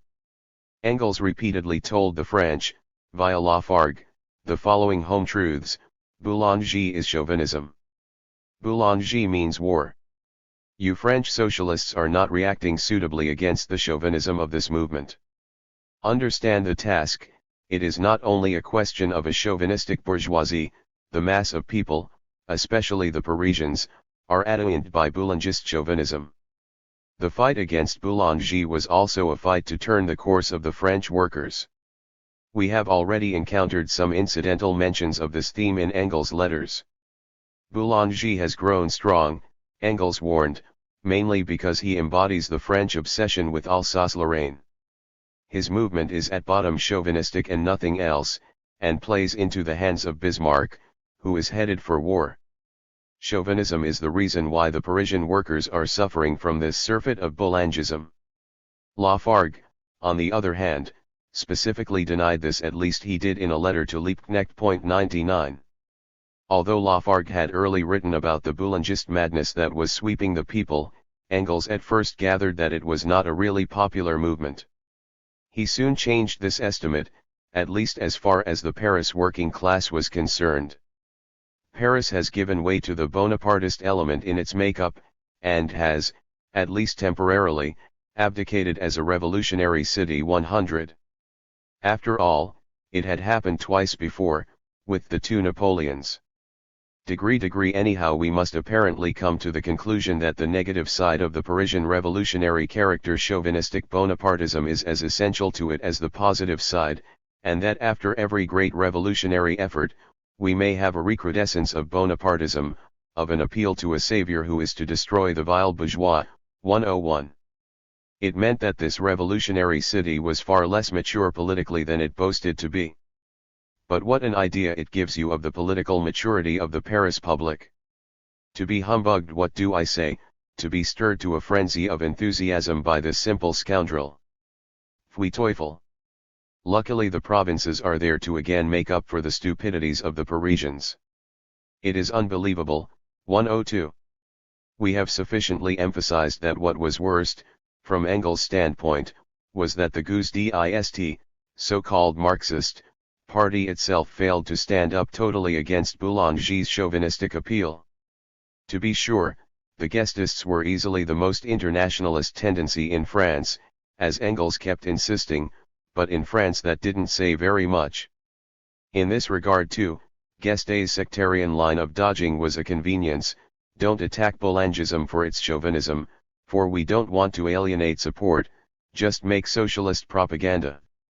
Engels thought that the newly instituted May Day demonstrations might help, as an exercise in internationalism. In France, May 1st can become a turning point, at least for Paris, if it helps to bring to their senses the big mass of workers who have gone over to Boulangism there. Our people, the Guestists, have themselves to thank for this. They never had the courage to come out against the outcry against Germans as Germans, and now they are succumbing in Paris to chauvinism. Fortunately things are better in the provinces. 103. The chauvinistic French attitude that the recovery of Alsace was the most important task in the history of the world has been far too much bowed to by our friends in France, by everyone in fact, and this is the upshot. Again, Engels pointed to the tender treatment the Boulangists undoubtedly have had from our side. It was to be expected from everyone else, to be sure. Boulangism is the just and deserved punishment for the cowardice of all parties with respect to that bourgeois chauvinism which imagines it can stop the clock of world history till France has reconquered Alsace. 104. Unfortunately, Engels pointed out, it was not the French alone that might suffer from this political blindness. The danger of war involved the world. This fear, which beset Engels' last years, especially haunted his letters on the Boulanger affair. If Boulanger came to power, he might resort to war as a way out of his predicament, or Bismarck might decide to take advantage of the situation for a quick war. 105. Paul Lafargue denied that Boulanger wanted war, and Engels gave him a lesson in politics. Boulanger, so you say, doesn't want war. As if it is a question of what this poor man wants. He must do good or evil, whichever his situation demands of him. Once in power, he is the slave of his chauvinist program, the only one he has, apart from his program on how to win power. Before 6 weeks are up, Bismarck will have entangled him in a whole series of difficulties, provocations, border incidents, etc., whereupon Boulanger must declare war or else backwater. Do you have any doubt how he will decide? Boulanger is war that is about as good as certain. 106. Perhaps this was overstated, but the political point did not depend thereon. Perhaps Bismarck would not want to push matters to the breaking point, but it was the danger that was decisive. The main point was that the danger of war did not depend on Boulanger's intentions or even Bismarck's. And in this passage Engels proceeded to discuss what a world war would mean, one of several such passages in this period. Paul Lafargue had an answer to this. It was simple revolutionary braggadocio. We are advancing to a revolution. Soon the situation will not be tenable by General Boulanger nor by God himself, it is bound to explode. The gallant general will have no time to dream about war, or else woe betide him. War today means the people in arms. 107. This implied that the outbreak of war would be answered by immediate revolution, a very old myth by this time. In a later letter Lafargue fantasized in the same abstract way about war unleashing the revolution. It is true that once Boulanger is in power, he will turn to thoughts of war, Russia will egg him on, but perhaps the declaration of war will usher in the revolutionary era. 108. Or perhaps it would destroy society. Considering the context, the perhaps comes in with a limp. To this fanfaronade, Engels had in advance given an answer that the lessons of history were going to confirm. Far from the revolution breaking out to stop a threatening world war, the war would come in part in order to stop the slide into revolution. Boulanger knew that war was a sovereign remedy for revolution. Engels had read his statement in the press that France needs war as the sole means of killing the social revolution. If war came to France, its aim, or one of them, would be to stem the victorious advance of the socialists. 110. Confronted with Lafargue's bluster, Engels spelled this answer out in letters written in the spring of 1889. It was an answer to the thesis that would later be called after Boulanger, "We come." No, Engels told him, the first thing Boulanger will do in power is crush you, the French socialist movement. And a terrible world war of unparalleled devastation would mean that the German movement would be overwhelmed, whereas continued peace would bring it to victory. Then the least threat of a revolution in France would throw France's inevitable ally Russia into a coalition with Bismarck. The advent of Boulanger would mean a ferocious war and terrible counter-revolution. 111. How far from Lafargue's fantasy?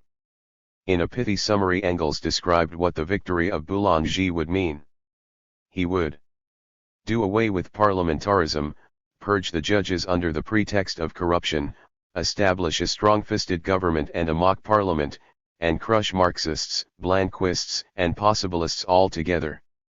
And then, ma belle France, you'll have got what you asked for. Engels wrote this, like many of his most important analyses, in a letter to Laura Marx Lafargue. I have twice remarked, in other connections, that she had the better political head in the Lafargue family. 113. And the correspondence on Boulanger is the best evidence. To our ears, Engels' discussions regarding Boulanger have a bitter echo. They reverberate with many of the themes that crippled the socialist and communist movements before Hitler's conquest of power. The political letters written by Engels on this now obscure episode in the life of the Third Republic, an episode dim in the history books, and letters which few have paid attention to, are more germane to the tragic history of socialism in our day than several tons of Marxological works. Appendices. Special note: A La Salle and Marx, History of a Myth. A note to Chapter 3, page 46. One of the myths firmly embedded in the literature of Marxology is the thesis that Marx's hostility to La Salle was present from the start, and was personal in origin. Marx disliked the man and therefore quarreled with him. This story has long been copied out of one book and into another, with suitable pseudo-Freudian explanations of varying degrees of vulgarity. Not in question is the fact that Marx certainly became personally as well as politically hostile to La Salle, and the Marx-Engels correspondence is peppered with virulently scornful references to him. However, the facts show that this hostility started only in 1856, that it started with a definite episode, that it was then fostered by the unveiling of Lassalle's political character, and that it was Marx's political hostility that engendered the personal element, as was usually the case with Marx. The claim about personal quarrels has been used for a long time to encourage the dismissal of Marx's anti-Lassallean criticism. In good part because of the disgraceful treatment of this question in Franz Mehring's prestigious biography of Marx, as discussed in special note C. The engendered confusion has been rife in all circles, Marxist and anti-Marxist. The myth can be stated in a couple of concise undocumented sentences, and it usually is presented in this way, but the evidence against the myth is so massive that it takes a little more space to subject it to the test of facts. 1. Lassalle's character and personality. Marx's eventual hostility to Lassalle is typically exhibited in Marxological works as if it were so odd that it demands a deep explanation. But as soon as the focus is shifted from Marx to Lassalle himself, a different view appears. The problem becomes just the opposite: why Marx's hostility was so late in coming on, and why he so long resisted the general attitude toward Lassalle that dominated his friends and comrades. Lassalle was a very easy man to dislike as well as to adulate. He tended to polarize people who knew him. In this, his flamboyant and strident personality was both a strength and a weakness. In current jargon, he was a charismatic character, and he worked hard at being so. When Marx's later hostility to this man is discussed as if it were unique, we have a common Marxological pattern, only Marx is pixelated. 1. We will first be concerned with the period from 1848 to 1856, that is, from the time when Lassalle and Marx first met to the time when Marx's hostility began. Lassalle's base of operations was originally the Rhineland, around Dusseldorf. In the course of the 1850s particularly, Lassalle convinced many of his Rhenish comrades that he was an unscrupulous egoist and not to be trusted. We can no longer reconstruct all the experiences with Lassalle which must have affected the Rhenish radicals, but we have an advantage they lacked. The future leader's juvenile diary was published after his death. This amazing document offered Lassalle's self-revelation so vividly that we have a shortcut to viewing Lassalle close up, as his friends must have seen him. Indeed, most biographies begin here too, including the Bernstein/Engels critique. The essential Lassalle was in its pages. The young man who wrote this diary was precociously aware of his intense egoism, in every connotation of that word, and he wholeheartedly accepted it. The future polarization between adulation and enmity was not his unconscious fate. He sought an entourage of sycophants, for whom he was the hero on horseback riding on to glory sword in hand, as the master. He told himself as much before he was 15.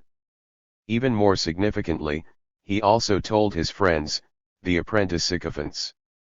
This side of Lassalle was quite extreme, and one must read the details in, say, David Footman's informative biography to get the whole impact. This would provide the context for the fact that one of the first exploits he entered in his diary was how he cheated a friend out of a sum of money, and collected a debt by blackmail threats. 2. In context, this was not ordinary juvenile delinquency, it was Nietzschean Superman egoism before Nietzsche. He was just past 15 when he told his diary, after seeing a play. By God, this Count Lavigne is a great character. I don't know how it is, though I am as thorough a revolutionary Democrat and Republican as anyone can find, yet, if I had been in Count Lavigne's place I should have acted just as he did. I should not have been satisfied by being Genoa's first citizen but would have stretched out my hand for the crown. On consideration this boils down to the fact that I am an egoist. Had I been born a prince I would have been an aristocrat heart and soul. As it is, I am one of the middle classes, and therefore a Democrat. 3. This almost told the story of Lassalle's political life, down to the point where he stretched out his hand to, not for, the crown, after establishing himself as the dictatorial prince of the myrmidons of labor. Still 15, he mused in his diary. There are two extremes at war within me. Shall I aim at cleverness or at virtue? Shall I take the line of least resistance, ingratiate myself with the eminent, win position and importance through subtle intrigues.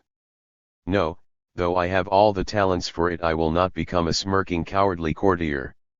I will proclaim freedom to the peoples. 4. In fact, the Nietzschean egoist could do both the proclaiming and the ingratiating. He included everything in himself, like God.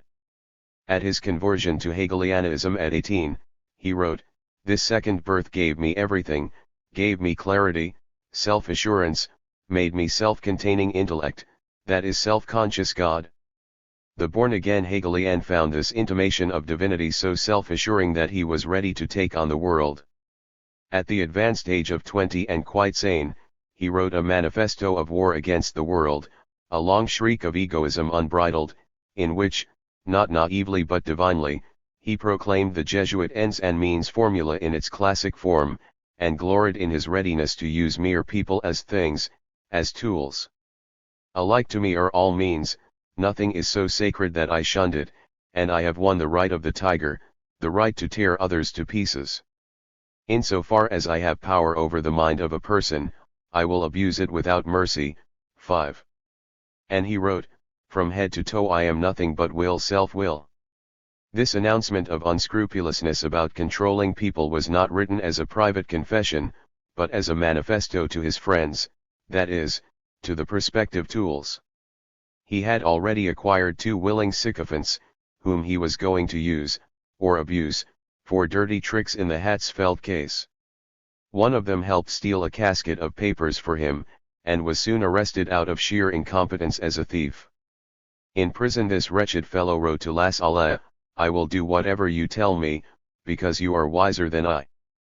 I know that once you have gained your end you will throw me aside. But all the same." 6. This sketch of La Salle need not venture into the bogs of historical psychiatry. The point is that this is the picture of La Salle which the man held of himself, quite consciously, and which he flaunted before others, quite openly. That fact is just as important as the character pattern itself. To the Hatzfeld case as career. Lassalle's involvement in the Hatzfeld case is important to the story inter alia because of the effect it had on Lassalle's friends. The case is famous, how the beautiful Countess Hatzfeld, refusing to bear her noble husband's abuse, sued for divorce and a generous financial settlement, aided only by the poor student to whom she had turned for help. To this cause, indubitably aiding women's rights, La Salle devoted 8 of the crucial years of his young life.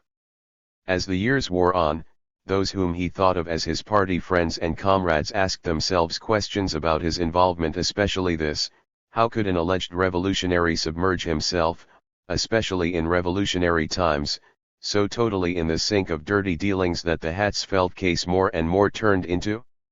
There was a second question, about the means employed, as the facts came out into the open. It should not be thought that La Salle carried on the case, and eventually won it, on the basis of his legal skills and eloquence. He was not a lawyer, anyway. The Hatzfeld case began and ended with the lowest forms of skullduggery.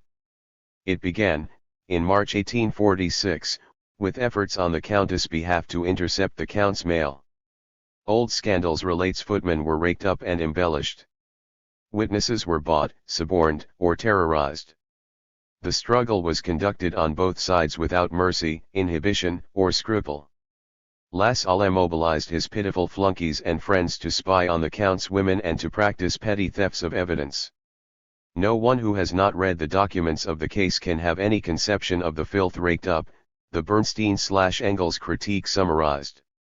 And when La Salle emerged from it, he had been infected by the rottenness of the society with which he had had to deal. To make the story short, La Salle finally won out by outright blackmail of the Count, not by a legal coup, so Footman makes clear. 7 The whole business unrolled as one of the dirtiest scandals of high life that ever blessed a yellow press, with La Salle gaining notoriety as one of the figures wallowing in the mire. It was a far cry from La Salle's dream of leading the people to freedom, but he convinced himself it was one of the great revolutionary campaigns of history, and in the midst of the revolution of 1848 he worked to involve Marx's Neue Reinigungszeitung for propaganda on behalf of the Countess. When the revolution broke out, Lassalle was in prison, being held for trial in the casket theft. In August he was acquitted after his usual brilliant speech, in which he tied the Hatzfeld divorce up with the revolution and the spirit of the age. In the eyes of the German communists with whom he had contact in Dusseldorf and Cologne, the spirit of the age was not that much concerned about the Hatzfeld case. They tended to look on Lassalle as a brilliant fellow with dirty hands. This was what Marx pointed back to, on a later occasion, when a Volksstadt editor asked him about his hostility to Lassalle. Marx recalled the need in 1848 for a struggle with the feudal reactionary forces, in order to drive the revolutionary elements of the bourgeoisie forward as much as possible. Then along came Lassalle with his Hatzfeld, and thereupon their own personal affairs were mixed up with the revolutionary struggle in a most disagreeable way. He did dirty things, said Marx grimly, and we couldn't even disavow him. Marx was referring to the affair of the casket theft in the Hatzfeld divorce fight and the lawsuits connected with it. In 1860, writing to Engels, indignant that Lassalle was striking a moralistic pose at the expense of Liebknecht, Marx exclaimed, "This is the same fellow who used the most shameless means, and allied himself with the most shameless persons, in the service of the Countess von Hatzfeld." The Bernstein/Engels study also emphasized the cloud of dirt that hung around the Hatzfeld case. Point 8. There was a third question bothering Lassalle's Rhenish colleagues. When the case was over and won, and the forces of good behind the Countess had triumphed, it turned out that the lasting outcome was that Lassalle could live for the rest of his life as a rich man, on an annuity from the Countess, who had been awarded a fortune in the settlement. Such was the power of blackmail, as Lassalle had verified as a boy.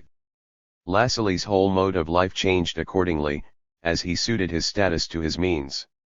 His communist comrades in Dusseldorf, those who had not been driven into the penury of exile or put in jail, watched the onset of his high lifestyle of luxury, for he did not conceal it from these people whom he was leaving behind. There is no use dismissing their hostility as mere envy.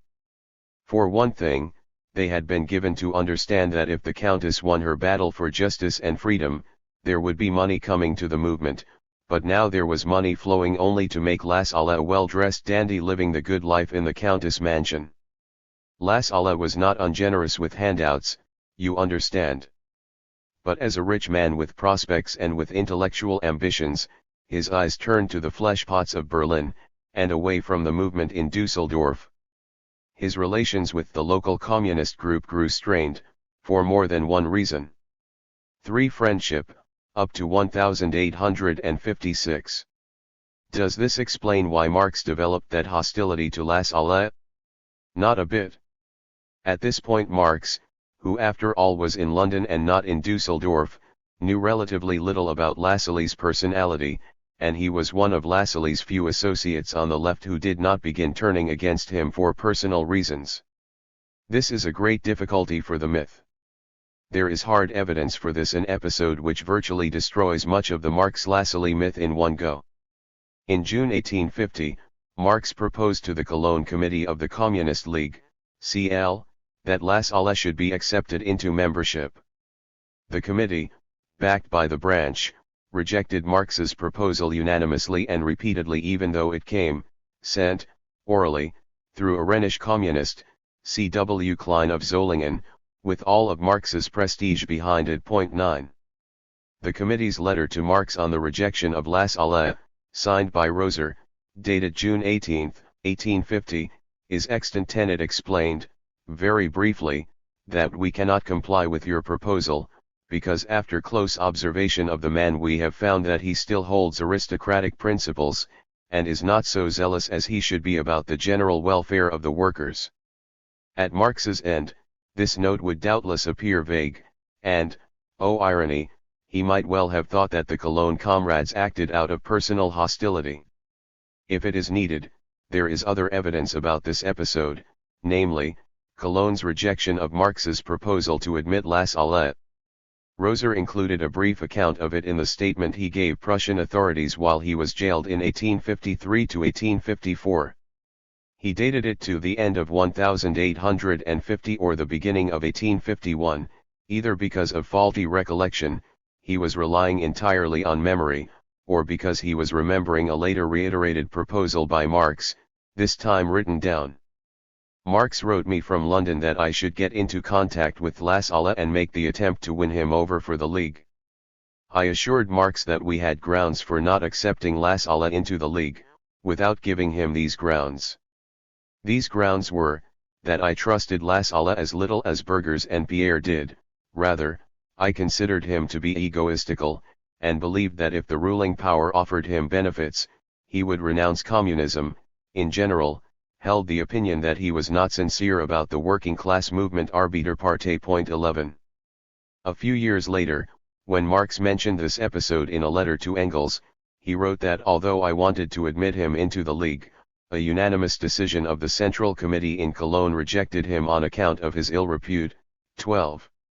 Lassalle was in prison from October 1, 1850 to the following April 1, serving out the long-delayed sentence on the 1848 charge for which Marx's NRZ had defended him. On his release, he invited friends to a celebration of his new freedom, but the Rhenish CL leaders stayed away. Roser declined the invitation on the pretext that he had to go away on a trip. Burgers lectured Lassalle about the self-will of the intelligentsia and the hankering for rule by big shots, and advised, above all, you must win our people's confidence. Burgers knew Lassalle very well indeed, having been tutor to Countess Hatzfeldt's son, but the closer one came to Lassalle, the more likely to turn foe or flunky. 13. Dr. Roland Daniels, a leading Cologne communist for whom Marx had high regard, wrote him that Lassalle was now isolated, and that his efforts at reconciliation with the communist group had been rejected. Daniels cautioned, I think he will appeal to London, either to you or whomever, I don't know whom. But be careful. Marx replied with a letter, not extant, defending Lassalle. In the latter part of April 1851, Daniels once more chided him. Right after I spoke to you about the charlatanry of mesmerism, for which you always had a partiality fable, I must in all seriousness call your attention to a charlatan, once again. The conflict between Lassalle and Burgers is not a personal one, and I think you are deluded about Lassalle. Along with many people, I consider him a shallow Blaker humbug and a pure and simple democratic charlatan, who will one day unmask himself like Tellering. Just let him run into any financial distress, let his Babylonian-style life come to an end, and I very much fear that this hard Spartan would be capable of Persian tricks. 14. Apparently Lassalle's membership in the CL was again brought up in this period, perhaps because of Marx's continuing support, and again rejected by the branch. 15. The irony grows thicker. It was still Marx who had to be persuaded that the hostility surrounding Lassalle was not personal in origin. This was the Marx-Lassalle myth standing on its head. In short, in this period Marx was the only known associate of Lassalle who believed that Lassalle's membership would not besmirch the movement. 16. Of course, Marx, unlike Lassalle's associates inside Germany, had not had much to do with him personally. The two of them had had occasional personal contact only during a period of 3 months in 1848, in Dusseldorf and Cologne. If Marx's personal hostility dates all the way back, as the myth claims, then its source must be found in that period. The only trouble with this deduction is that, 1. There is not a particle of evidence for it, and, 2. There is a plethora of evidence against it. In fact, the real state of affairs was the reverse of the myth. A flashback reveals the following picture. As previously mentioned, in 1848 Lassalle was in jail during the decisive months of the Revolution, on account of the casket theft affair. His acquittal in August was widely hailed in the press as a victory for the left, because of his defense strategy, and so he semi-automatically became a prominent figure in the revolutionary democracy.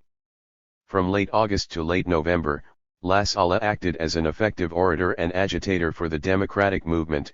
Agitation was his forte. In the course, he occasionally met Marx, without actually collaborating in joint work, for Lassalle operated out of Dusseldorf as Marx did out of Cologne. In November Lassalle was arrested, charged with advocating violent insurrection in a speech, and for the next several months Marx's Neue Rheinische carried much material in defense of his case. From February to May 1849 5 articles written by Marx or Engels appeared in the NRZ titled Las Alle. 17 Las Alle had written to editor Marx of the NRZ asking for support, and this support came in abundance. In March 1849, Marx and Engels personally took part in a Defend Las Alle delegation to the Dusseldorf prosecutor. 18. Biographer Footman writes as follows about the 1848 revolutionary period. Engels disliked Las Alle from the start. He disliked his glibness, ostentation and self-importance, and he disapproved of the trail of the Hatzfeld scandal being dragged across the austere path of revolution. If these statements about Engels are true, Footman indicates no source, and I have been unable to find any. It must be added that this was the general reaction to Las Alle among the communists, not a special dislike by Engels. All the more interesting is it that Footman adds, Marx, though alive to all this, was more tolerant. His own Jewish blood may have given him more understanding of the young man's foibles. He liked him personally, and he appreciated the substantial contribution that his drive and his intellectual capacity might render to the cause. 19. It is not clear how Jewish blood gives an understanding of foibles, nor why books on Las Alle have a tendency to maunder. One thing is clear, however, Marx liked Las Alle personally. In fact, Marx was going to say as much long afterward. 20. This may help explain why there was a gap, in 1850 to 1851, between Marx's estimation of Las Alle and that of the Communist League militants of the Rhineland, who knew their Las Alle from greater experience. From 1849 on, for many years Marx's relations with Las Alle were epistolary only, and in this relationship not the slightest sign of hostility can be found until 1856.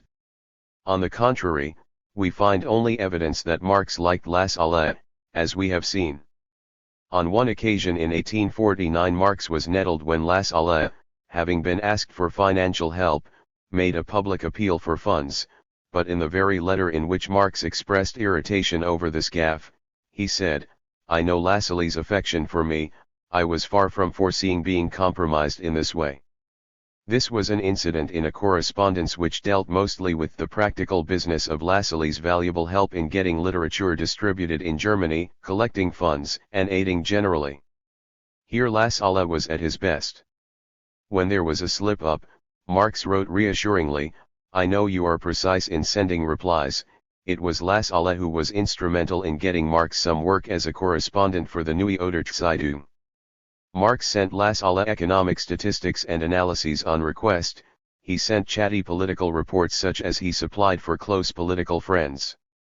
On request from Las Alle both Marx and Engels sent him criticisms of his Sickingen drama, without any tone of personal hostility. 21. Indeed, we know that in this period Marx did in fact consider Las Alle to be one of the best of the party, that is, the small circle, unorganized, of political supporters around Marx. In 1853, writing to Engels, Marx expressed dissatisfaction with the competency of most of the others, but Las Alle, in spite of many buts, is hard and energetic. Engels agreed, next to Kluss, Las Alle is by far the most useful of all, especially from the time when Count Hatzfeld's wealth will irrevocably become part of the public domain. He has his Crotchetsmucken, caprices, foibles, but he also has party spirit and ambition, and we are well enough acquainted with the little incidental hankerings and the personal affairs of his that he is always indulging in under pretense of public affairs. 22. No doubt Engels' mucken meant the same as Marx's buts. From London's latitude Las Alle's faults were looked on as peccadillos. A little later Marx was concerned lest the literature distribution problems give Las Alle too much trouble. Las Alle is still the only one who dares to correspond with London, and so care must be taken that he doesn't become sick of the business. This surely gave Las Alle a special place in Marx's regard. In 1855 Las Alle was visiting Paris, and Marx chided him for not crossing the Channel to visit him in London. He added, if the gates of France were not hermetically sealed to me, I would surprise you in Paris. 23. Few others would have received such a letter from Marx. Footman summarizes, the correspondence of this period between Lassalle and Marx and his wife shows a real and warm friendship. In his letters to Marx, Lassalle spoke of himself as the last of the Mohicans, holding the field for communism in Germany. This was an offshoot of his strained relations with the Rhenish communists. When the police seized the movement's papers to set up their frame-up trial of the Cologne communists in 1851, they concluded that Lassalle was not a communist, and this saved him from the subsequent witch hunt. Hence, the last of the Mohicans. But in connection with the trial of the communists and its aftermath, Lassalle did what he could, staunchly enough. Marx, who was closely involved with the Cologne defense, must have known about this, and it no doubt strengthened his good opinion of Lassalle. 24. This, then, is quite clear. For 8 years of collaboration during the Revolution, and then during the post-revolution letdown, there was not the least sign in Marx of that obsessive jealousy and irrational prejudice which was supposed to have dominated his attitude toward Lassalle from the beginning. Up to this point there is not the slightest shred of evidence for the myth. Exactly the contrary, if we look to the communists among whom Lassalle sought to be accounted a comrade, Marx was the only one who liked the man, as far as anyone knows. If there was anything to the various psychiatric motivations and racial theories, about Jewish blood and so on, for Marx's later hostility to Lassalle, where were they up to 1856? In 1856 something happened that led to Marx's taking the same dim view of Lassalle as did the rest of the Rhenish communists who knew the man. No psychiatric theory is needed, the facts are on record. 4. Gustave Louis's mission. In early 1856 the communists of Dusseldorf, Lassalle's immediate bailiwick, sent an emissary Gustave Louis 25 to London to straighten Marx out on what Lassalle was really like, as they saw it. By this time, we must recall, Lassalle had been living the part of the luxurious gentleman of wealth for most of 2 years. Even before this new phase, to be sure, the Dusseldorf and Cologne communists had been opposed to admitting Lassalle to membership. Now it was not a question of membership. The Communist League had been smashed by the government witch hunt, but the still remaining communists were convinced that the rich gentleman was going over completely to the bourgeois side, and that Marx should be made aware of this. It does not settle matters to say, with hindsight, that after all Lassalle did not go over to the bourgeoisie, for we know the potentialities in Lassalle's mind. The same hindsight informs us that Lassalle made a public and determined effort to take over the leadership of the bourgeois liberals movement, and was rejected by them, not by his communist conscience.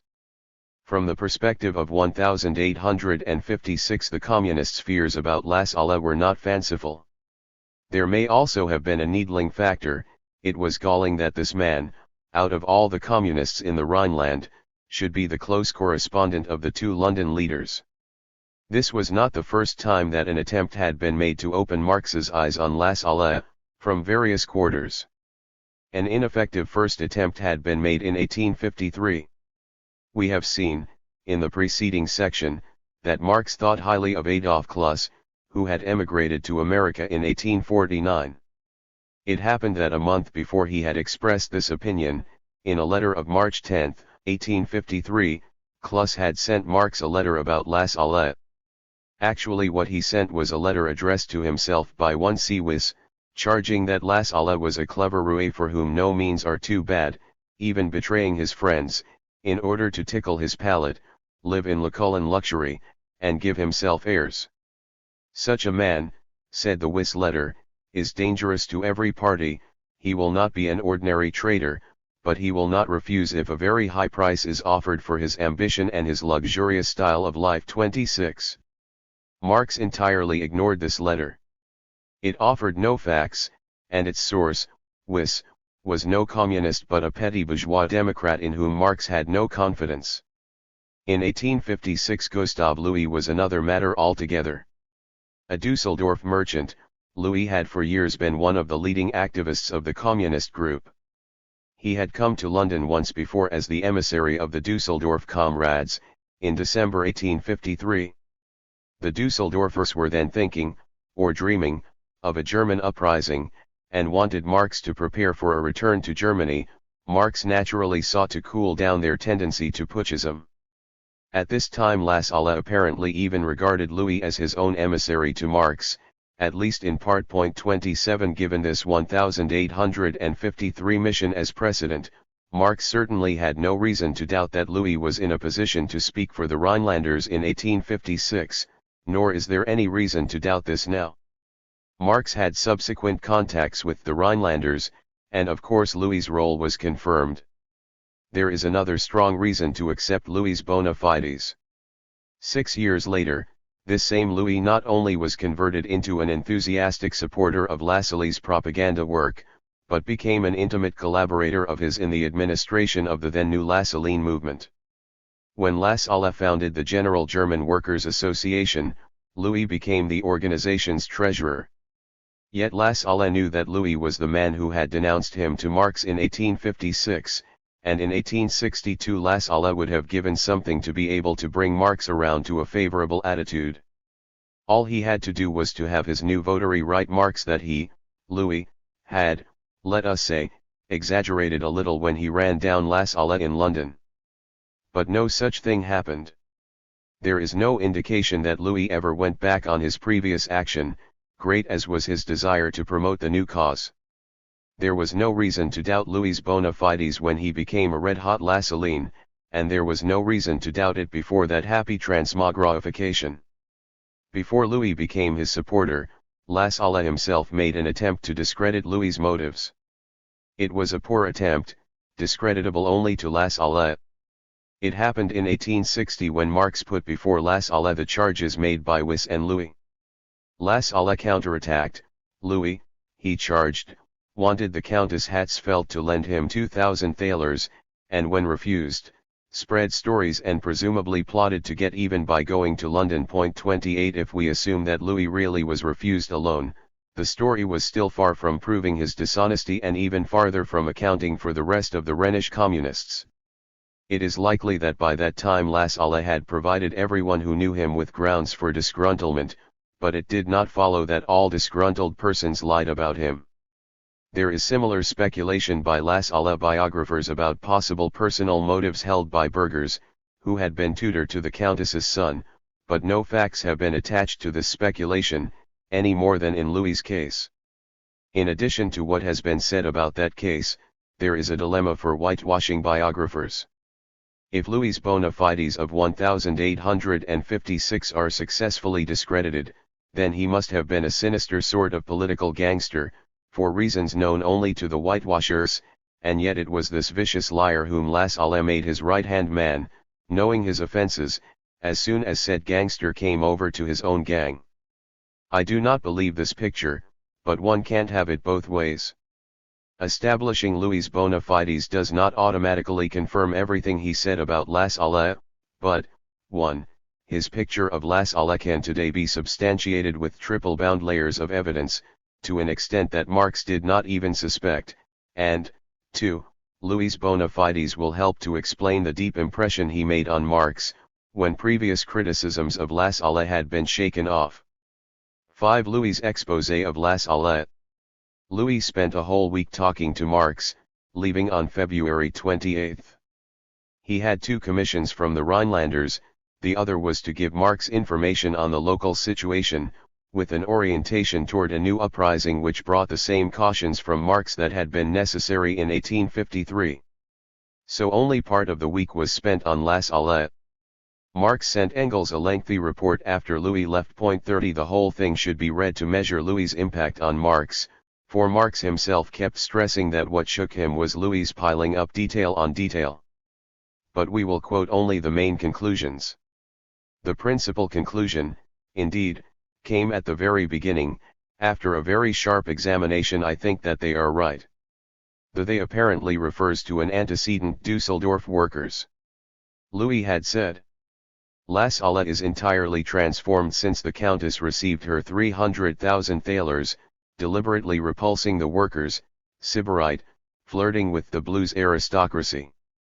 Furthermore, they tax him with continually exploiting the party for his personal dirty affairs and wanting to use even the workers for personal crimes in the interests of the Hatzfeld lawsuit. Marx's letter then summarized Louis's account of just how the Hatzfeld case was brought to its triumphant conclusion. Needless to say, it was a story of chicanery with blackmail not the only crime. Thus, Louis told Marx, it was not his legal acuteness but an altogether sordid intrigue that brought about the sudden end of the lawsuit. Marx listed some of the mass of personal dirty tricks, which I cannot reproduce because I forget one after the other. The next point concerns an element which can be conjectured to be a very strong motivation for the Rhenish communists' disgruntlement with Lassalle. Lassalle had suborned Count Hatzfeld's manager, Stockham, with an offer of 10,000 thalers for incriminating papers, but he had welched on the payment. And the workers say with justice that such a breach of faith was to be forgiven only if he had handed the money over to the party instead of swindling it for the Countess. Now when he has won, instead of letting the Countess pay him for his work and making himself independent, he lives disgracefully under her yoke as a kept mandegree without any pretext whatever degree. He had always bragged about what he would do as soon as the lawsuit was won. Now he throws them the communists aside as superfluous tools in a deliberately provocative way. Marx's letter gave more items in Louis's prosecutorial indictment. He Lassalle still attended one meeting, a private one, on New Year's Day, because a French colonel was present. To the general astonishment he spoke in front of 60 workers of nothing but the struggle of civilization against barbarism, Western powers against Russia. His plan seems to have been to go to Berlin, play the great gentleman there, and open a salon. He promised the Countess in Louis's presence to create a court of literati for her on his return from there. Likewise in Louis's presence he constantly expressed his hankering to be a dictator. He seems to look on himself quite differently from how we look on him. He considers himself world-conquering because he was ruthless in a personal intrigue, as if a person of real significance would sacrifice 10 years to such a trifle. At the time, these were accusations, as the subjunctive verbs repeatedly showed. Now it reads as a very moderate account of Lassalle's life. The next accusation, reported Louis, is still unconfirmed. Incidentally, as to how dangerous he seems to be, in order to smuggle a man of the workers' movement into the police as an apparent spy, he gave one of my letters to him, and the man was to say he had stolen it from Lassalle, in order to legitimate himself. This charge was relatively mild compared with some of Lassalle's Hatzfeld case operations, and altogether credible, even though it meant that Lassalle had handed over one of Marx's letters to the police for the sake of a personal ploy. Louis's account then raised the gravest accusation of all, today confirmed with no residue of doubt. The workers say further, with his diplomatic ways he would not have come out against them so brusquely if he did not directly intend to go over to the bourgeois party. This was exactly what Lassalle attempted to do when he got to Berlin, as we will see. Louis's account spoke of the hatred that had accumulated against Lassalle. Still Lassalle is confident that he has enough influence to be able to talk them around when there is an uprising, if he climbs on a table and harangues the masses, etc. So great is the hatred against him, says Louis, that whatever we may decide the workers would massacre him if he were in Dusseldorf at the time of the action. Well, the reader should remember that Lassalle succeeded in talking this same Louis around, not in the context of an uprising but in the euphoria of founding a new socialist movement. Marx wound up his letter to Engels with what he began, after apologizing for providing only patchy details. The whole has made a definitive impression on me and Freilagrath, however much I was predisposed in favor of Lassalle and however distrustful I am of workers' gossip.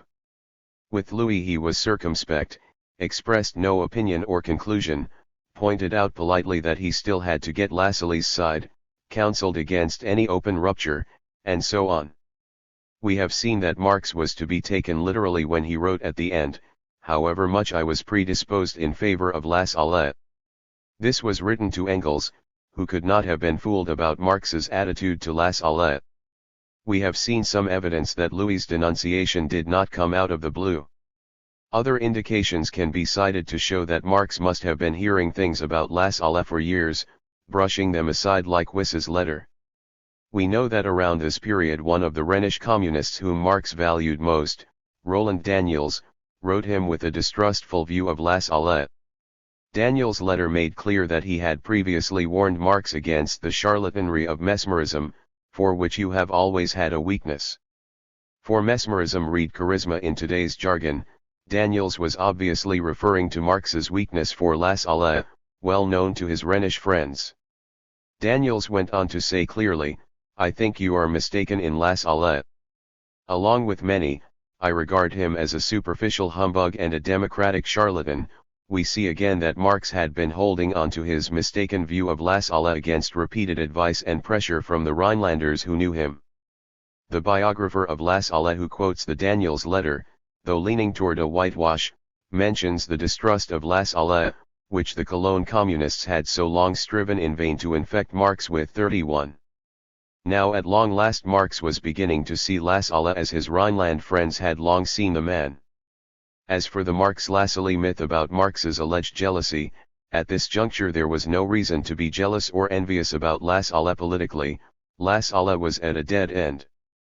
His immediate objective was to get permission from the Prussian government to move to Berlin. The Bernstein/Engels study has noted the self-abnegation of his petition to the government, polite language for its air of crawling before power. One of the loyalist arguments that Lassalle made in this petition was that the police would find it easier to watch him in Berlin. 32 In point of fact, the Berlin chief of police did decide to issue the order.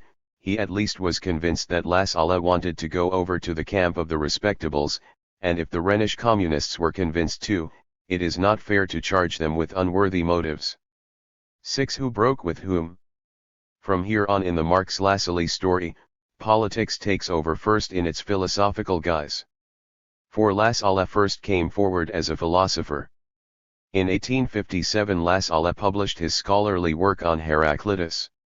Marx could see clearly that Lassalle was thoroughly stuck in the old Hegelian idealist rut, as was true also of his last theoretical work, The System of Acquired Rights, 1861. As a confirmed Hegelian of the old school, wrote Engels later, of the last named work Lassalle derived the provisions of the Roman law not from the social conditions of the Romans, but from the speculative conception of the will, and thus arrived at this totally unhistoric assertion. 33. Psychiatric biographers do not have to understand these issues, sufficient for them is the fact that Marx, privately, excoriated these works, and so no evidence is needed that Marx was jealous. The fact that the philosophic content of these works was indubitably old Hegelian idealism is, to them, only a technical detail of no interest. Marx, however, did not belong to this school of criticism. When Lassalle published his verse drama on Franz von Sickingen in 1859, Marx, like anyone who actually read the stuff, could see the overtly elitist approach to revolution that it embodied. When Lassalle published his political pamphlet on the Italian War, Austria and Italy versus Prussia, of 1859, Marx could read, in plain German, that the author looked to Prussia to rule Germany's future.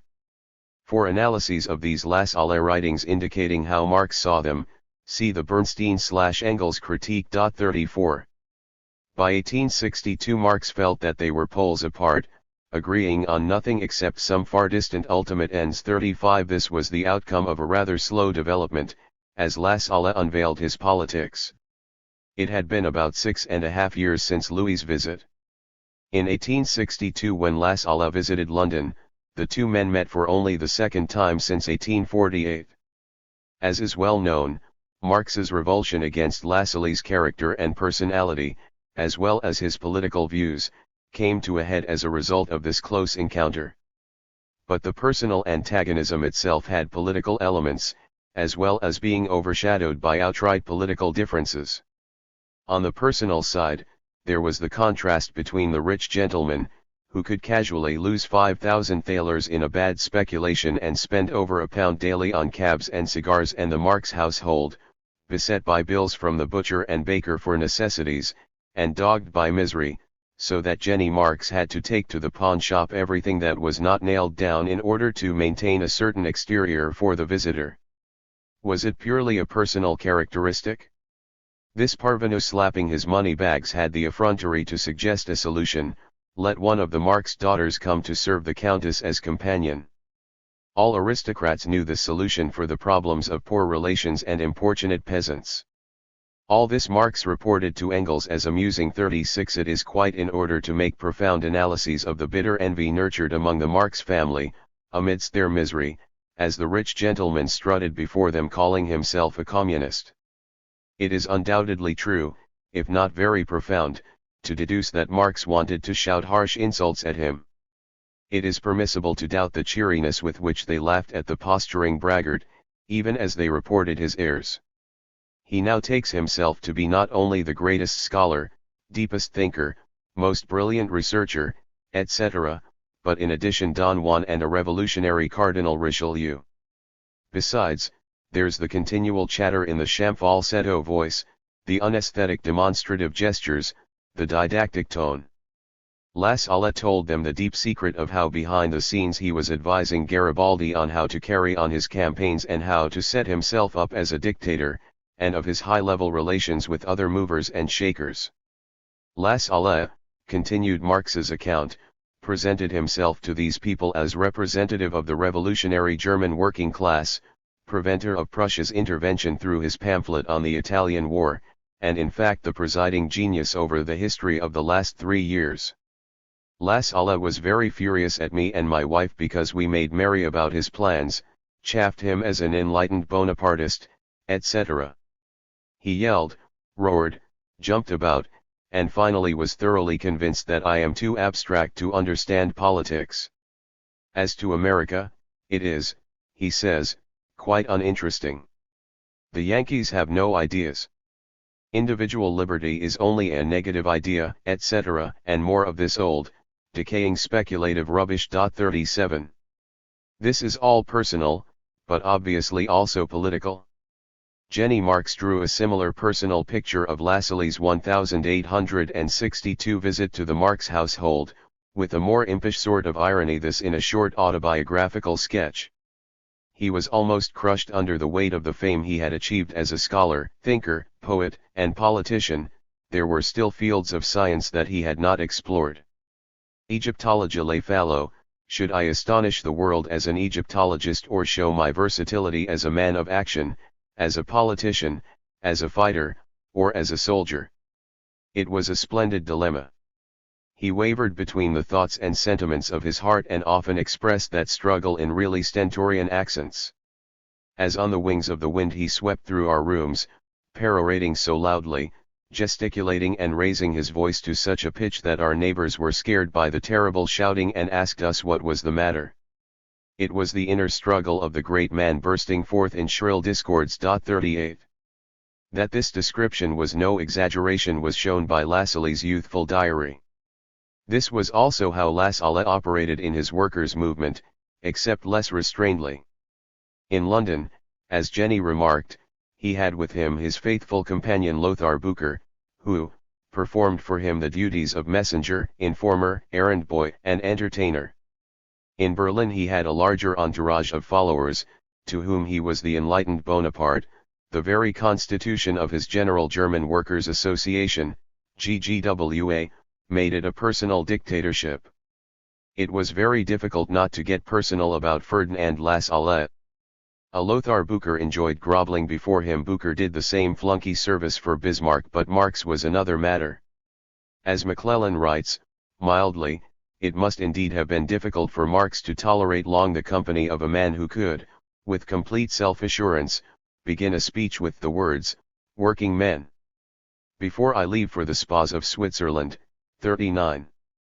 There is a revelatory anecdote about Lassalle as he went on an 1863 speaking tour, told by Paul Lindau, the friend who later edited Lassalle's juvenile diary.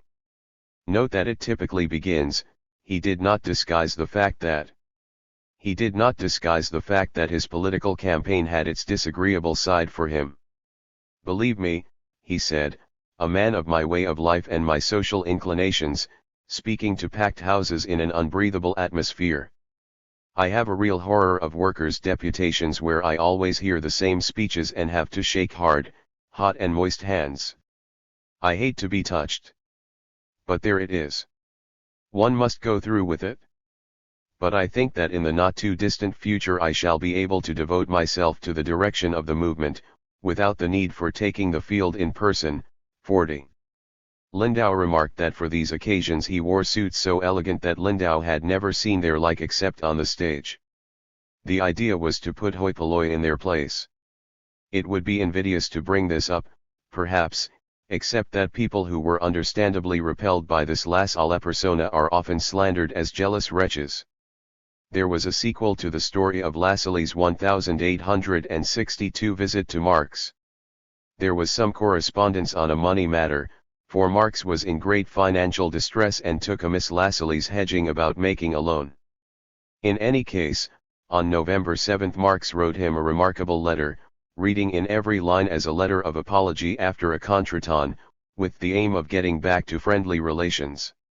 He even said flatly that he had been wrong, though he chided Lassalle for reacting as a lawyer or prosecutor when I was in the state of mind where I wanted to put a bullet through my head. He added, "I hope, therefore, that our old relationship will continue unspoiled in spite of all." 41. It was an amazing letter. The only other person who ever received a letter like this from Marx was Friedrich Engels.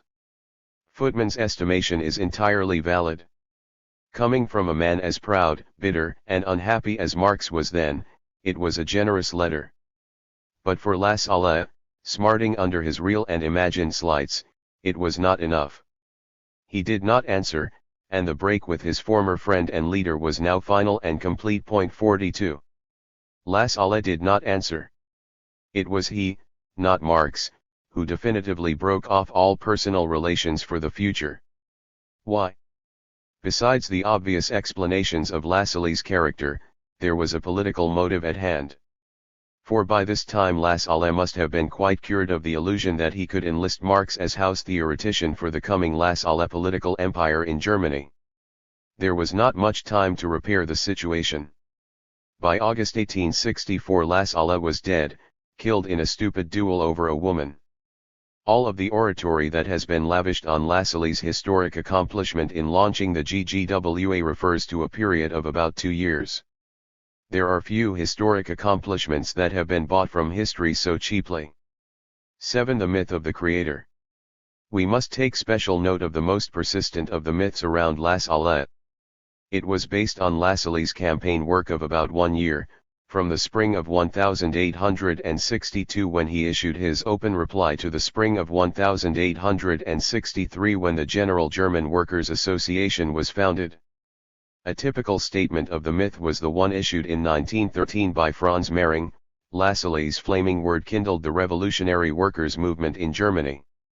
A modern historian has turned myth into bombast. The GGWA was created by Ferdinand Lassalle, almost out of thin air. 43. The spirit of Ferdinand moved upon the face of the waters, and said, "Let there be a movement." Marx conceded an attenuated form of the myth, in order to make his political critique of Lassalleanism.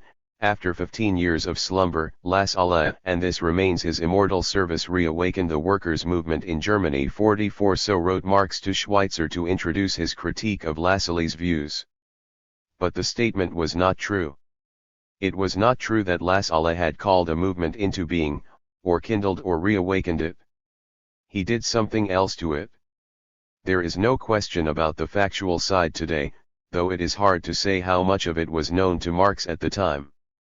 The facts are commonly ignored or reduced to background curiosa, because of historians' mindsets that glorify leaders and downplay workers' movements from below. The German workers' movement started stirring from its 15 years of slumber in the early 1860s. 45. Leipzig was in the van.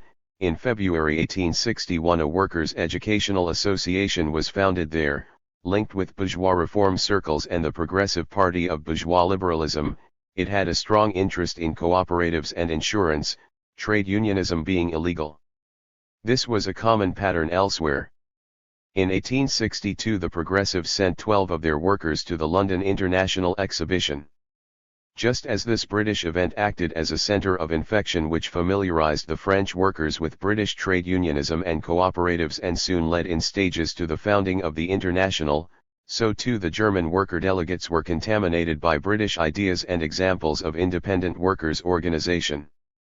On their return, these workers gave reports to meetings and spread their impressions of the new reality they had seen in Britain.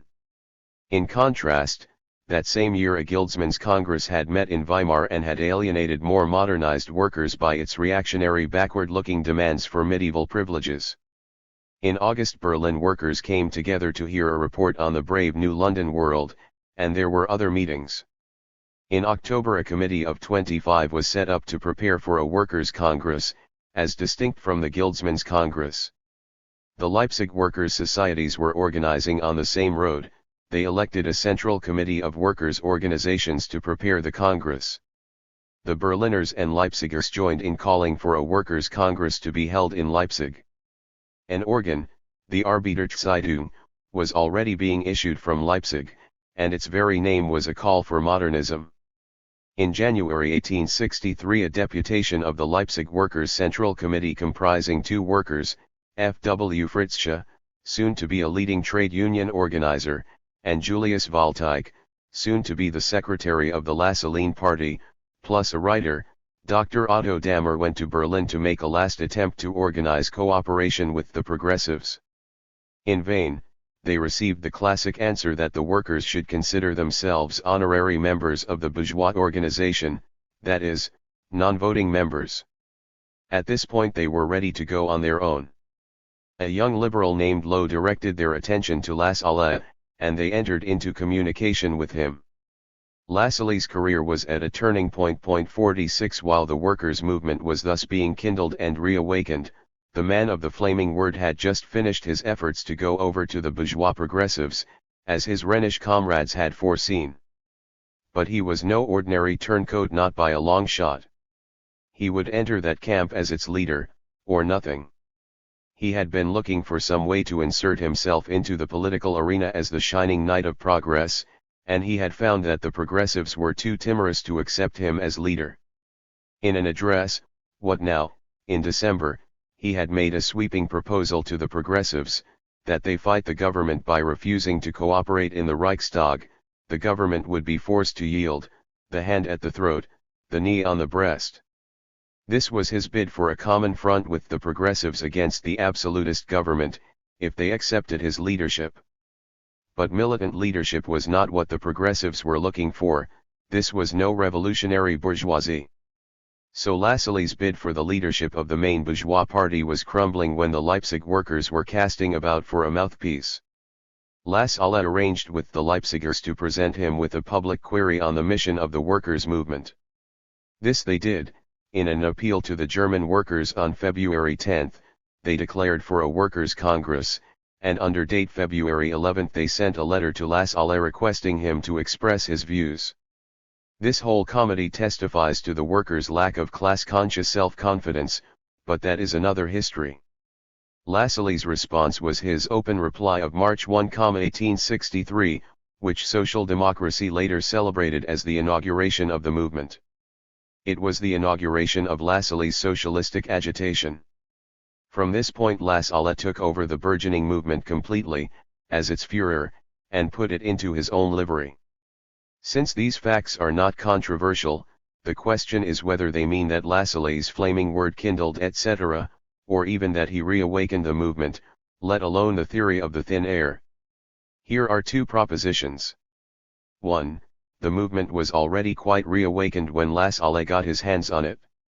It was this reawakened movement that got in touch with Lassalle, not the other way round. And it got in touch with him because it was already orienting toward workers' organization. The accomplishment by Lassalle was to steer this burgeoning movement into his own service and into the blind alley of his own political crotchets, that is, into Lassalinism for a whole period. This interpretation was stated flatly in the Bernstein/Engels study. Its last paragraph said, Lassalle no more created German social democracy than any other man. We have seen how great were the stir and ferment among the advanced German workers, when Lassalle placed himself at the head of the movement. It went on to give Lassalle due credit for services as an agitator and elementary educator of this movement. 47 A dubious boon. The myth of the creation came a few years later, after Engels' death and Bernstein's emergence as the theoretician of revisionism. 2. What if there had been no Lassalle? Such iffy questions are usually unanswerable, not so in this case. A new leadership was already emerging, especially in Leipzig, and in fact it was this new cadre that made the movement an organizational reality while Lassalle made the flaming speeches. The man who became the GGWA secretary, Julius Waldteich, came from this new cadre. Among the Leipzig workers was a young Turner named August Bebel. These new militants were shortly going to organize a movement against the Lassalleans, leading to the so-called Eisenacher Party. Besides, there was the old cadre of communists, who contributed another experienced element to the new GGWA. At its founding Congress in Leipzig on May 23, 1863, the delegates from 10 cities were not people who had been called into being by Lassalle's flaming word.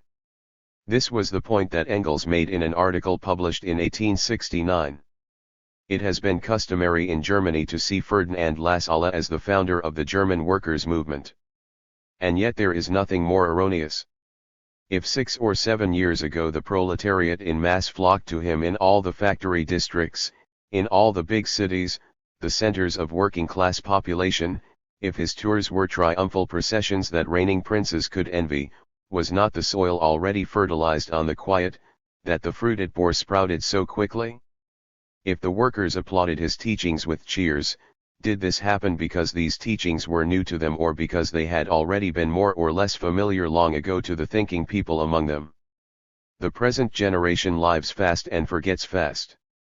The movement of the 1840s, which culminated in the Revolution of 1848 and came to its end in the reaction of 1849 to 1852, is already forgotten along with its political and socialist literature. It must therefore be recalled that before and during the Revolution of 1848, among the workers particularly of Western Germany there existed a well-organized socialist party. To be sure, it collapsed after the Cologne Communist trial, but individual members continued quietly to prepare the ground which subsequently Lassalle took over. 49. There was a reawakening of these ex-Communist League elements. They supplied a significant part of the cadre that formed the GGWA and got it working. 50. These elements had indeed been in suspended animation, a reborn workers' movement such as the Leipzigers were getting underway, with or without Lassalle, would have called them back to life. Then in a year there was still another rallying center coming into existence, the International. But when the International did get going and started reaching out to Germany, the German field had already been preempted by Lassalleanism. This was a fateful fact for the history of German socialism. 51. The fact that Lassalle put his imprint on the new movement meant that it was cradled in the swaddling clothes of a bureaucratic dictatorship, nurtured on state cultist politics, and educated in the spirit of the cult of the individual leader. That was the flame that Lassalle kindled. Naturally all this was already in the air, in bourgeois politics even more than in socialist. Lassalle did not invent it, but that is not our question, and we need not make Lassalle out to be a devil in order to prove he was not the creator. It is the Lassalle myth that is in question. The Lassallean preemption of the burgeoning movement did not mean the gift of independent organization from a shining night but rather the injection of a toxin. 8. Engels' campaign against the Lassalle myth. In 1891, when the German party was getting ready to adopt a new program at its Erfurt Congress, Engels precipitated something of a party crisis by publishing a suppressed document, Marx's 1875 letter to the party leadership known as his Critique of the Gotha Program. There were two bombshells in this document.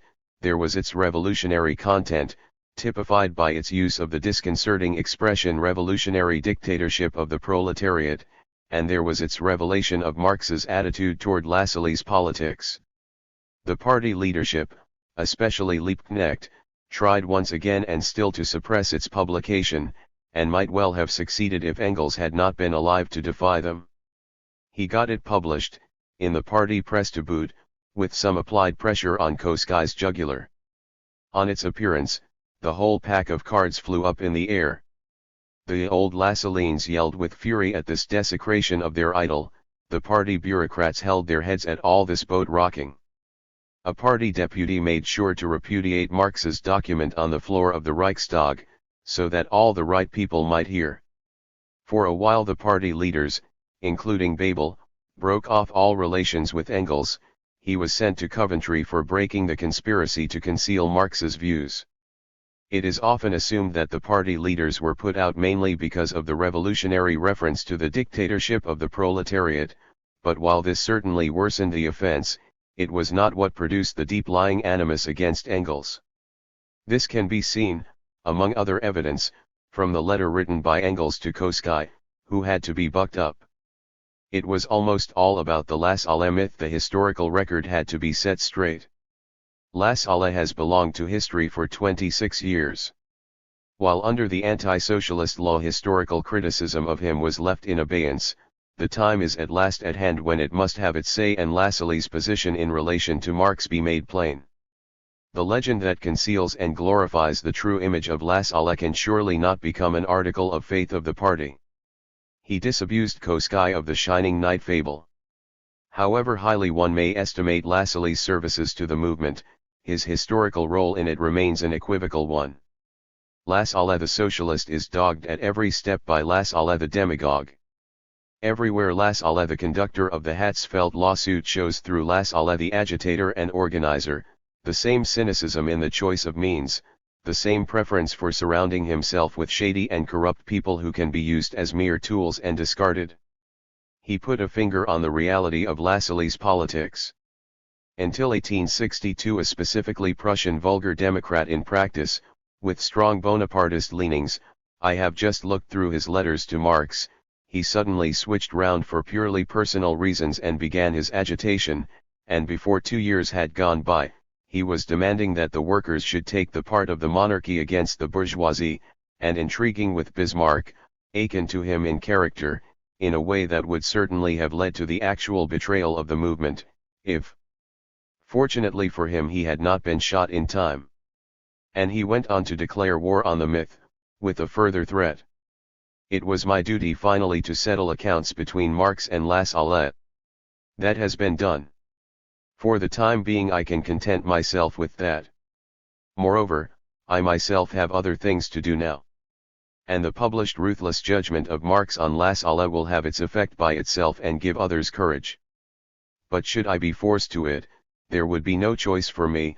I should have to make a clean sweep of the Lassalle legend once and for all. 52. To Bebel, who was worrying about party unity, Engels emphasized the line of "Here I stand, I can do no other," pointing out that he had kept silent about the Lassalle cult inside the party as long as the anti-socialist law made party discussion difficult, i.e., till 1890. An end had to be put to it, the cult, and this I promoted. I will no longer permit Lassalle's false glory to be maintained and preached anew at Marx's expense. The people who knew Lassalle personally and adulated him are thinly sown. In the case of all others the Lassalle cult is purely fabricated by our silent sufferance against our better knowledge, and therefore does not even have the justification of being due to personal devotion. It was wrong to promote a lie for the alleged good of the party, but in general I cannot concede that in such matters historical truth must be pushed aside after 15 years of meek patience to suit the convenience of the party and the possibility of giving offense inside it. The cry that Marx was merely jealous of Lassalle's glory had been raised immediately, virtually as a reflex action of the Lassalle cultists. It was not invented by Marxologists. Engels simply dismissed it with contempt, and if it is said that Marx was jealous of Lassalle, this bothers me less than a flea bite. 53. Engels could see the Lassalle myth being fabricated not only in Germany but before his very eyes in England, and he noted one of the driving reasons. The bourgeois socialists in this country, England, he wrote, are also trying to make Lassalle a legend as against Marx. 54. The reformists needed a figure to rally around as against Marx. Lassalle provided such an alternative, or at least the myth did. For one thing, the Lassalle image played this role especially for those who wanted a patriotic nationalist German kind of radical to counterpose to the internationalist Marx. The enemy press lives on the opposition of the national Laissez-aller to the fatherlandless Social Democrats, wrote Engels in the letter just quoted. 55 In an article in the Neue Zeit, the still unrevised Bernstein had made a similar point. The Laissez-aller legend is cultivated nowadays, to be sure, less by socialist supporters of Laissez-aller than by hysterical bourgeois littérateurs. 56 One of the most prominent enemies of the Social Democratic Party had made such a notable attack on the party a few years before, and indeed Engels and Bernstein may have well had him in mind.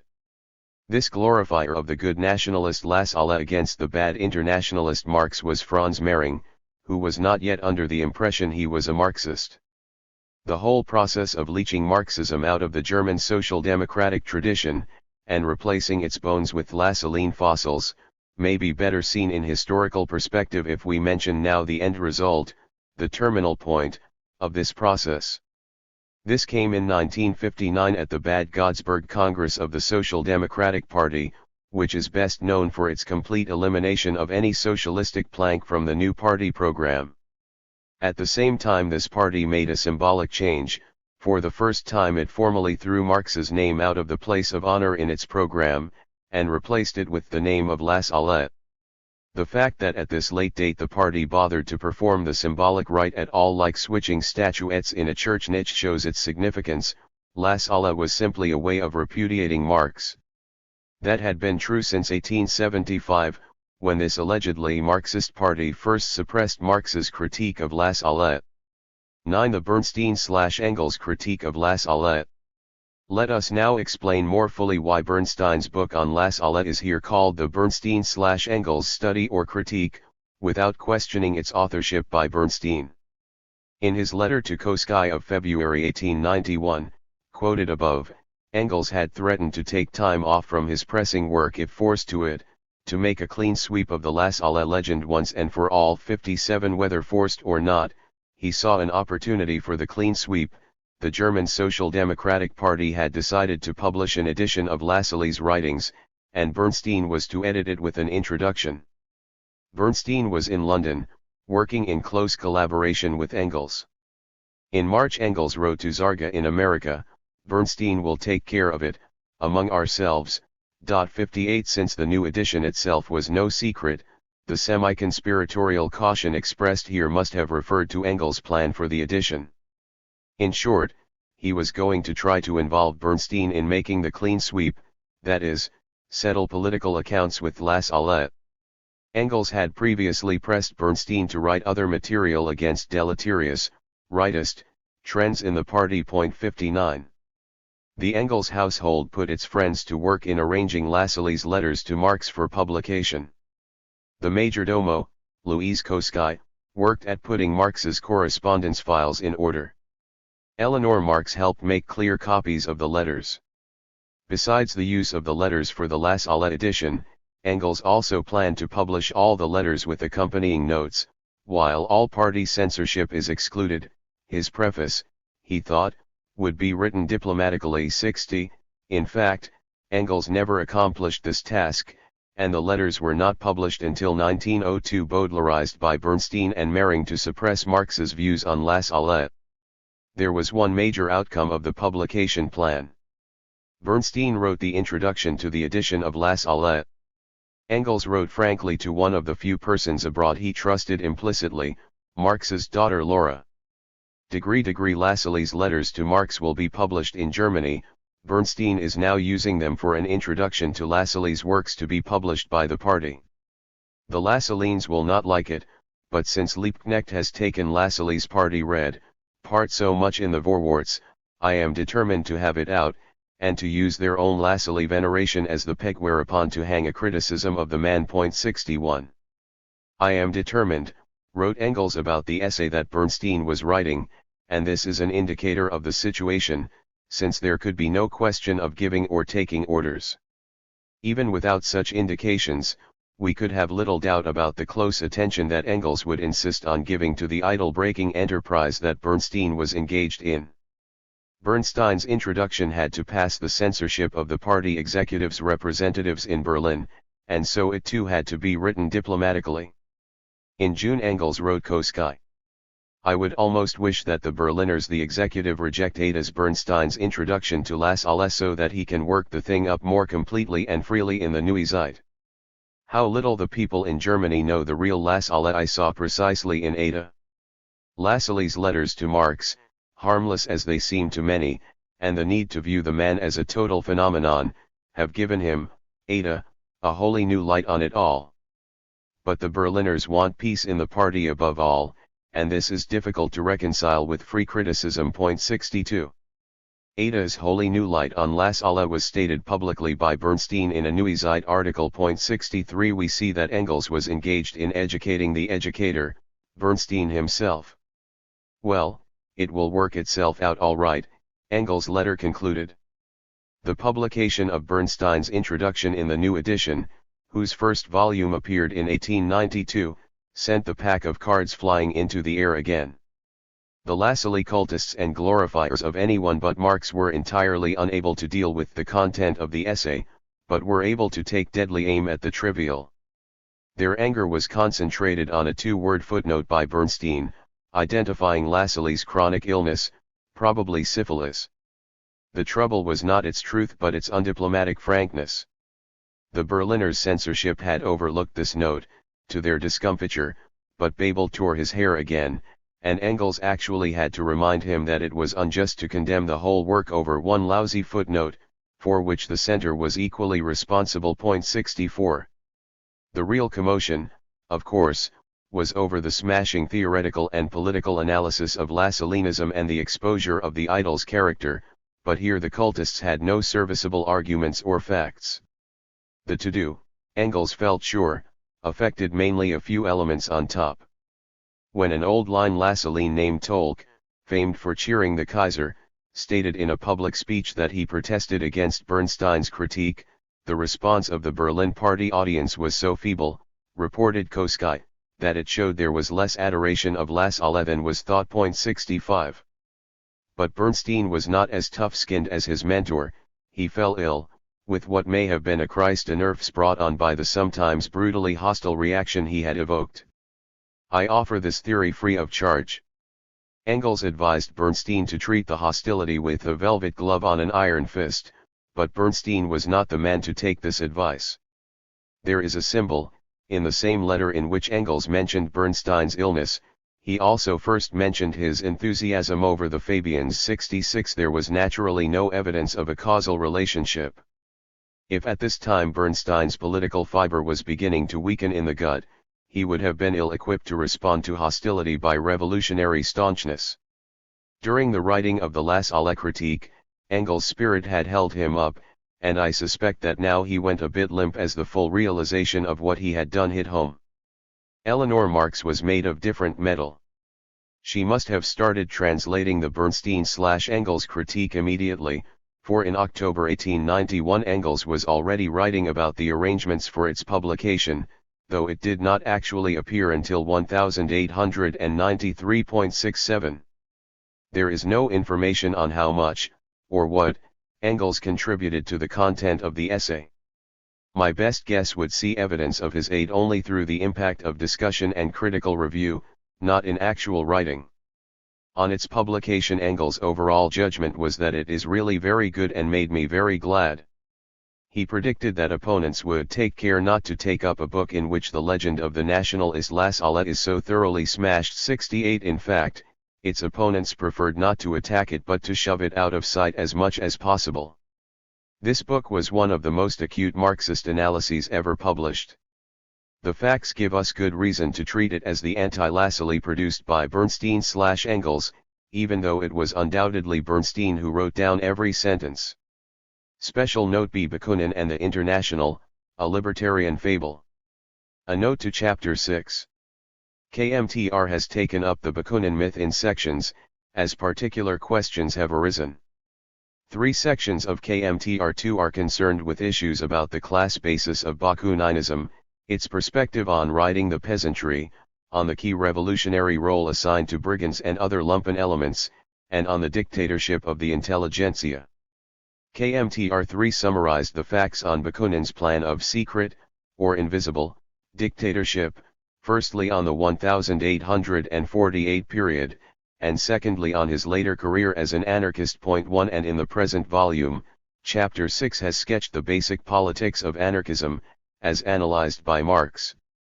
What remains is a subject that must be taken up only because of the massive bulk of anti-Marx literature claiming that Marx's authoritarianism was evidenced by his reprehensible treatment of the libertarian Bakunin, who only wanted to introduce freedom into the International. This commonplace of Marxological writings is a tissue of falsifications, none of which holds up before documentary scrutiny. 1. Preliminary considerations. Bakunin's drive to take over the International through a conspiratorial bore from within operation was the first of its kind. It was hard for the International's militants to grasp its nature, it was hard for Marx himself, who was duped sufficiently to let Bakunin's alliance into the International when its master lyingly agreed to dissolve its parallel structure and join only as just another Geneva section. It was hard to document the charge when it first came up. The situation is different today. The mass of documentation that is now available is very large. But even by the time of the Hague Congress in 1872, a considerable body of documentation had been assembled, and this documentation has recently become available in English. Point 2. One of the few original thoughts for which Bakunin could take credit was the idea of a conspiracy within the socialist movement. For the victims of this conspiracy, the difficulty was especially great because the perpetrators naturally sought to systematically conceal the traces of their real activities, methods, and aims. They did not have to defend what they were doing before the bar of the movement because they routinely denied they were doing it.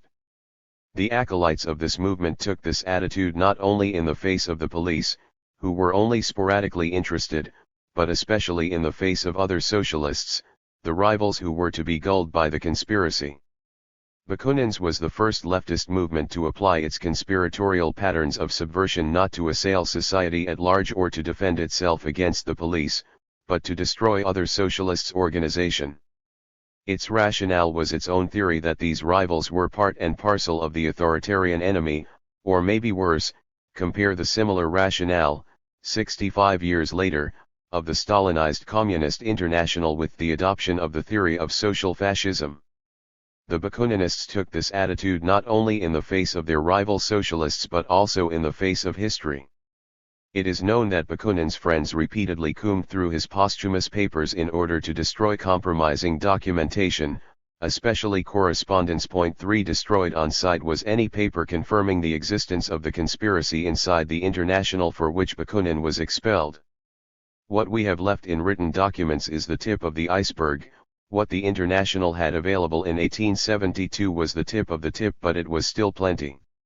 For example, all copies of the now notorious letter of June 2, 1870, sent by Bakunin to Nechayev were supposed to be destroyed. Only Natalie Herzen failed to obey orders, but even so her copy was not found until 1966, that is, not found by anyone who was willing to reveal it.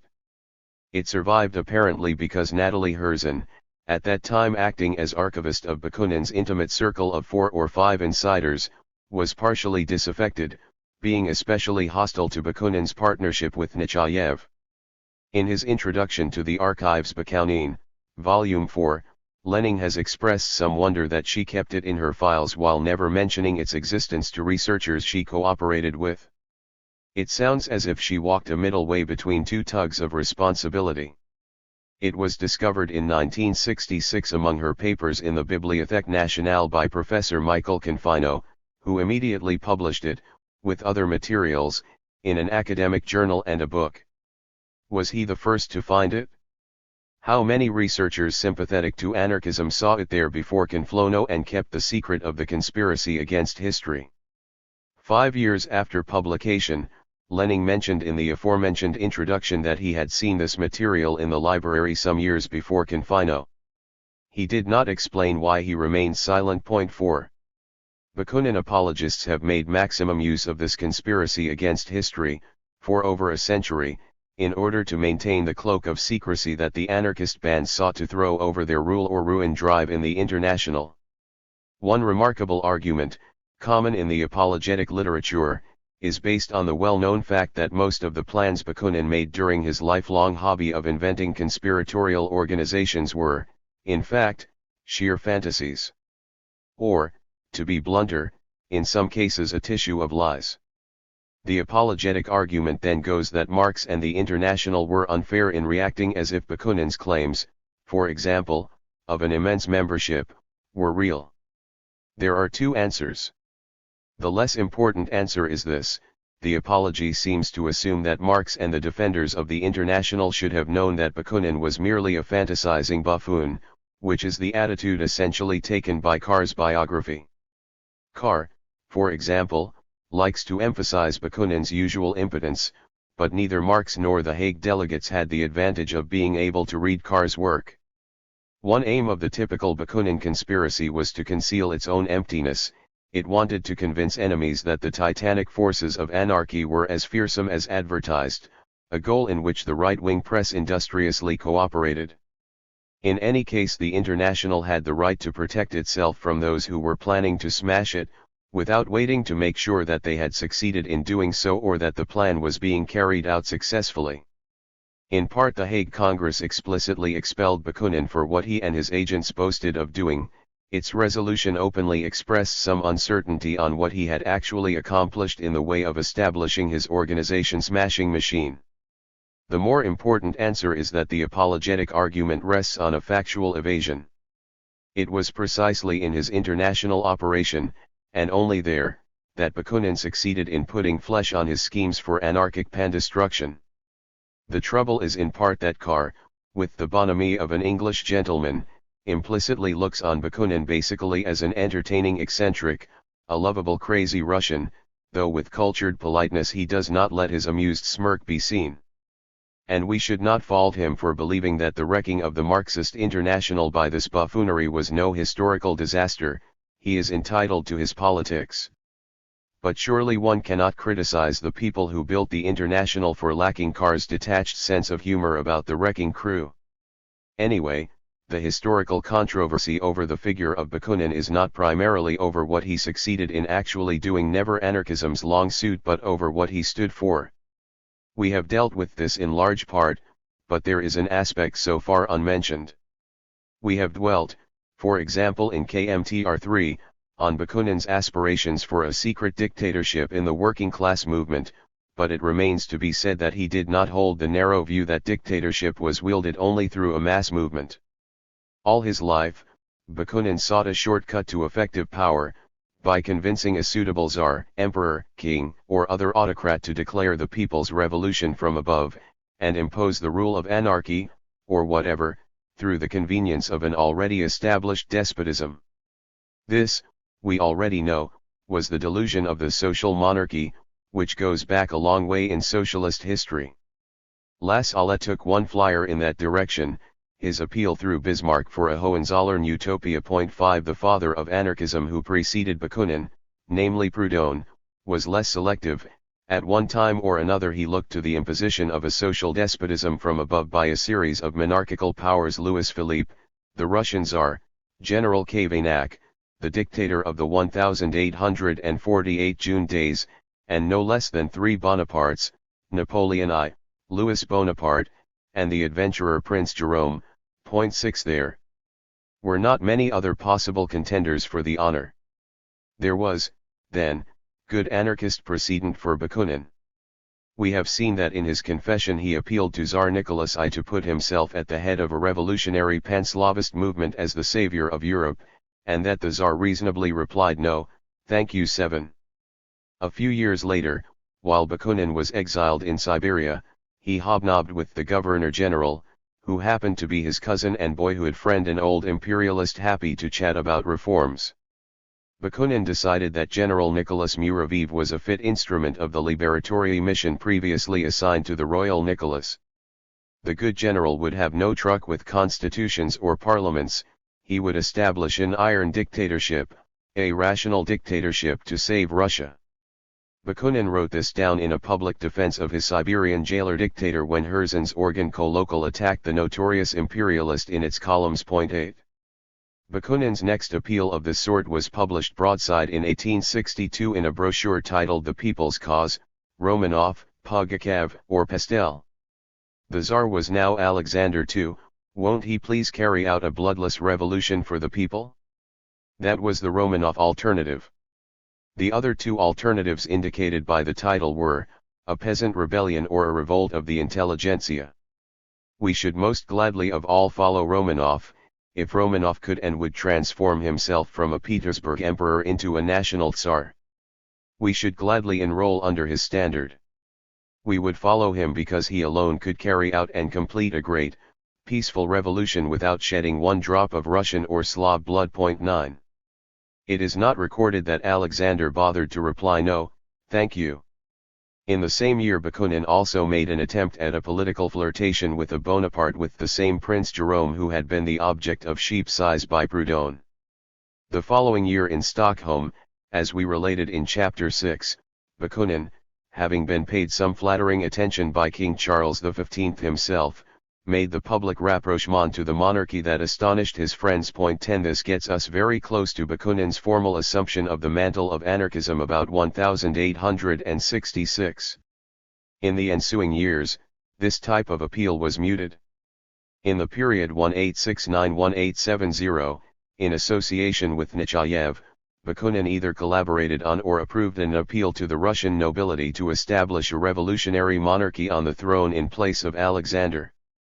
Near the end of his life, he confessed that he had become to a certain extent a Bismarckian half seriously, says biographer Karl, but by this time he was a burnt-out hulk and no more than half serious about anything. These are the facts that have to be added to the material previously adduced in order to understand the mentality that decided in 1868 to take over the International. 2. Bakunin's first takeover operation. Contrary to one of the myths about Marx's relations with Bakunin, there is no evidence of any special hostility by Marx against the Russian before the International period. This myth is usually based on an incident that took place in 1848 in connection with the Neue Rheinische Zeitung, but the facts of this case are enough to throw it out of court. 11a. As related in Chapter 6, soon after the founding of the International, Marx took the initiative in approaching Bakunin about helping to build the new movement, especially in Italy whither the Russian was bound, and Bakunin promised that henceforth he would take part only in the socialist movement. 12 That was November 1864. In fact, Bakunin proceeded to pay no attention whatever to either socialism or the International. He spent the next period in Italy, playing with outlines of one conspiratorial scheme or another of his usual type. On leaving Marx and London, Bakunin first went to Florence, where he founded an Italian brotherhood with a few cronies. As far as biographer Karl can make out, the ideas of Bakunin seemed limited to the childish game of inventing each week a new cipher, and to squeezing the gullible for contributions to the revolution, which went through his own pocket. In October 1865 he moved to Naples, where he struck it rich. Princess Obolensky, a blue-blooded eccentric, adopted him as her revolutionary pet and kept him in high style along with a large entourage at her luxurious villa. Here Bakunin invented an international brotherhood, with no more warm bodies in it than before, but with a program which is commonly hailed as the first one enunciating an anarchist viewpoint and including some harsh words about capitalism. He was now a revolutionary anarchist. It was the summer of 1866, he was 52, after a quarter century of revolution making. Let no one think that his conceptions about revolution changed a whit after he adopted anarchist rhetoric and concepts. In the spring of 1867 the princess and her money bags moved to a Swiss villa on Lake Geneva, and in August Bakunin found a reason to move into the same vicinity. A committee of internationally prominent liberals had announced that a congress would be held in Geneva in September to establish a peace league. Bakunin gathered his friends for the project of capturing world liberalism for the revolution by talking at its leaders in Geneva. The Liberal Peace Congress duly met, and Bakunin, as a live Russian revolutionist in person, was a smash hit. After making a gratifying splash as a very important person, he was elected to the executive. His address made no mention of the International, which was still struggling along. During the following year it became evident that the leaders of world liberalism were resisting the Bakunin charisma, while on the other hand the International was growing.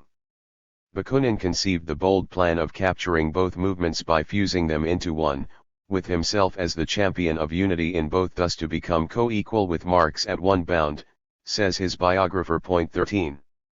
In pursuance of the bold plan, in mid-1868 he enrolled in the Geneva section of the International, and then had an invitation sent to the General Council of the International to send delegates to the Peace League's Second Congress in Bern, where he, Bakunin, would naturally appear as the leader of the United Left. The clever scheme fell apart when the General Council flatly rejected the invitation to participate officially in the Liberal International. When the Peace League Congress opened in September 1868, Bakunin was set to denounce the General Council for its insolence, but he found that his hopes in the League Liberals had been misplaced. The Liberals somehow remained liberals, even though Bakunin made an eloquent speech attacking communism, in favor of something he called collectivism. Our anarchists then split out of the Congress with a handful of followers.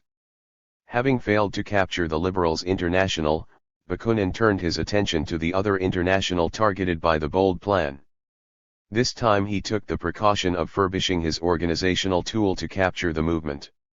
He baptized his followers the International Alliance of Socialist Democracy, and wrote statutes establishing his approximately 18 cronies as an international framework of sections and congresses, etc., parallel to the international structure. He then applied for admission to the Workers' International as a dual international within it, with dual structural organizations right down the line and up to parallel congresses, all on the basis of its own special, sect, program. We have discussed the special Bakuninist planks of this program. The General Council rejected this breathtaking proposal. Bakunin thereupon informed the General Council that the International Alliance had been dissolved and would it kindly accept the Alliance of the Socialist Democracy as a mere section in Geneva. Marx fell for this simple lie as naively as a rube at a carnival, and recommended acceptance to the General Council. Bakunin's Trojan horse was inside the walls. 3. First round at Basel. At first Bakunin and his alliance operation were absorbed in a local battle in Geneva, where they aroused considerable opposition in the international membership as the latter came to know them firsthand. The international loyalists consolidated themselves, especially under the leadership of a Russian Narodnik émigré named Nicholas Yudin, who inter alia had the advantage of being able to read what Bakunin had been publishing in Russian. The result was this: when Bakunin attended his first and only international congress, the 1869 Congress in Basel, he was afraid of being tossed out by the Swiss, not by the General Council. This explains what some think was strange in Bakunin's conduct. As mentioned in Chapter 6, Bakunin entirely refrained from bringing up any anarchist ideas at the Congress, though he was now secretly recruiting to his little private army on the basis of his newly hatched ideology. The anarchist truth was for the elite insiders. At the Congress he talked out of the other side of his mouth. He not only refrained from proposing anarchist ideas, he put forward proposals and views that were incompatible with anarchism. This applied to 4 interventions from the floor. 1. Powers of the General Council. The GC had requested that the Congress granted power, subject to Congress veto, to exclude a section acting contrary to international principles, in order to defend the movement against alien elements. Bakunin not only became the most enthusiastic proponent of this proposal, but went further. He proposed substantially greater powers for the leading body, powers that the GC had not requested. These proposals were carried through, perhaps largely because of his advocacy. The contemporaneous press report through which we know of this episode summarized the facts as follows. Bakunin proposes to give the General Council the right to veto the entrance of new sections into the International until the following Congress, and the right to suspend existing sections. As for national, i.e., federal committees, he wants to grant them the right to expel sections from the International.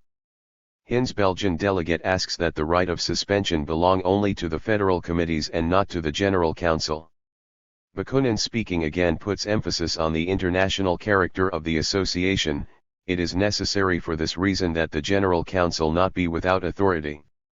He points out that, if the national organization's federal committees had the right of suspension, it could happen that sections animated by the true spirit of the International might be expelled by a majority unfaithful to the principles. 14. What this meant, as Bakunin later admitted when he beat his breast and wailed mea culpa 15, was that he was afraid the Swiss Federal Committee might expel his alliance, and so he looked to the General Council to protect his rights. That is, he was ready to jettison anarchist rhetoric about federalism and anti-authority as soon as his own local power base was threatened. Besides, as Karl points out, Bakunin's ambition at this stage was to capture the General Council, not to destroy it. 16. A Bakunin-run General Council would be a power. The function of anarchy was to disorganize your enemies, not your own power base. Hence it was only toward the end that Bakunin demanded the abolition of all central bodies. If you can't capture, destroy. 2. The resolution on land collectivization. At this Congress, the long-standing effort to commit the International to land collectivization, the first socialistic proposal adopted by the movement, finally overwhelmed the prudentist opposition. 17. Bakunin voted with the large majority. But among this majority were 5 different positions put forward on the form in which to implement collectivization. Here was an opportunity for an educational anarchist point of view. One of the 5 positions was a clearly anarchist proposal made on behalf of Lyons by Albert Richard, who had been close to Bakunin for a year. Instead of supporting his own disciples' principled position, Bakunin took the floor to argue for the Commission's majority report by Rittinghausen, a proposal which, as one would expect, plainly presupposed that a state was doing the collectivization. 18. In the discussion, Bakunin performed an awkward straddle. His speech talked about the destruction of all national and territorial states, but proposed on their ruins, the construction of the international state of millions of workers, a state which it will be the role of the International to constitute. 19. In short, he put forward the workers' state idea, which was the nemesis of anarchism. When his first lieutenant Guillaume asked him privately how he, the enemy of the state, could make this proposal, Bakunin explained that it was a sly foxy trick of language. 20. This account has to be read to understand how Bakunin's mentality worked, about principles and about the exigencies of grabbing power in a takeover operation. 3. Direct legislation. A delegate made a to-do about adding his favorite political nostrum to the agenda, the system of initiative and recall, so-called direct legislation by the people. There was little support, but it was the subject of Bakunin's first intervention at the Congress. Far from using the occasion to expose and oppose politics in general, as anarchist principle demanded, Bakunin pitched his opposition on the ground that the movement must be internationalist in its politics. The minutes do not clearly show what sense this made in the debate, but there could be no doubt that our anarchist emphasized that political and social questions are closely linked, and so on. 21. There was not a hint of anarchism about it. Later Bakunin invented the lie out of the whole cloth that the direct legislation proposal had been secretly inspired by Marx, for this meant that he, Bakunin, had administered a defeat to the authoritarian enemy. What this meant in his scheme we will see in the next point. 4. Abolition of the right of inheritance. As we saw in Chapter 6, this was one of the reform planks on which Bakunin had rested his operation in the Liberal Peace League. 22. Not only was there nothing anarchistic about it, it was not even socialistic in content as Marx had argued. Though this programmatic proposal failed of adoption by falling short of a majority, it did get more votes than the GC resolution drawn up by Marx.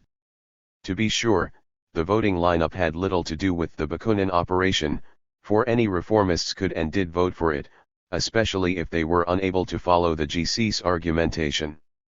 Only Bakunin's speech on the issue introduced glancing references to ideas which might be claimed to be anarchoid, but these undoubtedly passed over the delegates' heads like the GC's economic arguments.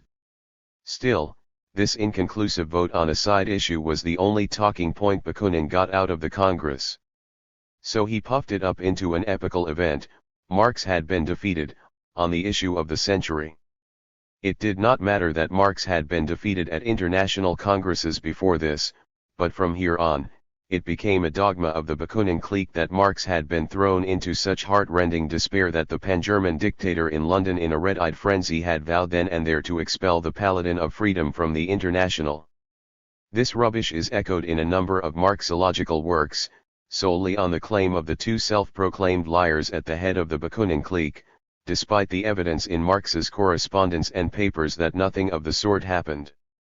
It is true that a battle to tear the International apart was starting. But not in London, as we will see in the section after next. For Bakunin's Destructo clique, the secret alliance. First we must review the engine designed by Bakunin to accomplish what he always maintained was the primary task of his movement, destruction. We have seen that Bakunin's plan on entering the International was to take it over by nucleating it with one of his standard conspiratorial constructions. He had been operating this way for a quarter century. It is remarkable that any historian swallows the claim that Bakunin, at the polite request of the General Council, changed the whole nature of his lifelong activity and mode of thought. He merely took his normal steps to conceal the real state of affairs from the eyes of authority. To be sure, the secrecy of Bakunin's operations was as watertight as a colander, and Bakunin himself was a blabbermouth. It must be understood that Bakunin's type of operation was concerned about what could be proved, not so much about what might be known. In the course of the conspiracy, there were many people who had been touched by Bakuninist recruiting, and emerged to talk about it, even if they could not offer the kind of documentation that turns up in libraries a century later. When, for example, any one of Bakunin's short-lived recruits told others of what he was doing, a working certainty spread in rippling circles. Karl mentions one case that got written down. Charles Perron, who was Bakunin's hope for a while, left an extraordinary record of a conversation that took place around the time of the Basel Congress. It affords a glimpse. Bakunin assured him that the International was an excellent institution in itself, but that there was something better, which Perron should also join the alliance. Perron agreed. Then Bakunin said that, even in the alliance, there might be some who were not genuine revolutionaries, and who were a drag on its activities, and it would therefore be a good thing to have at the back of the alliance a group of international brothers. Perron again agreed. When next they met a few days later, Bakunin told him that the international brothers were too wide an organization, and that behind them there must be a directorate or bureau of three of whom he, Perron, should be one. Perron laughed, and once more agreed. Point 24. The name of the conspiracy kept changing in Bakunin's mind, but it was always the same organ of secret domination whatever the current name. The existence of the secret alliance alongside the public alliance, or rather, denial of its existence, was the crux of the Bakuninist defense campaign and still is the crux of much of the Marxological attack on Marx for mistreating that paladin of freedom, Bakunin. On this we focus in the present section. After the Hague Congress split, now out in the open, Bakunin openly recounted how he had used his alliance as a splitting tool in the Peace Congress operation that preceded the takeover drive in the International. In the book he published in 1873, he frankly celebrated the split which was for the first time consummated at this Peace Congress between the liberals and his own revolutionaries. He wrote further, the question of equality of classes, which served apparently as pretext for this rupture, which had become inevitable beforehand, was posed by the alliancists in clear and distinct terms. And then he even played with the question of what might have happened if the majority had accepted his proposal about equality. If the bourgeois Congress had behaved in this way, the situation of the alliancists would have been incomparably more difficult. Between the Peace League and them would have been joined the same battle as the one that takes place today, 1873 between them and Marx. Point 25. We see that, in his own thinking, his split operation in the Peace League was properly equated in his own mind with his split operation in the International. Ensconced in the International, Bakunin at first maintained his international brotherhood as the conspiratorial nucleus for recruiting future co-dictators, as Perron's account indicated. During 1868 these apprentice dictators of the world apparently consisted of about a dozen cronies, a figure, we know, that Bakunin considered quite ample for the nonce. Point 26. but even this grouplet blew up after a meeting in January 1869 in Geneva, with about 10 brothers present. Karl relates that it seems to have developed into a meeting of protest against the dictatorial methods of Bakunin, who treated the brotherhood as his own personal domain and kept every decision regarding it in his own hands. This particular group soon dissolved formally, though this detail did not stop Bakunin from using its name when convenient. 27 At about the same time Bakunin pretended to accept the General Council's condition that the International Alliance format be dissolved, and settled for a Geneva section which would call itself the Alliance. With the refractory International Brotherhood dissolved, Bakunin immediately proceeded to form a new conspiratorial organization to fill the same role. This crucial fact was flatly stated by the chief organizer of the conspiracy, James Guillaume, not in his fabuliferous history of the International but in his last book, Karl Marx, Pan-Germanist, 1915.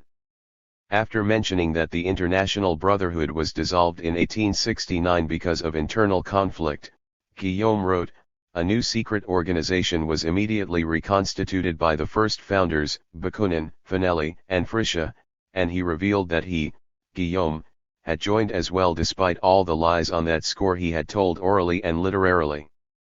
He gave a list of 8 men who joined during 1869, and lo, leading this list are his own name and that of Schwitzgebel, who was the third man on trial at the Hague Congress." 28. This statement, by itself, is enough to end the historical controversy, confirming the verdict of the Hague Congress. Guillaume's book, Karl Marx, Pan-Germanist, by the way, was as filled with anti-Semitic and racist anti-German ranting as Bakunin's writing. This new secret organization, whatever name it might be given at any given time, was what Bakunin always thought of as the secret alliance, in distinction from the public alliance. The public alliance was the front that was employed to dupe evil authority. Bakunin may have reverted back to the name International Alliance of the Socialist Democracy, as Albert Richard later reported. 30 No matter, the alliance became the generic name for the Bakuninist operation in the International, in Italy and Spain as well as Switzerland. The Geneva Alliance acted as a center to give instructions and advice to, or at least coordinate factional work with, the Italian and Spanish alliancists. 31 Finelli and Frische, who, as we have seen, were co-founders of the secret alliance, were respectively from the Italian and Spanish groups. Albert Richard, then a Bakunin disciple operating as the brother in Lyons, later wrote about the comings and goings of Bakuninist agents weaving connections among the secret alliance groups, telling how the alliance mediated complete accord between Bakunin and the brothers at the time of the Basel Congress. Richard's account simply took it for granted that the Bakuninist Spanish groups, the Swiss from the Jura Mountains, and the badly organized Italian International were all part of the alliance. Incidentally, Richard confirmed that Guillaume was a member of the secret alliance. 32. The more sophisticated apologists for the Bakunin operation do not deny that secret Bakuninist groups were indeed organized in the International in, say, Spain. Thus A. Lening has admitted. It was Fargapelliser who, after spending several weeks of 1869 in close relations with Bakunin, established the main lines of a secret organization attached to the International in Spain. In spring 1870, before the First Federal Congress in Barcelona, he founded the Alianza de la Democracia Socialista. 33. Lening merely argues, in effect, that the documents do not exist to prove in a court of law that this Spanish branch named Alliance of the Socialist Democracy was really a part of the same alliance that operated in Switzerland under Bakunin. One is apparently expected to believe that the spread of a secret organized faction in the International, extending through at least 4 countries, was a coincidence. Guillaume, in his cover-up work L'Internationale, even claimed that the existence of the Alianza, an exclusively Spanish organization, remained unknown to us in Switzerland. Yet Lening has stated clearly enough that the Spanish conspirators consulted Bakunin regularly on all sorts of questions. 34 Of course it is theoretically possible that Bakunin kept even his chief organizational lieutenant, Guillaume, in ignorance of his dealings, for this was what all his associates and dupes often complained about, but he could hardly keep Guillaume unaware of a whole section of the organization in Spain. The alternative is to conclude that Guillaume was simply lying as usual. This is hardly a startling conclusion. It was Guillaume who explained to the Hague Congress Commission that he refused to answer their questions because it was silly to pose questions to conspirators who are duty-bound by their conspiracy not to reveal the truth. 35. The existence of the secret alliance has, in recent times, also been proved by the contents of Bakunin's letter to Nechayev of June 2, 1870, the one discovered by Confino, which we mention more than once in this work. Bakunin wrote in passing: "Having founded the secret International Revolutionary Alliance some years ago, I cannot and will not abandon it in order to devote myself entirely to the Russian cause." 36. Alongside such direct references to the secret alliance, one should note Bakunin's references to the public alliance, since such references naturally imply the existence of a secret one.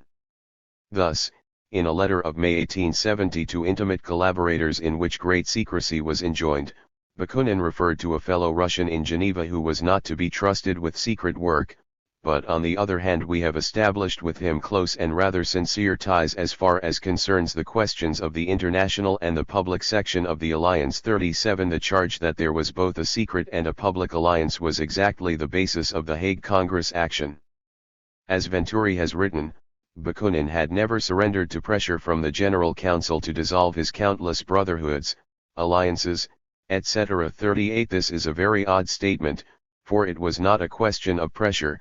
The dissolution had been the condition for admission into the International, and Venturi took this obscure way of saying that Bakunin lied his way into the International.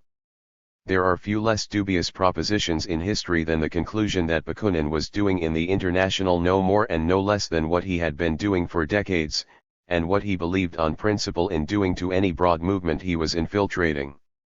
But at this point we are only beginning the story and only touching on the evidence. It was in the last stage, in the months of 1872 before the Hague Congress, that the full character of the Bakunin operation exposed itself. 5. Bakunin declares war. As early as the spring of 1870, Bakunin began spurring his followers to launch the final conflict in the International.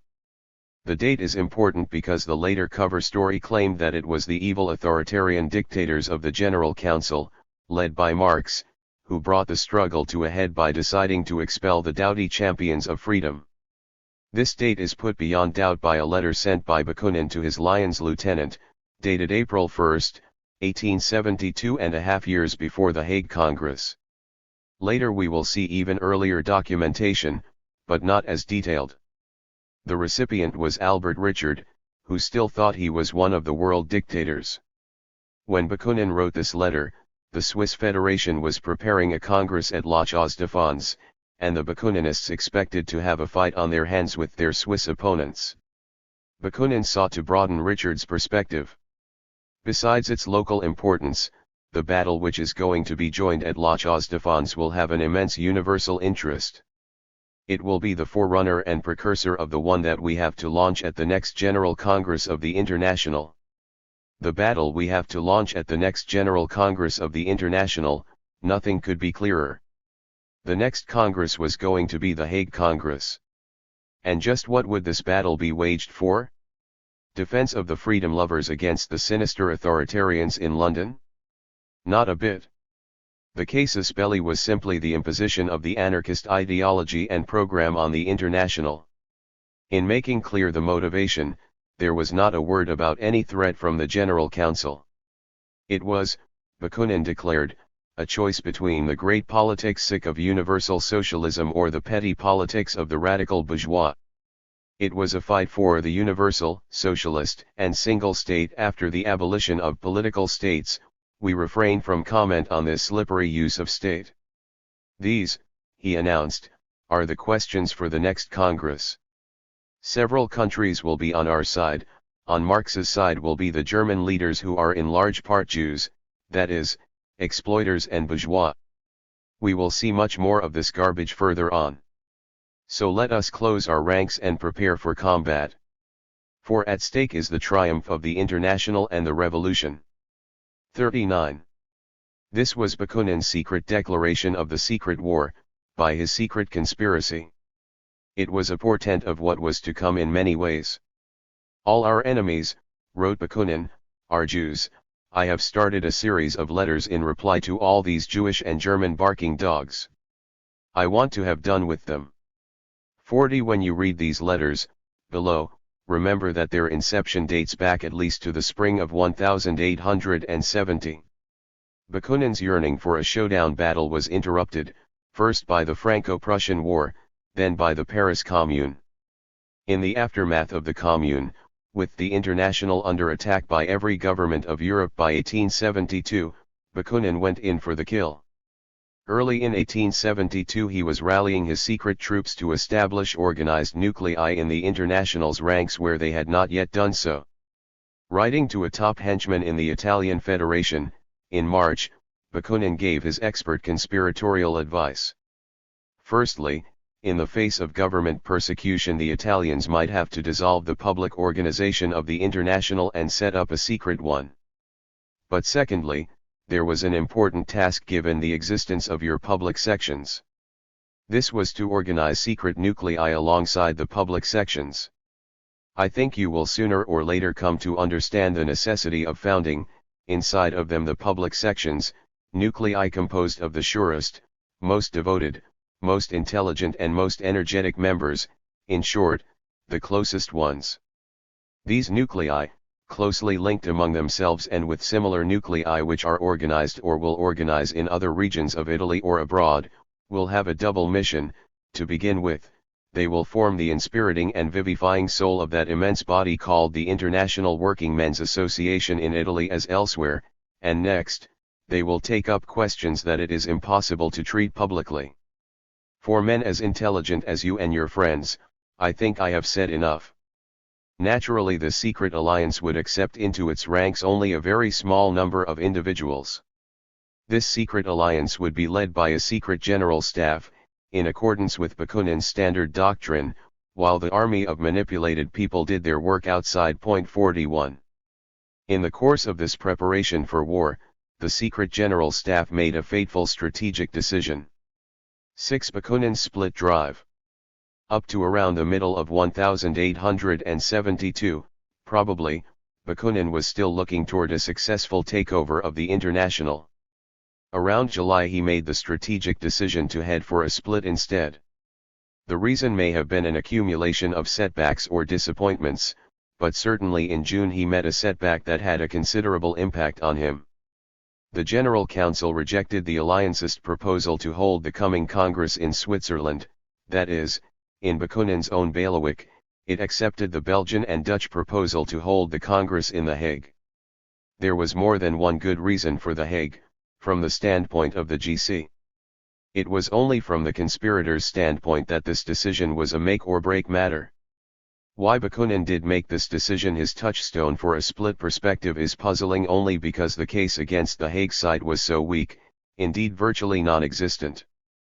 The alternative explanation is that Bakunin was simply in a hurry to establish his very own anarchist international without further hassling, and paid little attention to pretexts.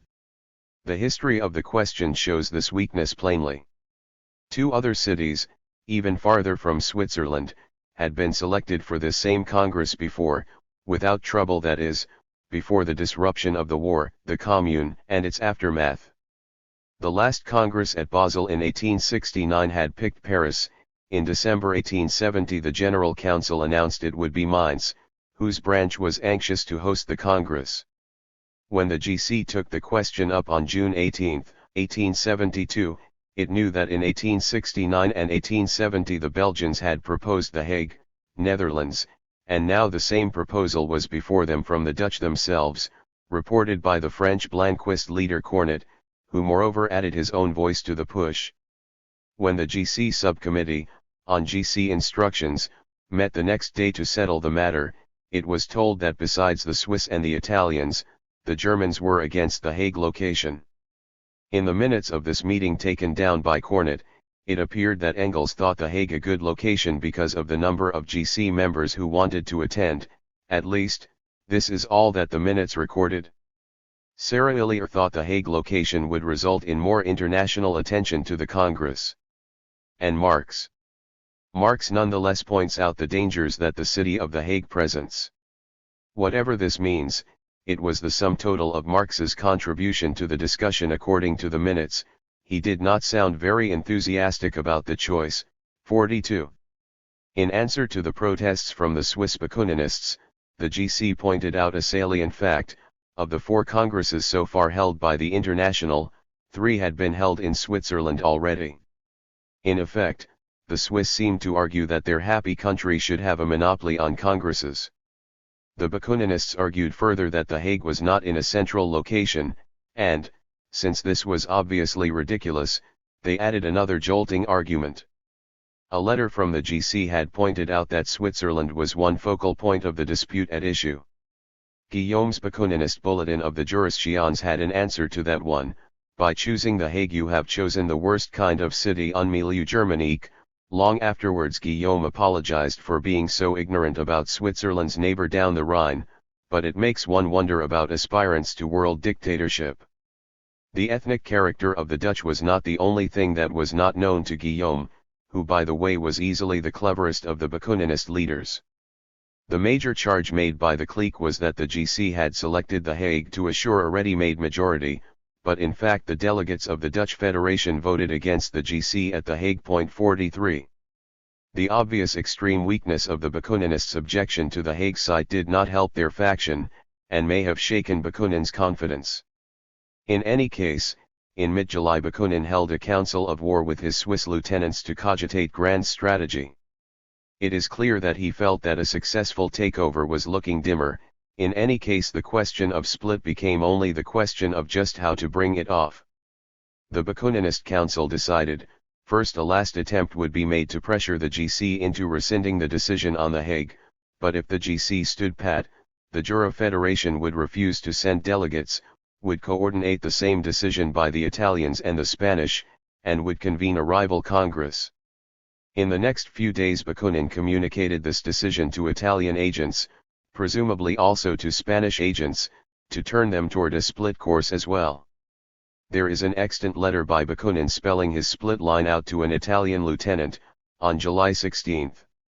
If the GC persisted in designating The Hague, the Italians and the Spanish will be invited to do what the Juristgens will do, that is, to send no delegates to this Hague Congress but to send them instead to the Conference of the Dissident and Free Sections in Switzerland, to affirm and preserve their independence and to organize their close federation, the Federation of the Autonomous Sections and Federations in the International. 45. The organization to be formed by the splitters at this conference would be represented as being the International. However, on or about July 19 James Guillaume changed Bakunin's mind on the tactical aspect of this course, how to bring about the split while throwing the onus on the General Council. The new tactic, worked out by Guillaume, was to go to the Hague Congress long enough to operate the split there, in order to pick off delegates in the confusion of the breakup. But the Italians refused to go along with the change, insisting on an immediate split, honestly performed, instead of the Guillaume flim-flam. At their Rimini Congress opening August 4, the Italian Bakuninists declared their open split with the General Council, and called for a splitters' Congress at Neuchâtel, Switzerland, on September 2, the same day as the Hague Congress. But the Spanish alliancists, as well as the Juristgens, agreed to follow Guillaume's new scheme, go to the Hague and split there. At the Jura Federation Congress on August 18, the new split line was spelled out. First, a principle of autonomy of federations and sections, was adopted which inter alia called for the abolition of any General Council. Then an imperative mandate, binding instruction, was imposed on the delegates to regulate what to do when the Marxist authoritarians refused to abolish the General Council. The Bakuninist delegates were instructed to walk out, also to walk out if Bakuninist delegates were refused admission. Bakunin personally helped to draft this line at the Jura Congress. The imperative mandate to split was kept a secret, it was not published in Guillaume's Jura Bulletin along with other Congress material. But, apparently by mistake, a Bakuninist organ in Italy, published it on August 27. In this same period Bakunin made another secret move that would have proclaimed split if made public. In July and August he helped found a Slavic section of the International in Zurich, a center for Russian students and émigrés.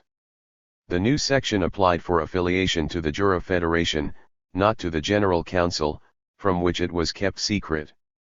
Moreover, on August 14 Bakunin drafted a program for it that assumed the split was consummated.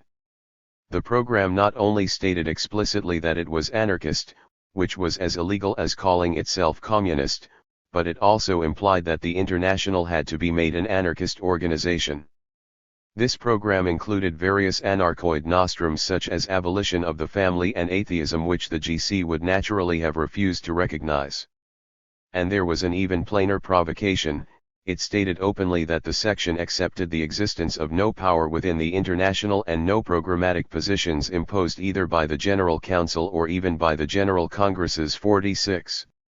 When the secretary of the new section sent this raucous document to Guillaume for publication in his bulletin, the wily Guillaume suppressed it. 47 This was just before the Hague Congress, and it would have provided proof of exactly what the splitters were going to deny with idealistic indignation. It is possible that in Bakunin's mind the Zurich program was not intended to be an open provocation. In the longitude of Zurich he was already living in an anarchist international of his own, if not in his own universe. Guillaume was a more slippery trickster, as we will see again. Back home, Bakunin criticized the Italians for making a very serious mistake. This paladin of freedom, who was engaged in demanding total release from all control in the International in the name of principle, censured his followers for breaking his own discipline. You have forgotten, he scolded them, that in our affairs no individual has the right to faire des acts by oneself and to take arbitrary steps. 48 So much for anarchist anti-authoritarianism. In point of fact, the Italians had had no say in the adoption of the new Guillaume Bakunin split strategy, though Bakunin expected them to obey it blindly. But since Bakunin had not yet established his mighty invisible dictatorship, he had to make the best of the Italians' intransigent insistence on an honest instant split, as instant as the abolition of the state. On August 31 Bakunin wrote to his Italian agent Gambuzzi with a clear account of the split line. First he deplored the Italians' course. The Italians should have acted in concert with the Spanish and Jurists, both of these having decided to send their delegates to The Hague, but with imperative mandates, clearly set forth, ordering them to walk out of the Congress in solidarity, as soon as the majority has declared itself in the Marxian direction, on any question whatever. Split, on any question whatever, this was not exactly the wording of the plan, but it represented Bakunin's understanding of the real line. But how, continued Bakunin, can the disastrous effects of the Italians' course be lessened? First, the Italian Bakuninist leader Cafiero has already gone to The Hague, to attend the Congress, precisely with this intention. What is the already declared splitter from Italy going to do at The Hague? Bakunin explained. He went there not as a delegate, but as advisor to our Jurists and Spanish friends, of whom the latter in particular find themselves in a rather delicate position vis-a-vis their own sections, not demoralized, it is true, but confused by the intrigues of Marx and his son-in-law M. Lafargue. He Cafiero will add a very powerful element of courage to the revolutionary firmness of our friends of the Jura and Spain. So the chief splitter from Italy would be personally present at The Hague to ride herd on any Bakuninist delegate who might weaken in the resolve to split, on any question, as a result of being confused by hearing the other side at the Congress for the first time. From the Italian standpoint, Cafiero's assignment was insurance that the split plan would be carried out on schedule, and that they, as premature splitters, would not be left in the lurch. Finally, Bakunin's letter even estimated the exact session at which the walkout would be loudly staged, and fixed the follow-up splitters' Congress to set up a rival simulacrum of the International. We hope that the big battle, the decisive battle, will be joined in the second session of the Congress, and that then the Spanish and Jurists will walk out of the Congress protesting loudly, in the name of the autonomy and liberty of their respective federations, against all the subsequent decisions of the Congress, but at the same time proclaiming and solemnly affirming the individual solidarity of these federations with the international, with the proletariat of the entire world. We see the picture, under all this draconic discipline and imperative control by the commanders of the secret splitters plot, all these paladins of freedom were to carry out the conspiracy to smash the international while protesting loudly all about autonomy and liberty. After that, continued Bakunin's letter, we will come to St. Timur, to hold, on September 10 to 12, the Congress of the Free Federations and set up a closer alliance of these federations, not outside of but in the international. Such is the plan. Point 49.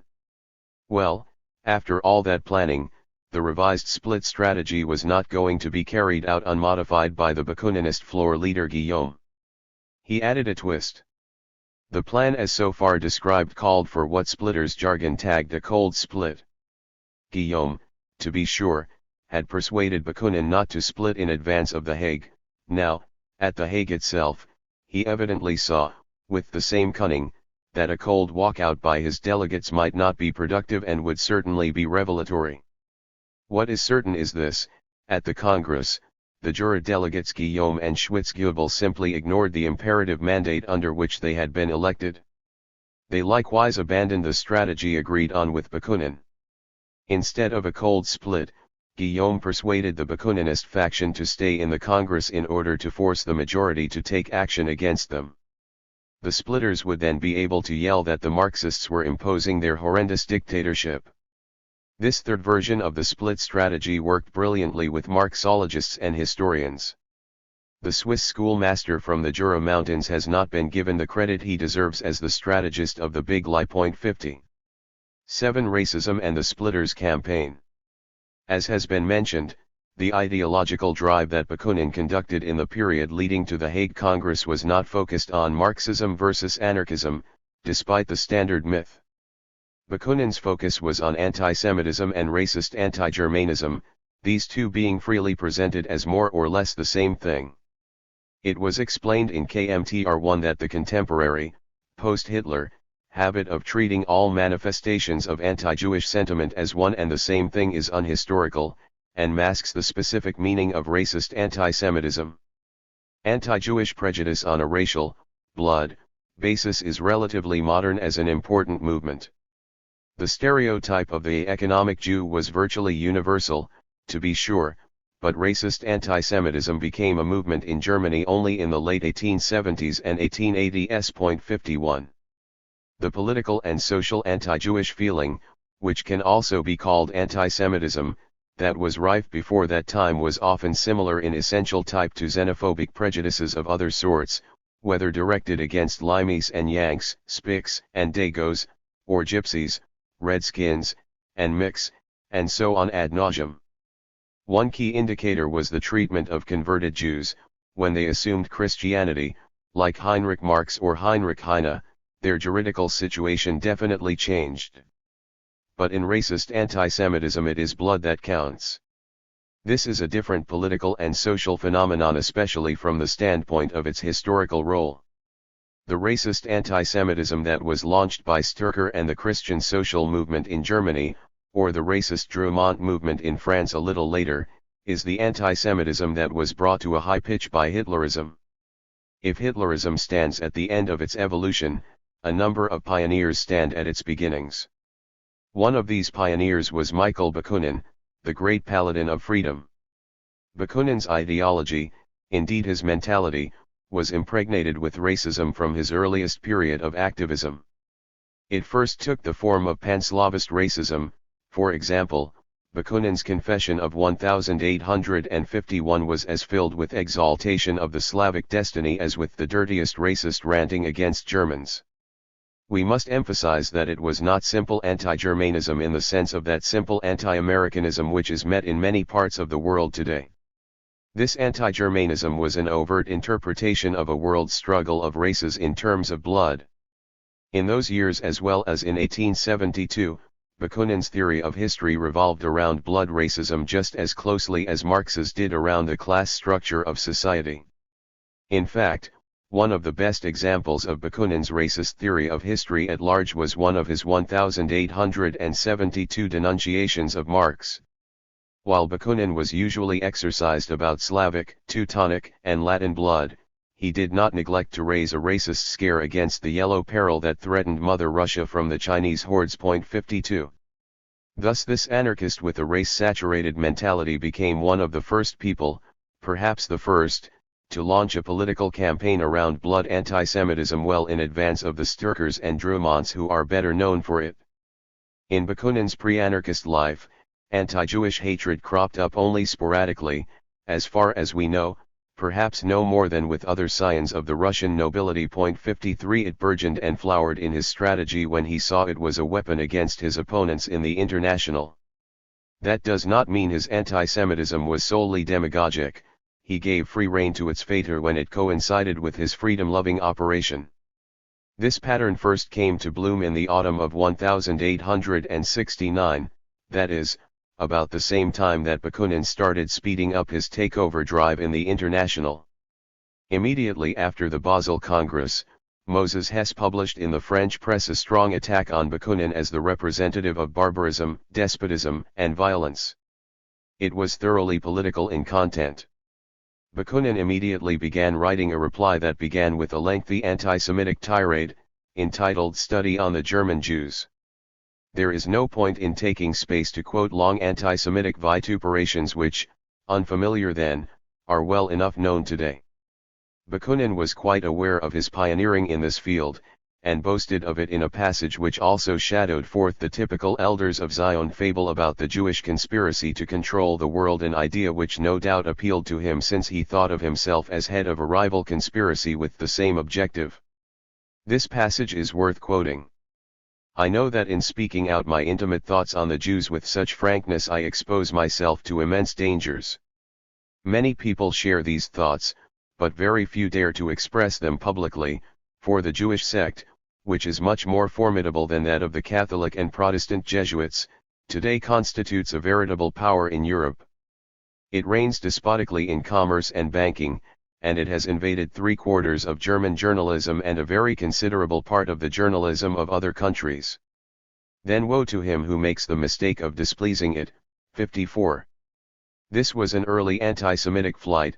Later he did not protest that he was not the enemy or detractor of Jews, and anyway he proceeded to ladle out pages of empty-minded slurs on Jews in general, devoid of all moral sense and all personal dignity.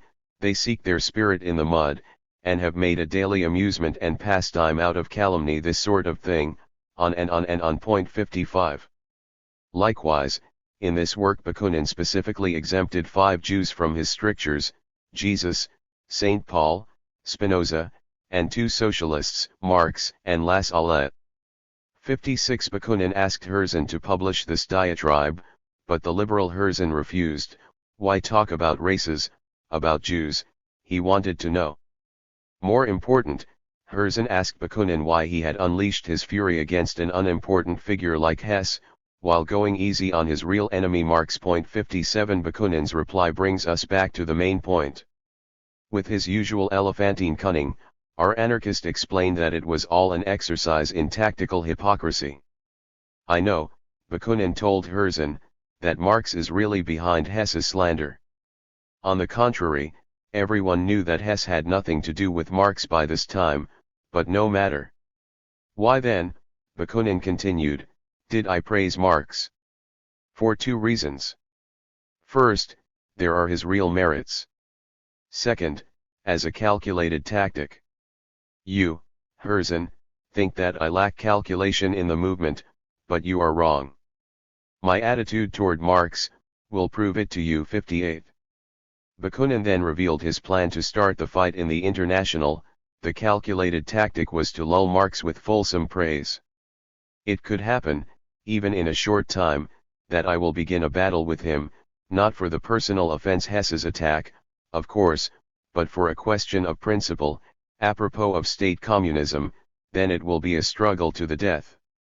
But there is a time for everything, and the hour for the struggle has not yet sounded. Note that this plan to begin a battle, to the death, was taking shape on the very morrow of the Basel Congress, without any pretense that it was needed to defend against alleged injustices by the General Council. On the contrary, Bakunin was concerned to stress that the aim was a straight-out political takeover, for a question of principle, that is, anarchist principles. Bakunin continued, with smug appreciation of his own cunning. I have therefore spared my opponents by a tactical calculation. Don't you see that all these gentlemen who are our enemies form a phalanx which it is essential to disunite and split in order to be able to rout them more easily? Split and destroy, rout. Writing privately, Bakunin throws Kant away. It is, he actually explains, the principle divide et impera. Further, if at the present moment I had undertaken an open war against Marx himself, 3/4 of the members of the International would turn against me and I would be at a disadvantage, I would lose the terrain on which I have to stand. But by launching myself into this war by an attack against the riffraff surrounding him, I will have the majority on my side. Bakunin then explained another trick he had up the same sleeve. If Marx defends his friends against me, then it is he who will openly declare war.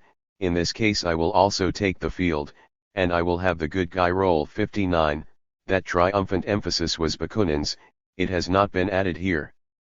Before we go on to see what Bakunin actually intended by the strategy of attacking the riffraff around Marx, let us make sure that we understand Bakunin's conscious use of systematic hypocrisy. Bakunin's letter to Herzen, explaining the pretense of praising Marx, casts a backlight on an incident of the previous year, an incident which has been naively quoted by Bakunin apologists and gullible Marxologists. In December 1868, when the Bakuninist Alliance first sent in its proposal to affiliate to the International as a parallel international body, Marx was half amused at the chutzpah of the scheme. He wrote to Engels, Herr Bakunin, who is in back of this business, is condescending enough to be willing to take the workers' movement under Russian leadership. The French members of the GC, he reported, were in a fury over the proposal. Marx had hoped that the scheme would fade away, but now a public rejection was necessary. 60 But first he tried to find out what Bakunin was up to. He wrote to a Russian acquaintance in Geneva, asking what friend Bakunin was doing, and adding parenthetically, I don't know if he still is my friend. 61 The acquaintance showed this to Bakunin, who wrote Marx a fulsome letter of praise.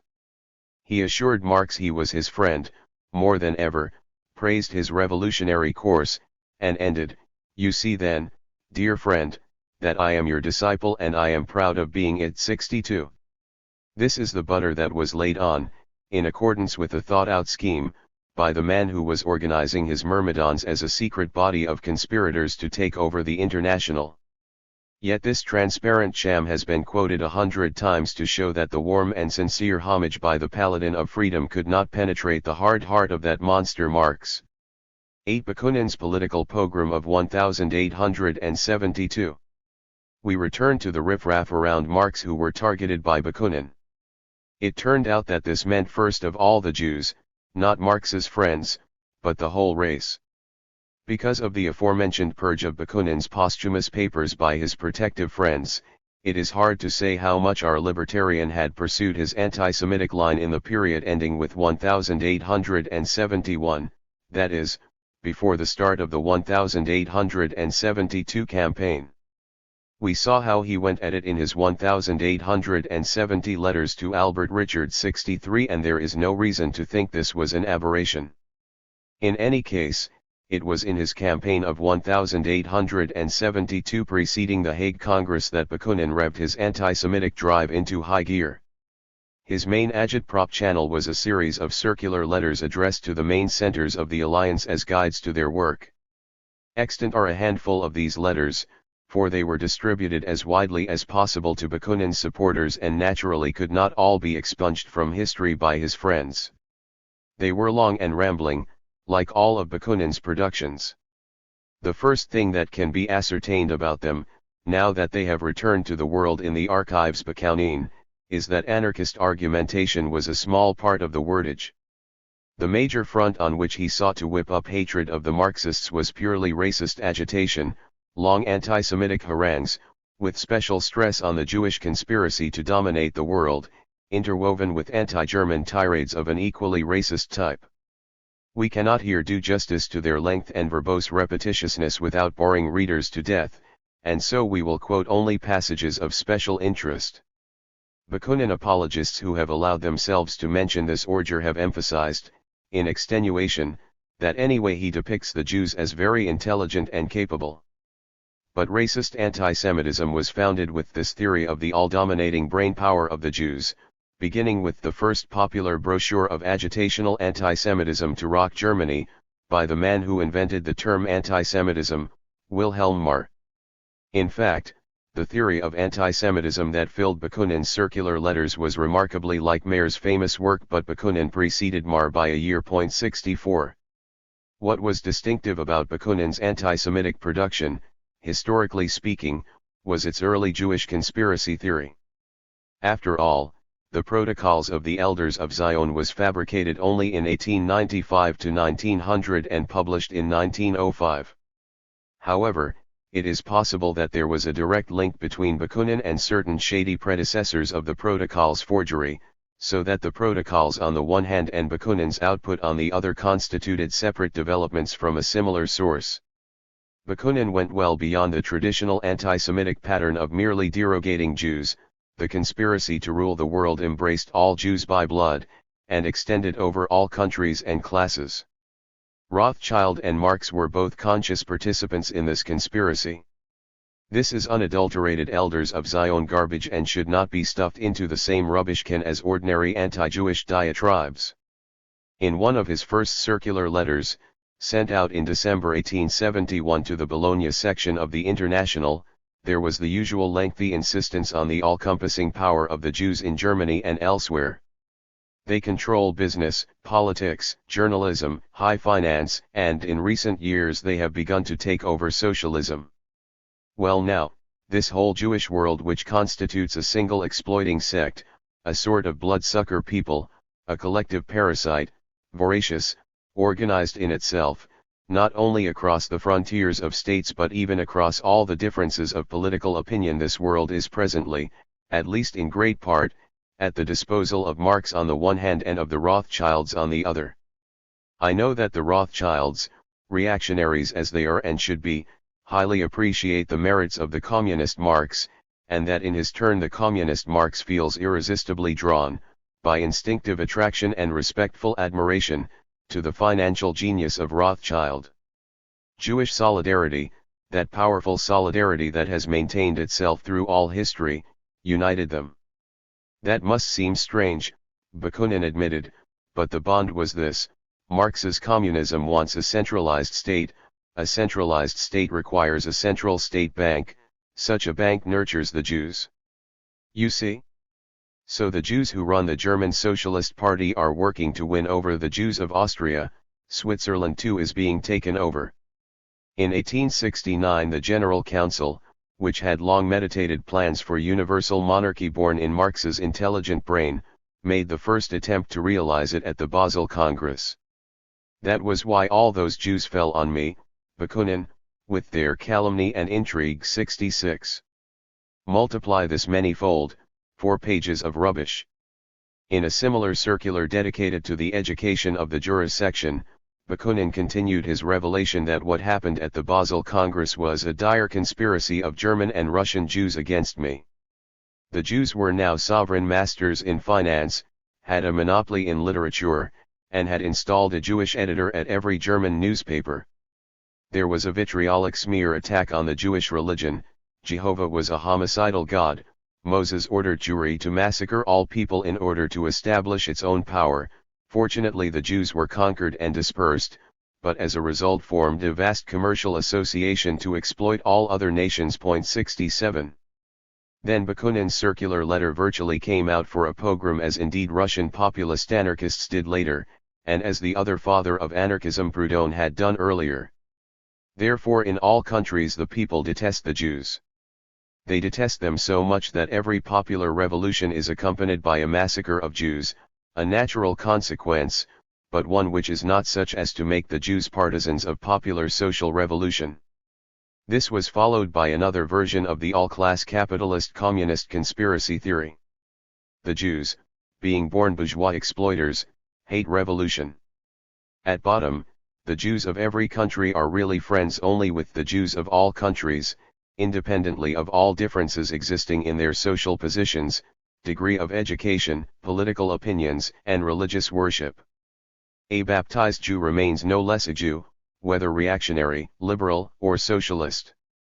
Above all, they are Jews, and that establishes among all the individuals of this singular race, across all religions, political and social differences that separate them, a union and solidarity that is mutually indissoluble.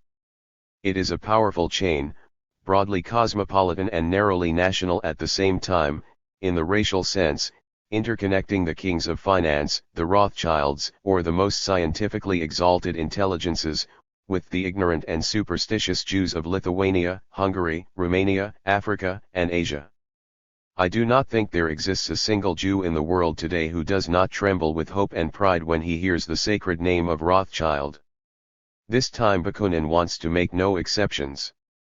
Every Jew is an authoritarian, it is the heritage of the race. With this thesis Bakunin worked his way through Rothschild, through the liberal German leader Johann Jacobi, to the eminent socialist writer Charles Marx.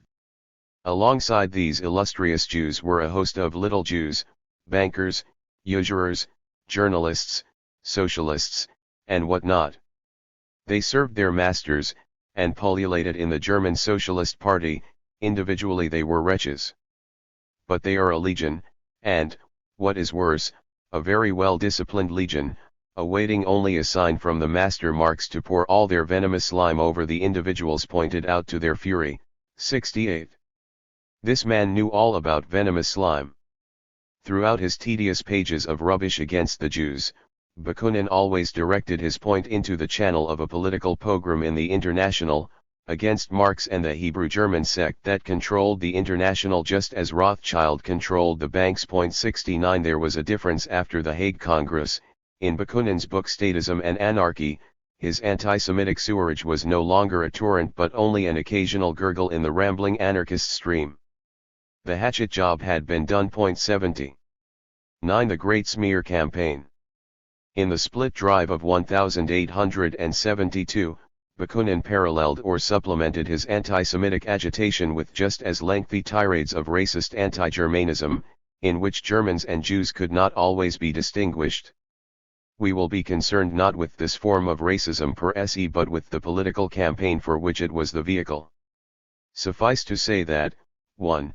For Bakunin this was not merely a matter of a smear against a whole people, but was formulated to discredit precisely those Germans who were most courageously fighting against the Bismarck regime and German imperial power, and, 2, it was not a question of German or Prussian society or state, but of German blood. 71.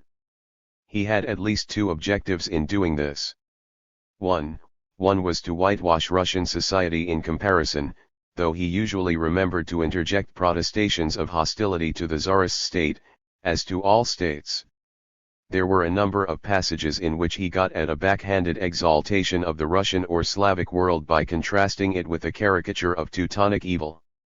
In the back of his mind was a lesser evil acceptance of the Russian imperium, and on at least one occasion it came off his pen thus: German conquest would pan-Germanize the world, Russian or Slavic conquest would end sooner or later in the absorption of the conquerors in the civilization of the conquered peoples. Both are detestable, but if it would be absolutely necessary to choose between them, I would advise Europe to sooner accept Slavic or Russian conquest. 72.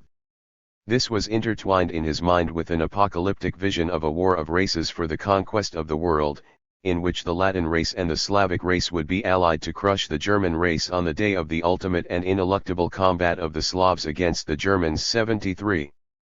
We have mentioned that Bakunin habitually saw history in racist terms, and his view of the race struggle for the world was transferred holus bolus to the International. Invoking the support of the French, Spanish, Belgian, and Italian sections, he cried, "It is the Latin world that federalizes, organizes, and rises in the name of liberty, against the dictatorship of the pan-Germanists of London." And as he denounced Marx's dictatorship, he gave the watchword to this monstrous pretension of pan-Germanism, we must counterpose the alliance of the Latin race and the Slavic race. 74 These were constantly repeated ideas. The last word of this anarchism for the world was bloody race war. 2. This indicated the second of his objectives, smearing Marx and the Marxists in control of the International. They were not only part of the Rothschild Jewish conspiracy but also agents of the Teutonic peril.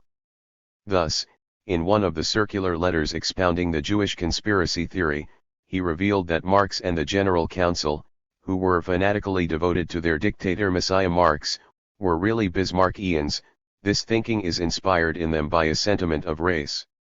It is pan-Germanism, the thinking of the pan-German state subjecting more or less all Europe to the domination of the German race, which they believe is called on to regenerate the world. 75. To anticipate a point.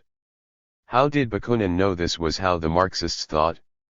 Because that was how a Bakunin thought. Marx had to think the same way, you just change the names.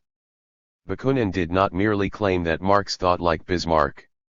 He charged, over and over, that Marx's conscious objective was to use the International to expand the Bismarckian German Empire, like a good German patriot.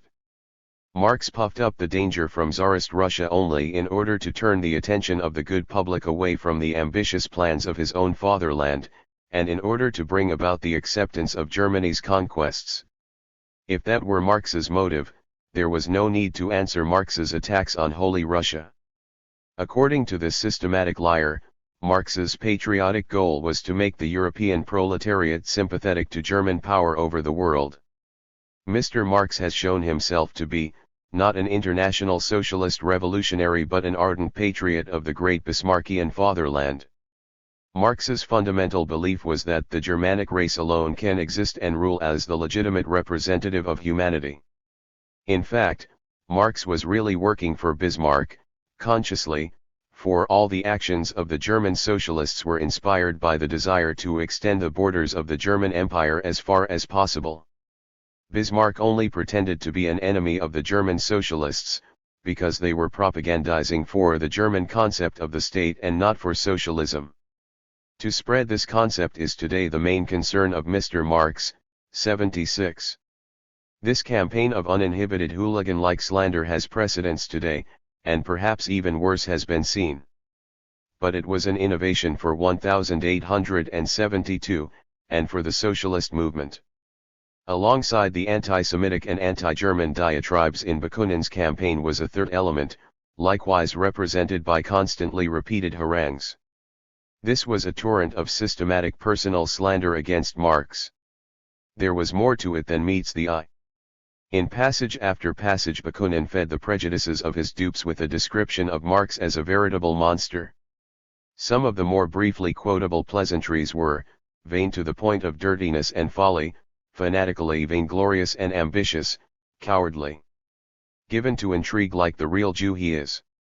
If anyone refuses to bend his neck before him, he begins to detest him, and so on, without restraint. 77 There was no question of evidence, the lack of this detail was made up by the sheer bulk of the dirt.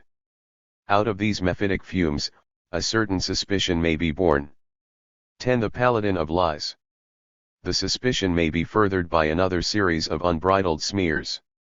Over and over, Bakunin repeated that this Marx monster was devoted to systematic lying. He spread the dirtiest calumnies against anyone for any reason, he was vindictive to the point of insanity, he was convinced that all infamies and any horrors were permissible against an enemy, he sought occult and real power in the movement, he aspired to govern the International by discipline, under a dictatorial government. 78. Whose portrait is this? It was not a mere invention, it was recognizably the picture of a real person. He was describing himself, with touches borrowed from Nechayev. He wanted to describe a ruthless aspirant to total control over society, he knew his enemy must be so because it was the only way to run a conspiracy to dominate the globe.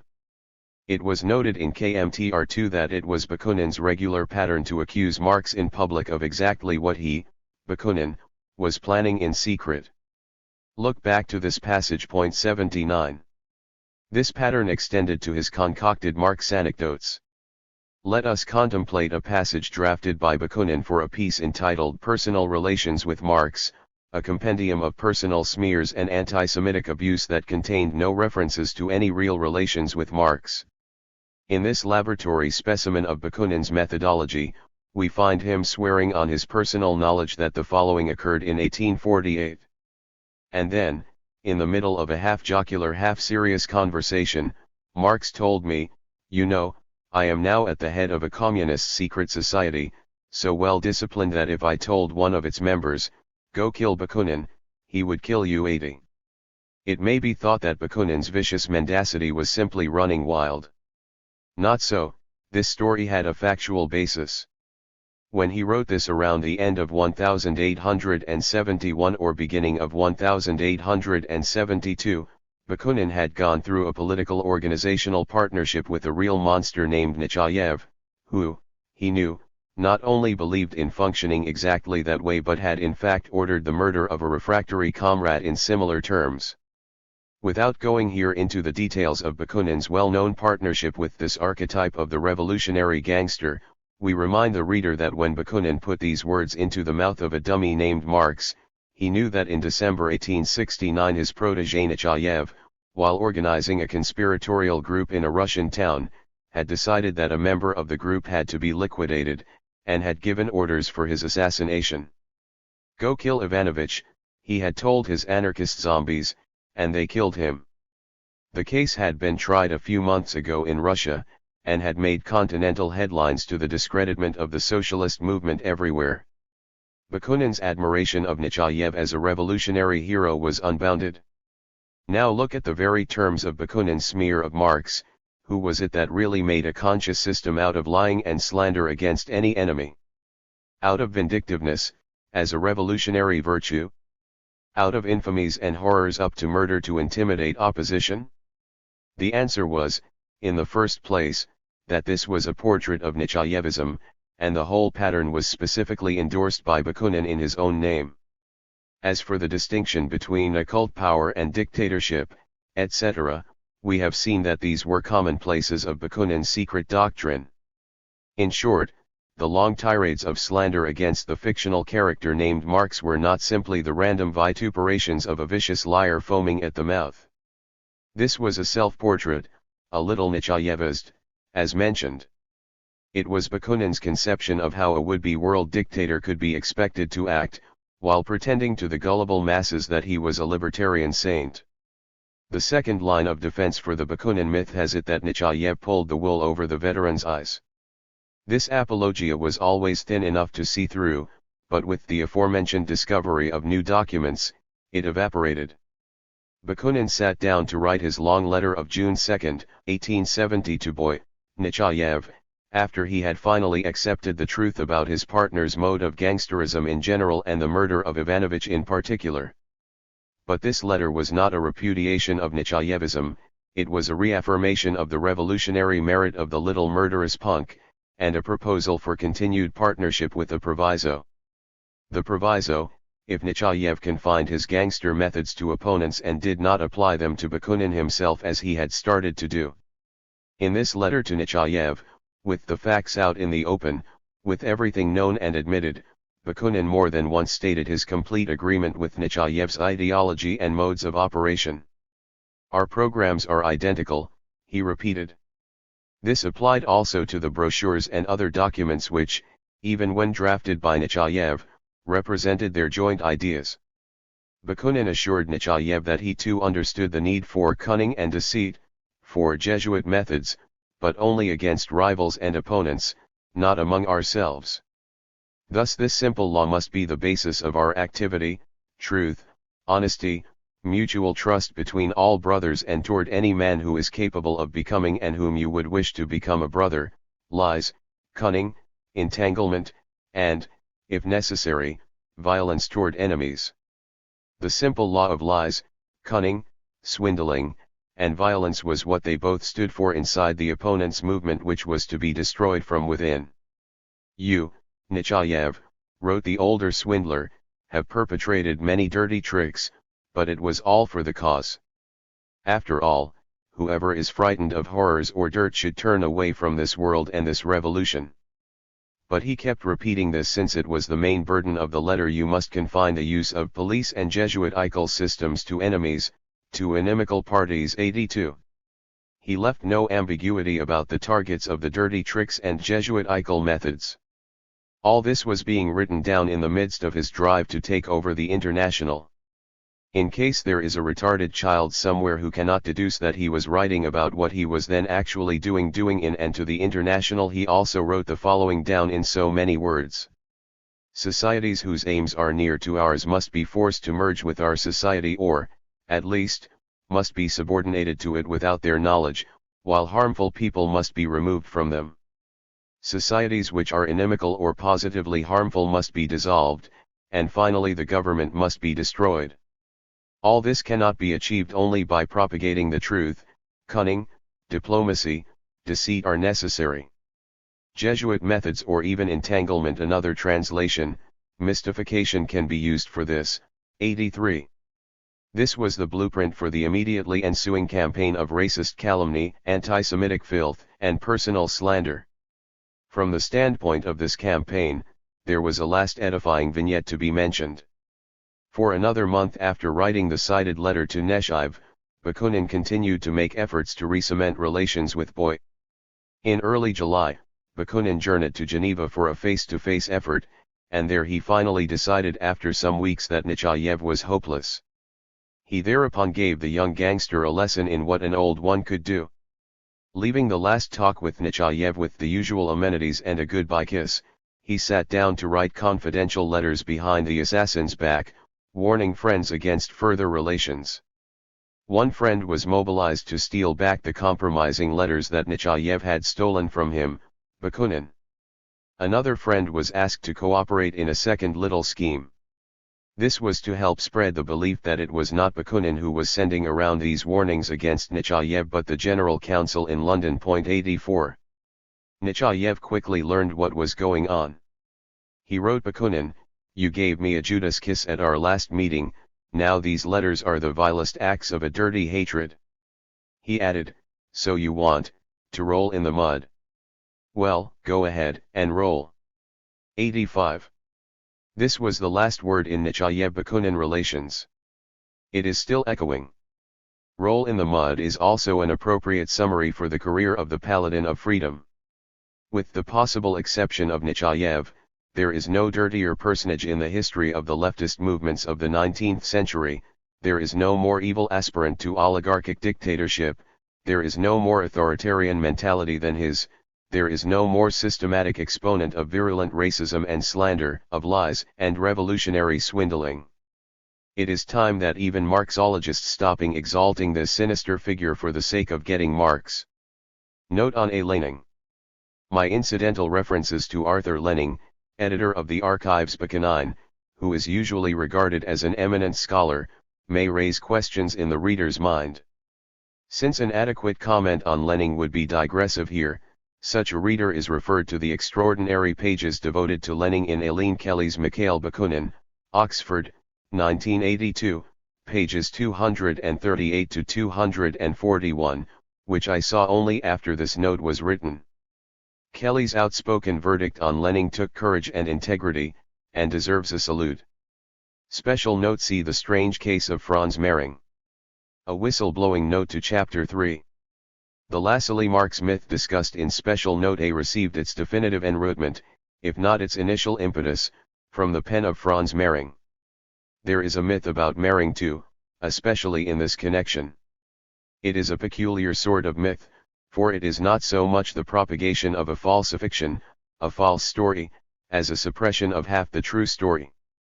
In the case of the Mehring problem, and I know no other such case, we must confront the usual portrayal of Mehring not by distinguishing between what is true and what is false, but between what is true and what is suppressed. Most people who know anything at all about Mehring know him mainly, if not only, as the author of a biography of Marx that has often been called the standard biography. Of Mehring's career they probably know only, or mainly, what they read about him in the translator's preface, by Edward Fitzgerald, To the English translation of the biography. 1 Current German reference sources are not appreciably more enlightening than this account. 2 In all these sketches, and in passages in numerous books where he is only a minor figure, the picture one gets of Mering can be put briefly: here was a brilliant intellectual figure, historian, and literary critic, who opposed Marxism most of his life, but at the ripe age of 44 to 45, not only joined the social democratic movement, but became one of the most effective Marxist champions, moreover a revolutionary Marxist, a virulent enemy of the revisionist current, an opponent of World War I from the beginning, and finally, together with Rosa Luxemburg and Karl Liebknecht, one of the founders of the German Communist Party shortly before his death in early 1919. All this was true. If we say no more about this side of Mering, it is because it has been adequately celebrated in numerous books and articles. But it was only one side of the human amalgam that was Mering, and practical considerations force us to bend the helm in this short note by emphasizing what constituted the other side. 1. Mering's circuitous road to Marxism. The main fact about Mering that is usually suppressed is the peculiarity of his political career. He adopted socialistic views long before he joined the Social Democratic Party, SDP, in 1891, and apparently held them alongside left and right liberal views, even when collaborating with conservative publicists. The point of mentioning this complicated thought life is not to indict him for political light-mindedness, though this was done in his time by the revisionist right wing. The point is that these socialistic views were derived from his permanent admiration for Lassalle. Insofar as he wavered in and out of socialistic ideas in the 1870s and 1880s, he began as a Lassallean and he remained a Lassallean. When the socialist unity of 1875 was achieved at Gotha, Mering praised the Lassalleans and reviled the Eisenachers. In his once notorious History of the German Social Democratic Party published in 1877-79, in various and numerous editions, he subjected most of the party leaders, particularly also Marx and Engels, to contemptuous and contemptible slanders and vilifications of an uninhibited sort unusual even for the Sozialistenfresser, or Sozialistentoter, of the day. But at the same time he praised Lassalle as a far-seeing statesman. He wrote as an admirer of the good nationalist Lassalle against the bad internationalist Marx. Let us say at once that only one scholar has made a study of Mering's first half-life, his political development up to 1891 when he joined the SDP. This was Thomas Hodel, an East German authority on Mering who in 1956 published his work Franz Mering, Senweg zum Marxismus 1869189.1.3. West German reviewers opined that its publication had become possible only with the notable 1956 thaw. The present note, insofar as it refers to this period, is based on Hodel. But let it not be imagined that Hodel writes as a breaker of idols. He bends over backward to put everything in the kindest light possible. It is my impression that Hodel kept reminding himself that his responsibility to science demanded presentation of the whole truth, but it did not require him to grind the idol underfoot. For example, of the rather shameful contents of that 1879 History of German Socialism, Hodel has a duly horrified sentence summary, followed by one specimen, which he finds so revolting that he cries enough, and brings down the curtain over it. There are pages where Hodel devotes a paragraph to stating, heart-heavy, what Mering said or did, and then devotes the rest of the page to sanitizing it. Only a scholar who has repeated Hodel's work, and there are none such either in the past or in sight, can confirm that he has given us all the necessary facts, but I am willing to accept Hodel's work on its face value, on the ground that its apologetics can be separated on sight from its scholarship. At any rate, there is nothing else. We have said that Mering adopted socialist views long before joining the SDP in 1891. The question is, what kind of socialist politics did Mering adopt? The answer is unabashed Lassallean reformism. Mering greeted the unity of two socialist groups in 1875 at the Gotha Congress with enthusiasm. In a letter to Wilhelm Liebknecht he expressed his desire to aid the new party by offering it the opportunity to publish in pamphlet form a series of articles he had written for the democratic newspaper Die Waage. These articles were a reply to the attack by Heinrich von Treitschke of the National Liberal Party, that is, the principal pre-capitalist party, on the SDP and the THIRD-WORLDISM. The THIRD-Socialist, Gustav Schmaler, entered into a polemic with Treitschke, and Mering's contribution took the form of a defense of the SDP and the THIRD-Socialisten against the defender of a pure and simple capitalist politics.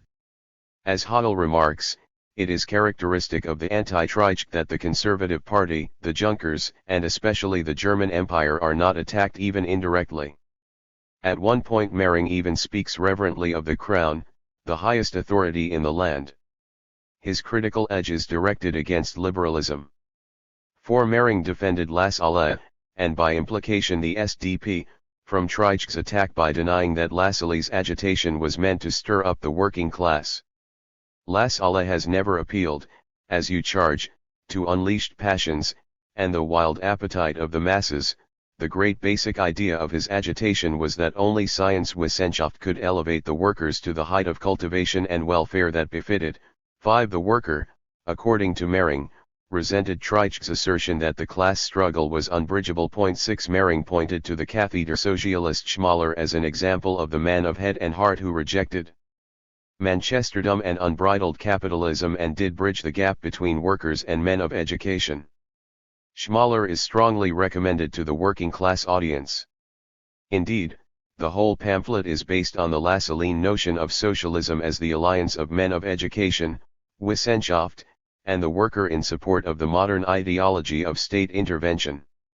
Down with liberal corruption is the battle cry of the anti-Treitschke. 2. The Sonnemann affair. It is characteristic of Mering's political development that his break with the SDP came as a result of a combination of personal and political factors. In May of 1876, Mering, after some months of unemployment, accepted a position with the Berlin Staatsbürgerzeitung, which he himself had earlier attacked as a scandal sheet. In his new job he shortly became involved in a literary and legal quarrel with one of the most distinguished liberal newspapers in Germany, the Frankfurter Zeitung, published by Leopold Sonnemann. Sonnemann was a Reichstag deputy of the Progressive Party and a leader of its liberal wing. The left wing was, in fact, referred to as the Sonnemann Liberals. The paper was widely read abroad and its foreign policy coverage was highly thought of. More importantly, it was generally sympathetic to the working class movement and the SDP. 7. Mering charged in an article of May 21, 1876, shortly after joining the staff of the rival newspaper, that Sonnemann had used the Frankfurter Zeitung to promote certain business enterprises for personal gain. Whether the charge was true or not is difficult to determine. The matter came to court twice. In one instance the ruling was in favor of Sonnemann, in the other, the case was decided in Mering's favor. Fair is fair. From the standpoint of the SDP, however, the scandal embarrassed an ally. In particular, the Berlin SDP paper, the Berliner Freie Presse, which was a rival of the Staatsbürgerzeitung, came down on Sonnemann's side. The Congress of the recently united party, held in Gotha in 1876, was forced to take up the issue. Liebknecht, the editor of Vorwärts, who had previously remained silent on the issue, defended Sonnemann as a bulwark of democracy. Liebknecht chose to ignore the content of the charges against Sonnemann. Mering was pushed by this relatively unimportant fight in the direction of the National Liberals, the pro-Bismarck party, which was also the party of most of the THIRD-Socialisten. The 1876 Gotha Congress lasted from August 19 to August 23. Mering began work on an anti-SDP polemic in the Magdeburgische Zeitung on September 1. The result, titled Zuergeschichte der Deutschen Sozialdemokratie, was published as a Reichstag election campaign pamphlet in January 1877. It was revised and published by the Wieser Zeitung as Die Deutsche Sozialdemokratie, Ihre Geschichte und ihre Lehre, eine historisch-kritische Darstellung. It was again revised and expanded in 1878. There was still a third edition in 1879. A serial popularization appeared in Die Gartenlobby zur Geschichte der Sozialdemokratie. This last was even more hostile personally to leaders of the movement. 8. The whole work was permeated with the hero worship of great, or at least powerfully willed, men who made history.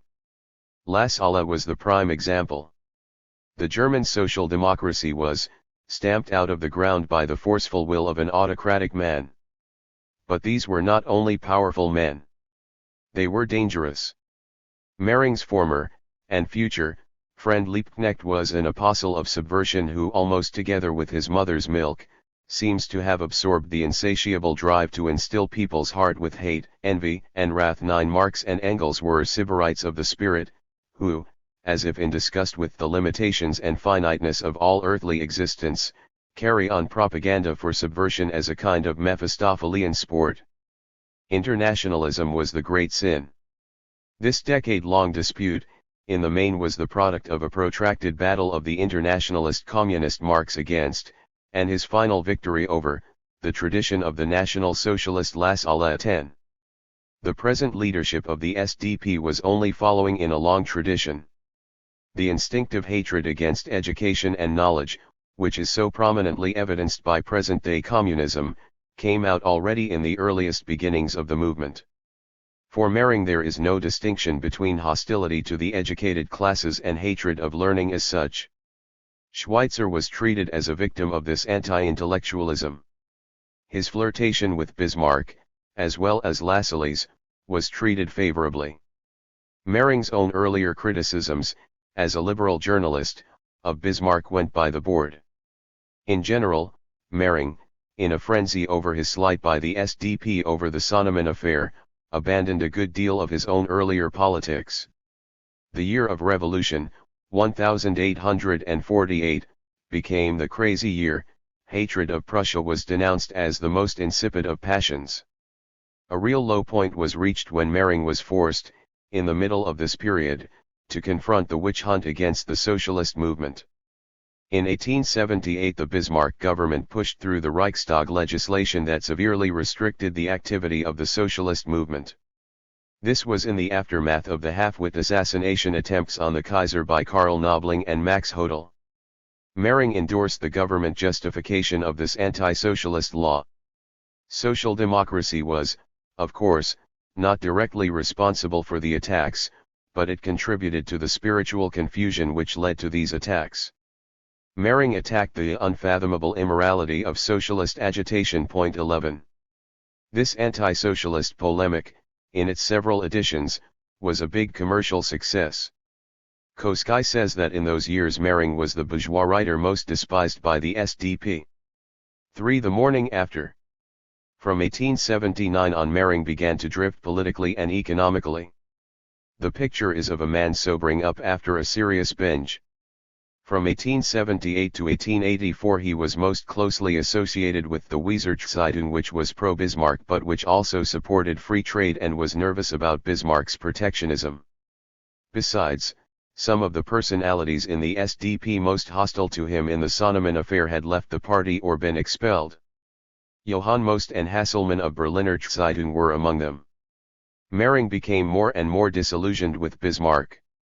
He wrote a series of articles attacking the accident insurance law, one of the government's social welfare measures which was meant to demonstrate the possibilities for reform by a social monarchy, as a mere palliative. A glimpse into Mering's confused politics in this period is given by his response to the rise of the anti-Semitic demagogue Adolf Stocker. Stocker was a Protestant preacher whose anti-Semitic sentiments won him favor with the imperial court, and he enjoyed a brief period of electoral success in the 1880s. Mering, in an article on the Berlin vote in 1881, compared Stocker's supporters, a motley crowd of fools, to the determined, serious, often gray-haired workers who supported the Social Democrats. One experiences a deep feeling of shame at how much more sympathetic the enemies of contemporary society appear than those who unabashedly present themselves as its professional saviors. Then followed a curious article in which Mering attacked the anti-socialist law for its inconsistency, it was applied to one set of demagogues but not another.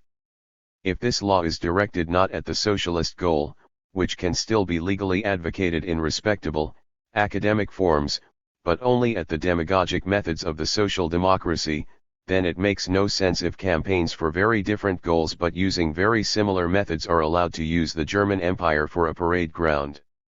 This, however, is obviously the case because the campaigns of the anti-Semites and the social Christians are as much like those of the social democrats as one rotten egg is like another. 12. It is unclear whether Mering is arguing in this passage for the repeal of the anti-socialist law or for its application to all the demagogues. This may have just been an attempt to score a debater's point. Mering, however, consistently opposed the Social Democrats' emphasis on class conflict right up until the day he joined the party. Over the next 10 years he was to base his increasingly bitter opposition to the anti-socialist law on its ineffectiveness. It did not lessen class hostility, it increased it. Its main consequence was to drive the working class to the left. As we shall see, it finally ended up driving Mering to the left. For 1882, a year of change. Over the next year Mering moved personally and intellectually to the left in this same zigzag pattern. In terms of party politics he moved closer to the Progressive Party, and in March of 1882 became associated with the Politische Wochenschaft, a liberal paper. By the end of 1882 he came out against the anti-socialist law while continuing to bemoan the poisonous and uncontrolled demagogy of the party which planted the idea of assassination in the minds of useless types like Hodel and Nobling. 13. The point was that the anti-socialist law encouraged this kind of demagogy. Mering, for example, denounced the stupidity of banning the legal party newspaper the Süddeutsche Post, a relatively moderate local paper, and, as a consequence, leaving the party rank and file with nothing to read but the radical Social Democrat published illegally in Zurich. 14. Examples of this kind of political schizophrenia could be multiplied indefinitely. The detail is not necessary to draw a political portrait of Mering. Here was a man won over by the growing strength of social democracy. A frontal attack on Marxism, i.e., the militant anti-Junker and anti-capitalist politics that was so attractive to the rank and file, could only isolate the attacker from the ranks of SDP. Parenthetically, this also explains Mering's subsequent wavering in the 1900s. A long period of legal activity brought elements into the party who hesitated at joining an illegal party. Electoral and trade union success seemed to offer at least the possibility of indefinite progress. Reformism became a far more realistic prospect for the party. None of this is meant to imply that Mering was a hypocritical place seeker. If he had been, the road that led him to social democracy would not have been as long and tortured. He was changing his mind because he was realistically taking account of changing circumstances. Mering, the skilled materialist historian, would have understood the process if he had been explaining the political evolution of some historical personage. 5. Last stop. Mering's last stop on the road to social democracy was Die Demokratische Partei, a fusion of the progressives and a splinter faction of the liberals. Its newspaper, the Demokratischen Blätter, was edited from 1885 to 1887 by George Ledbuhr, the later left-wing leader of the Social Democratic Party. In the 1887 Reichstag election the party was unable to win even one seat. The paper ceased publication.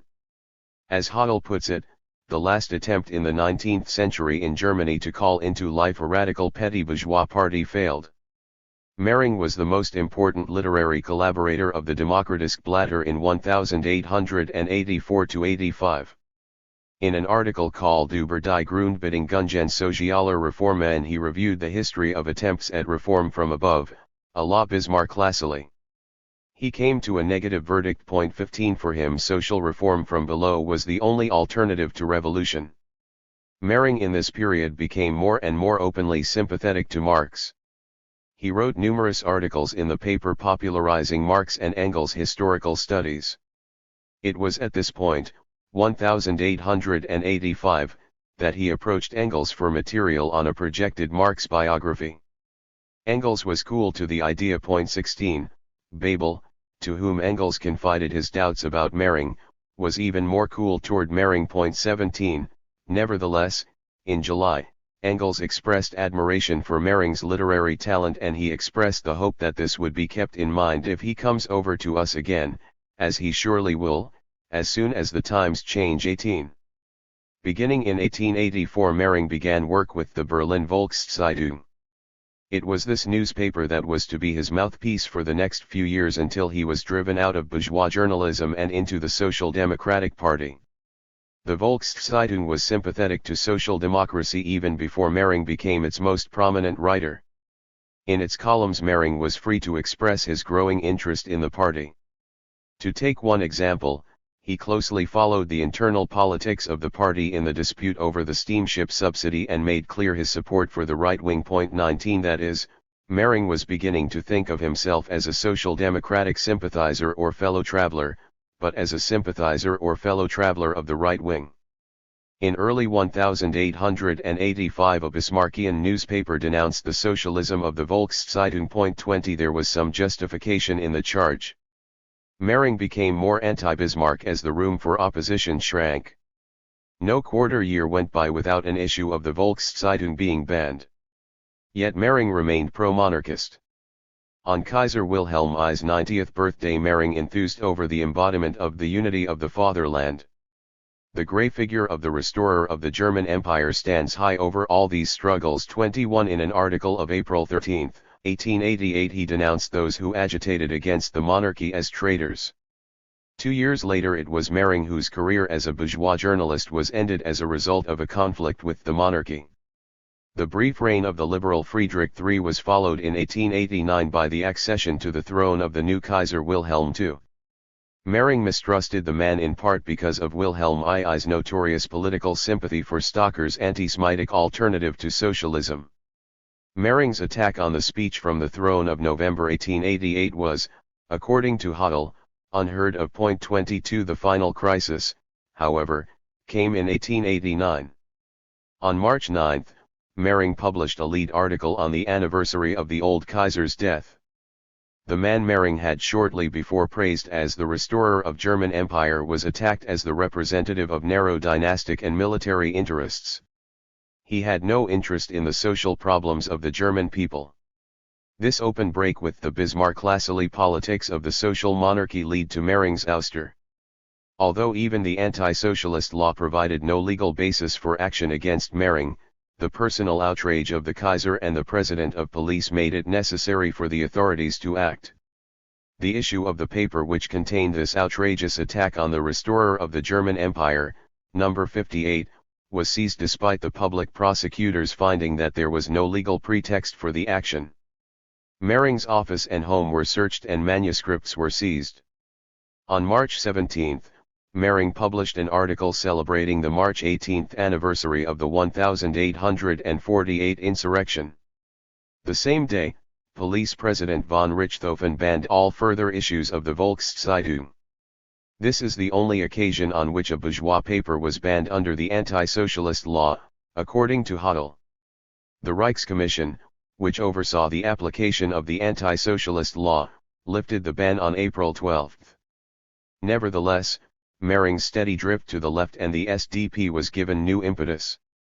Mering's actual break with the Volkszeitung, however, was something of an anticlimax.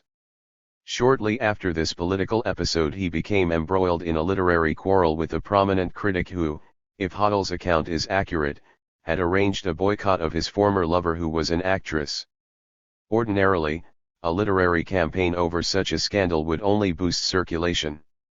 Mering, however, developed the series of articles into a muckraking pamphlet which attacked the general corruption of the press and the theatre. 23. This particular injustice was only a symptom.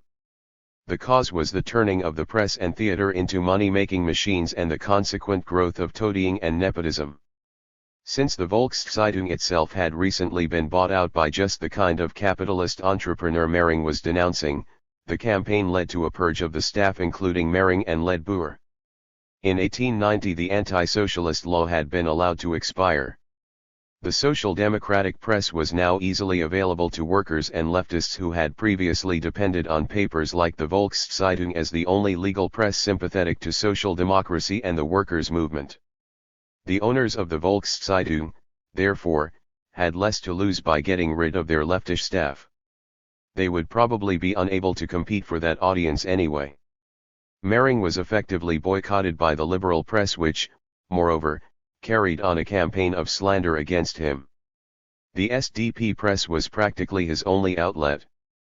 From June 1, 1891, Mering's correspondence from Berlin appeared in the SDP theoretical organ, Neue Zeit, the leading international theoretical journal of Marxism, practically as the lead article. Mering was not yet even a member of the party. He had never had the least connection with the labor movement or with workers in any way. Up to virtually the day before yesterday, he had been arguing that Germany needed a radical democratic party in order to prevent the triumph of social democracy. Hodel's comment is, "We are justified in seeing in Mering and his development a typical example of the development of the best German intellectuals." 6. Mering as a left-winger. Mering's reputation as a left-winger, prior to World War I, derives from his opponents. Within a few years of his joining the movement, the inter-party conflict over Bernsteinism broke out. Bernstein, like Mering, drifted throughout his political career between two poles. Both were attracted by class instinct to radical democratic reform politics. Both were repelled in the direction of socialism by the inhospitable political climate of Bismarckian Germany.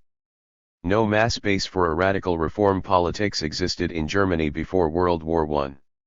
For that matter, there wasn't much of a base for such politics between the wars. In the 1890s, Mering and Bernstein were moving in opposite directions even if they were moving in the same force field. Mering supported the anti-Bernstein position. He became a favorite target of the right wing of the party because of an obvious weak point. He had, for almost 20 years, been notorious as a vicious public opponent of the party. Bernstein's modest proposal to revise Marxism out of existence paled alongside Mering's direct and widely publicized attacks.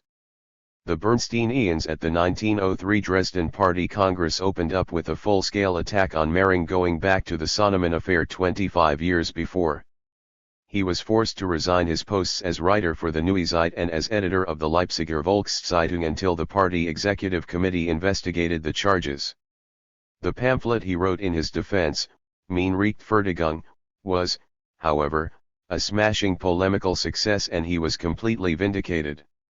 The party executive issued a public statement inviting him to resume his party work. Mering's opposition to Bernsteinism made perfectly good sense from a personal point of view. He had fairly recently been driven from the very radical democratic milieu Bernstein was reaching out to. What is more important, Mering's Lassaline version of reformism was not directly involved in the revisionist fight.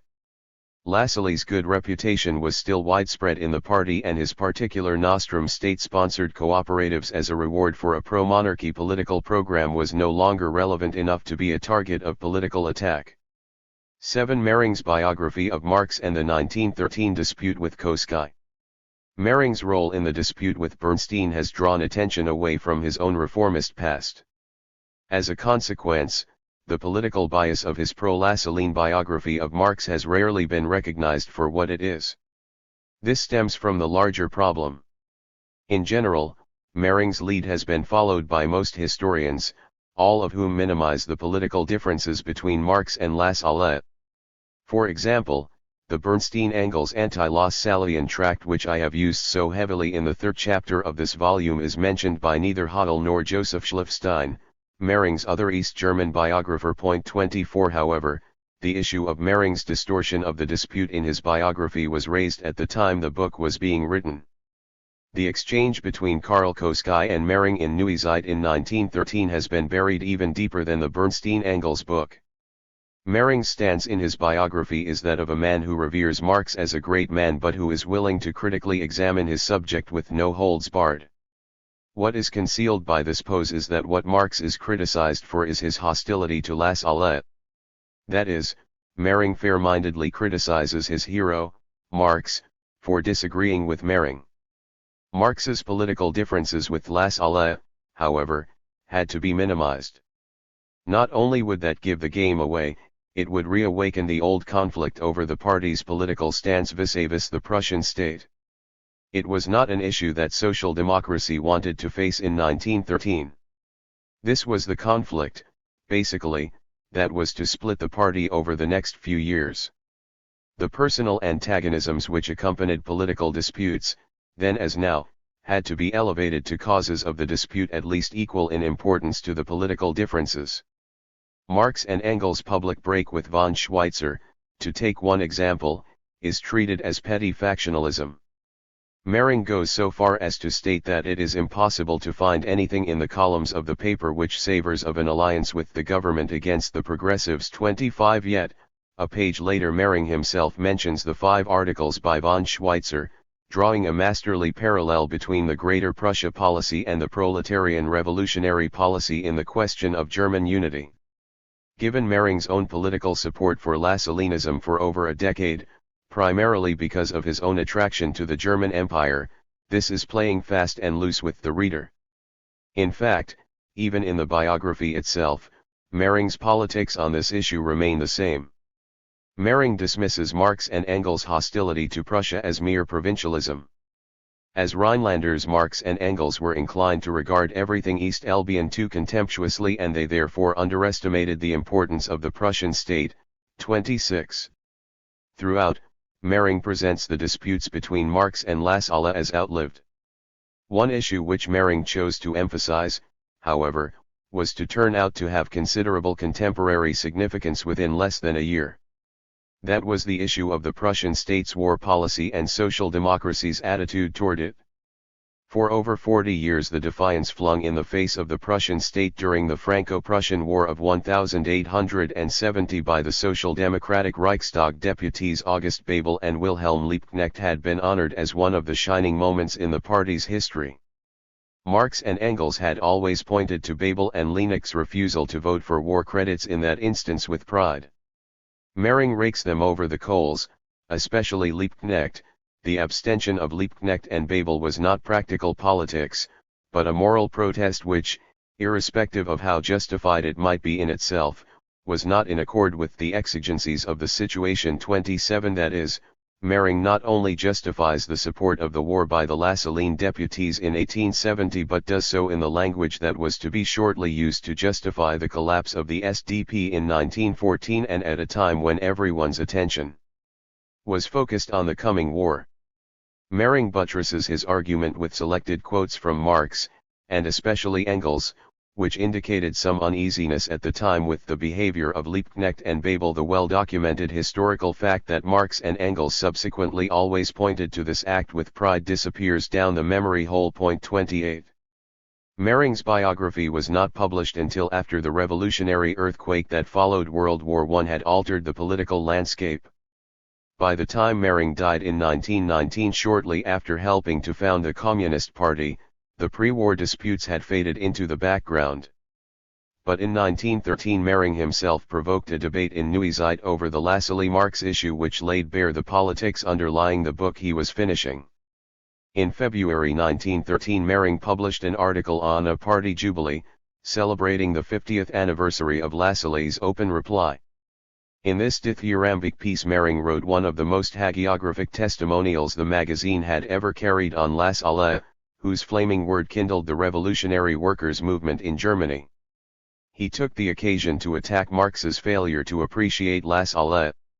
He wound up his lament against Marx's harsh and often so unjust criticism with a call to arms against the Marx priesthood in the party.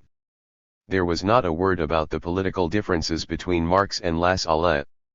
The only specific charge against Marx was that he shoved aside with a contemptuous wave of the hand the open reply and the other pamphlets which stirred the German working class so mightily as sixth-grade ideas which they would not waste their time reading.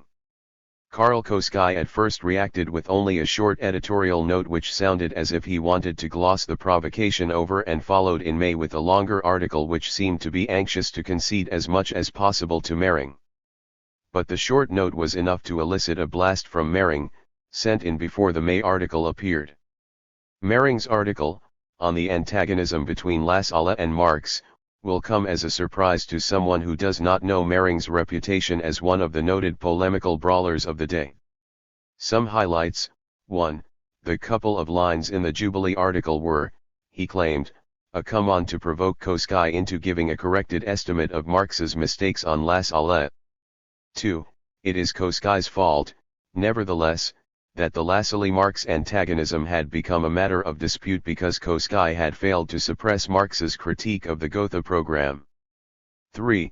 The substantive issues which divided Marx and Lassalle on statism, trade union independence, and so on, are explicitly tossed out of the discussion because they were now passé. Koski was forced to take up the challenge in a major article, Lassalle and Marx.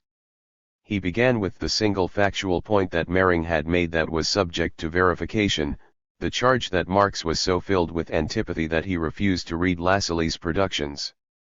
Koski read into the record the, still unpublished, letter that Mering was misquoting and demonstrated that Mering's account was a pure fabrication. He went on to defend the publication of the critique of the Gotha program against the reprehensible demand that it should have been suppressed. In conclusion, Koski carried the attack home to Mering in a section headed The Rebirth of Lassalleanism. He showed that Mering, in glorifying Lassalle's practical wisdom in not going beyond the state of consciousness of the workers, was only repeating the revisionists' main argument. He lamented Mering's new phase, especially Mering's jubilation over the beclouding of the son of Marx and the coming dimming of the Marx idol, and his nasty remarks about Marx piety and Marx priests. It was Mering's way of avoiding a discussion of the political issues involved. In July 1913, Mering replied with an article that avoided all the substantive issues and presented himself as a victim of intellectual terrorism at the hands of the stalwart defenders of Zion in the Marxist ranks. They attacked him simply because he refused to make the traditional kowtow to the official party legend. The legend of Lassalle, which Mering had celebrated in his original article, however, was one he continued to defend. Mering did not have to reply to Koski's substantive criticisms of Lassalle in Neuezeit because in his book he had the floor in permanence and did not even have to take note of his critics. Ironically, when the biography was published in 1918, Mering was on the road to minor Marxist sainthood himself. His biography has therefore always been accepted as a critical, but sympathetic, Marxist production rather than as the Lassallean hatchet job it is.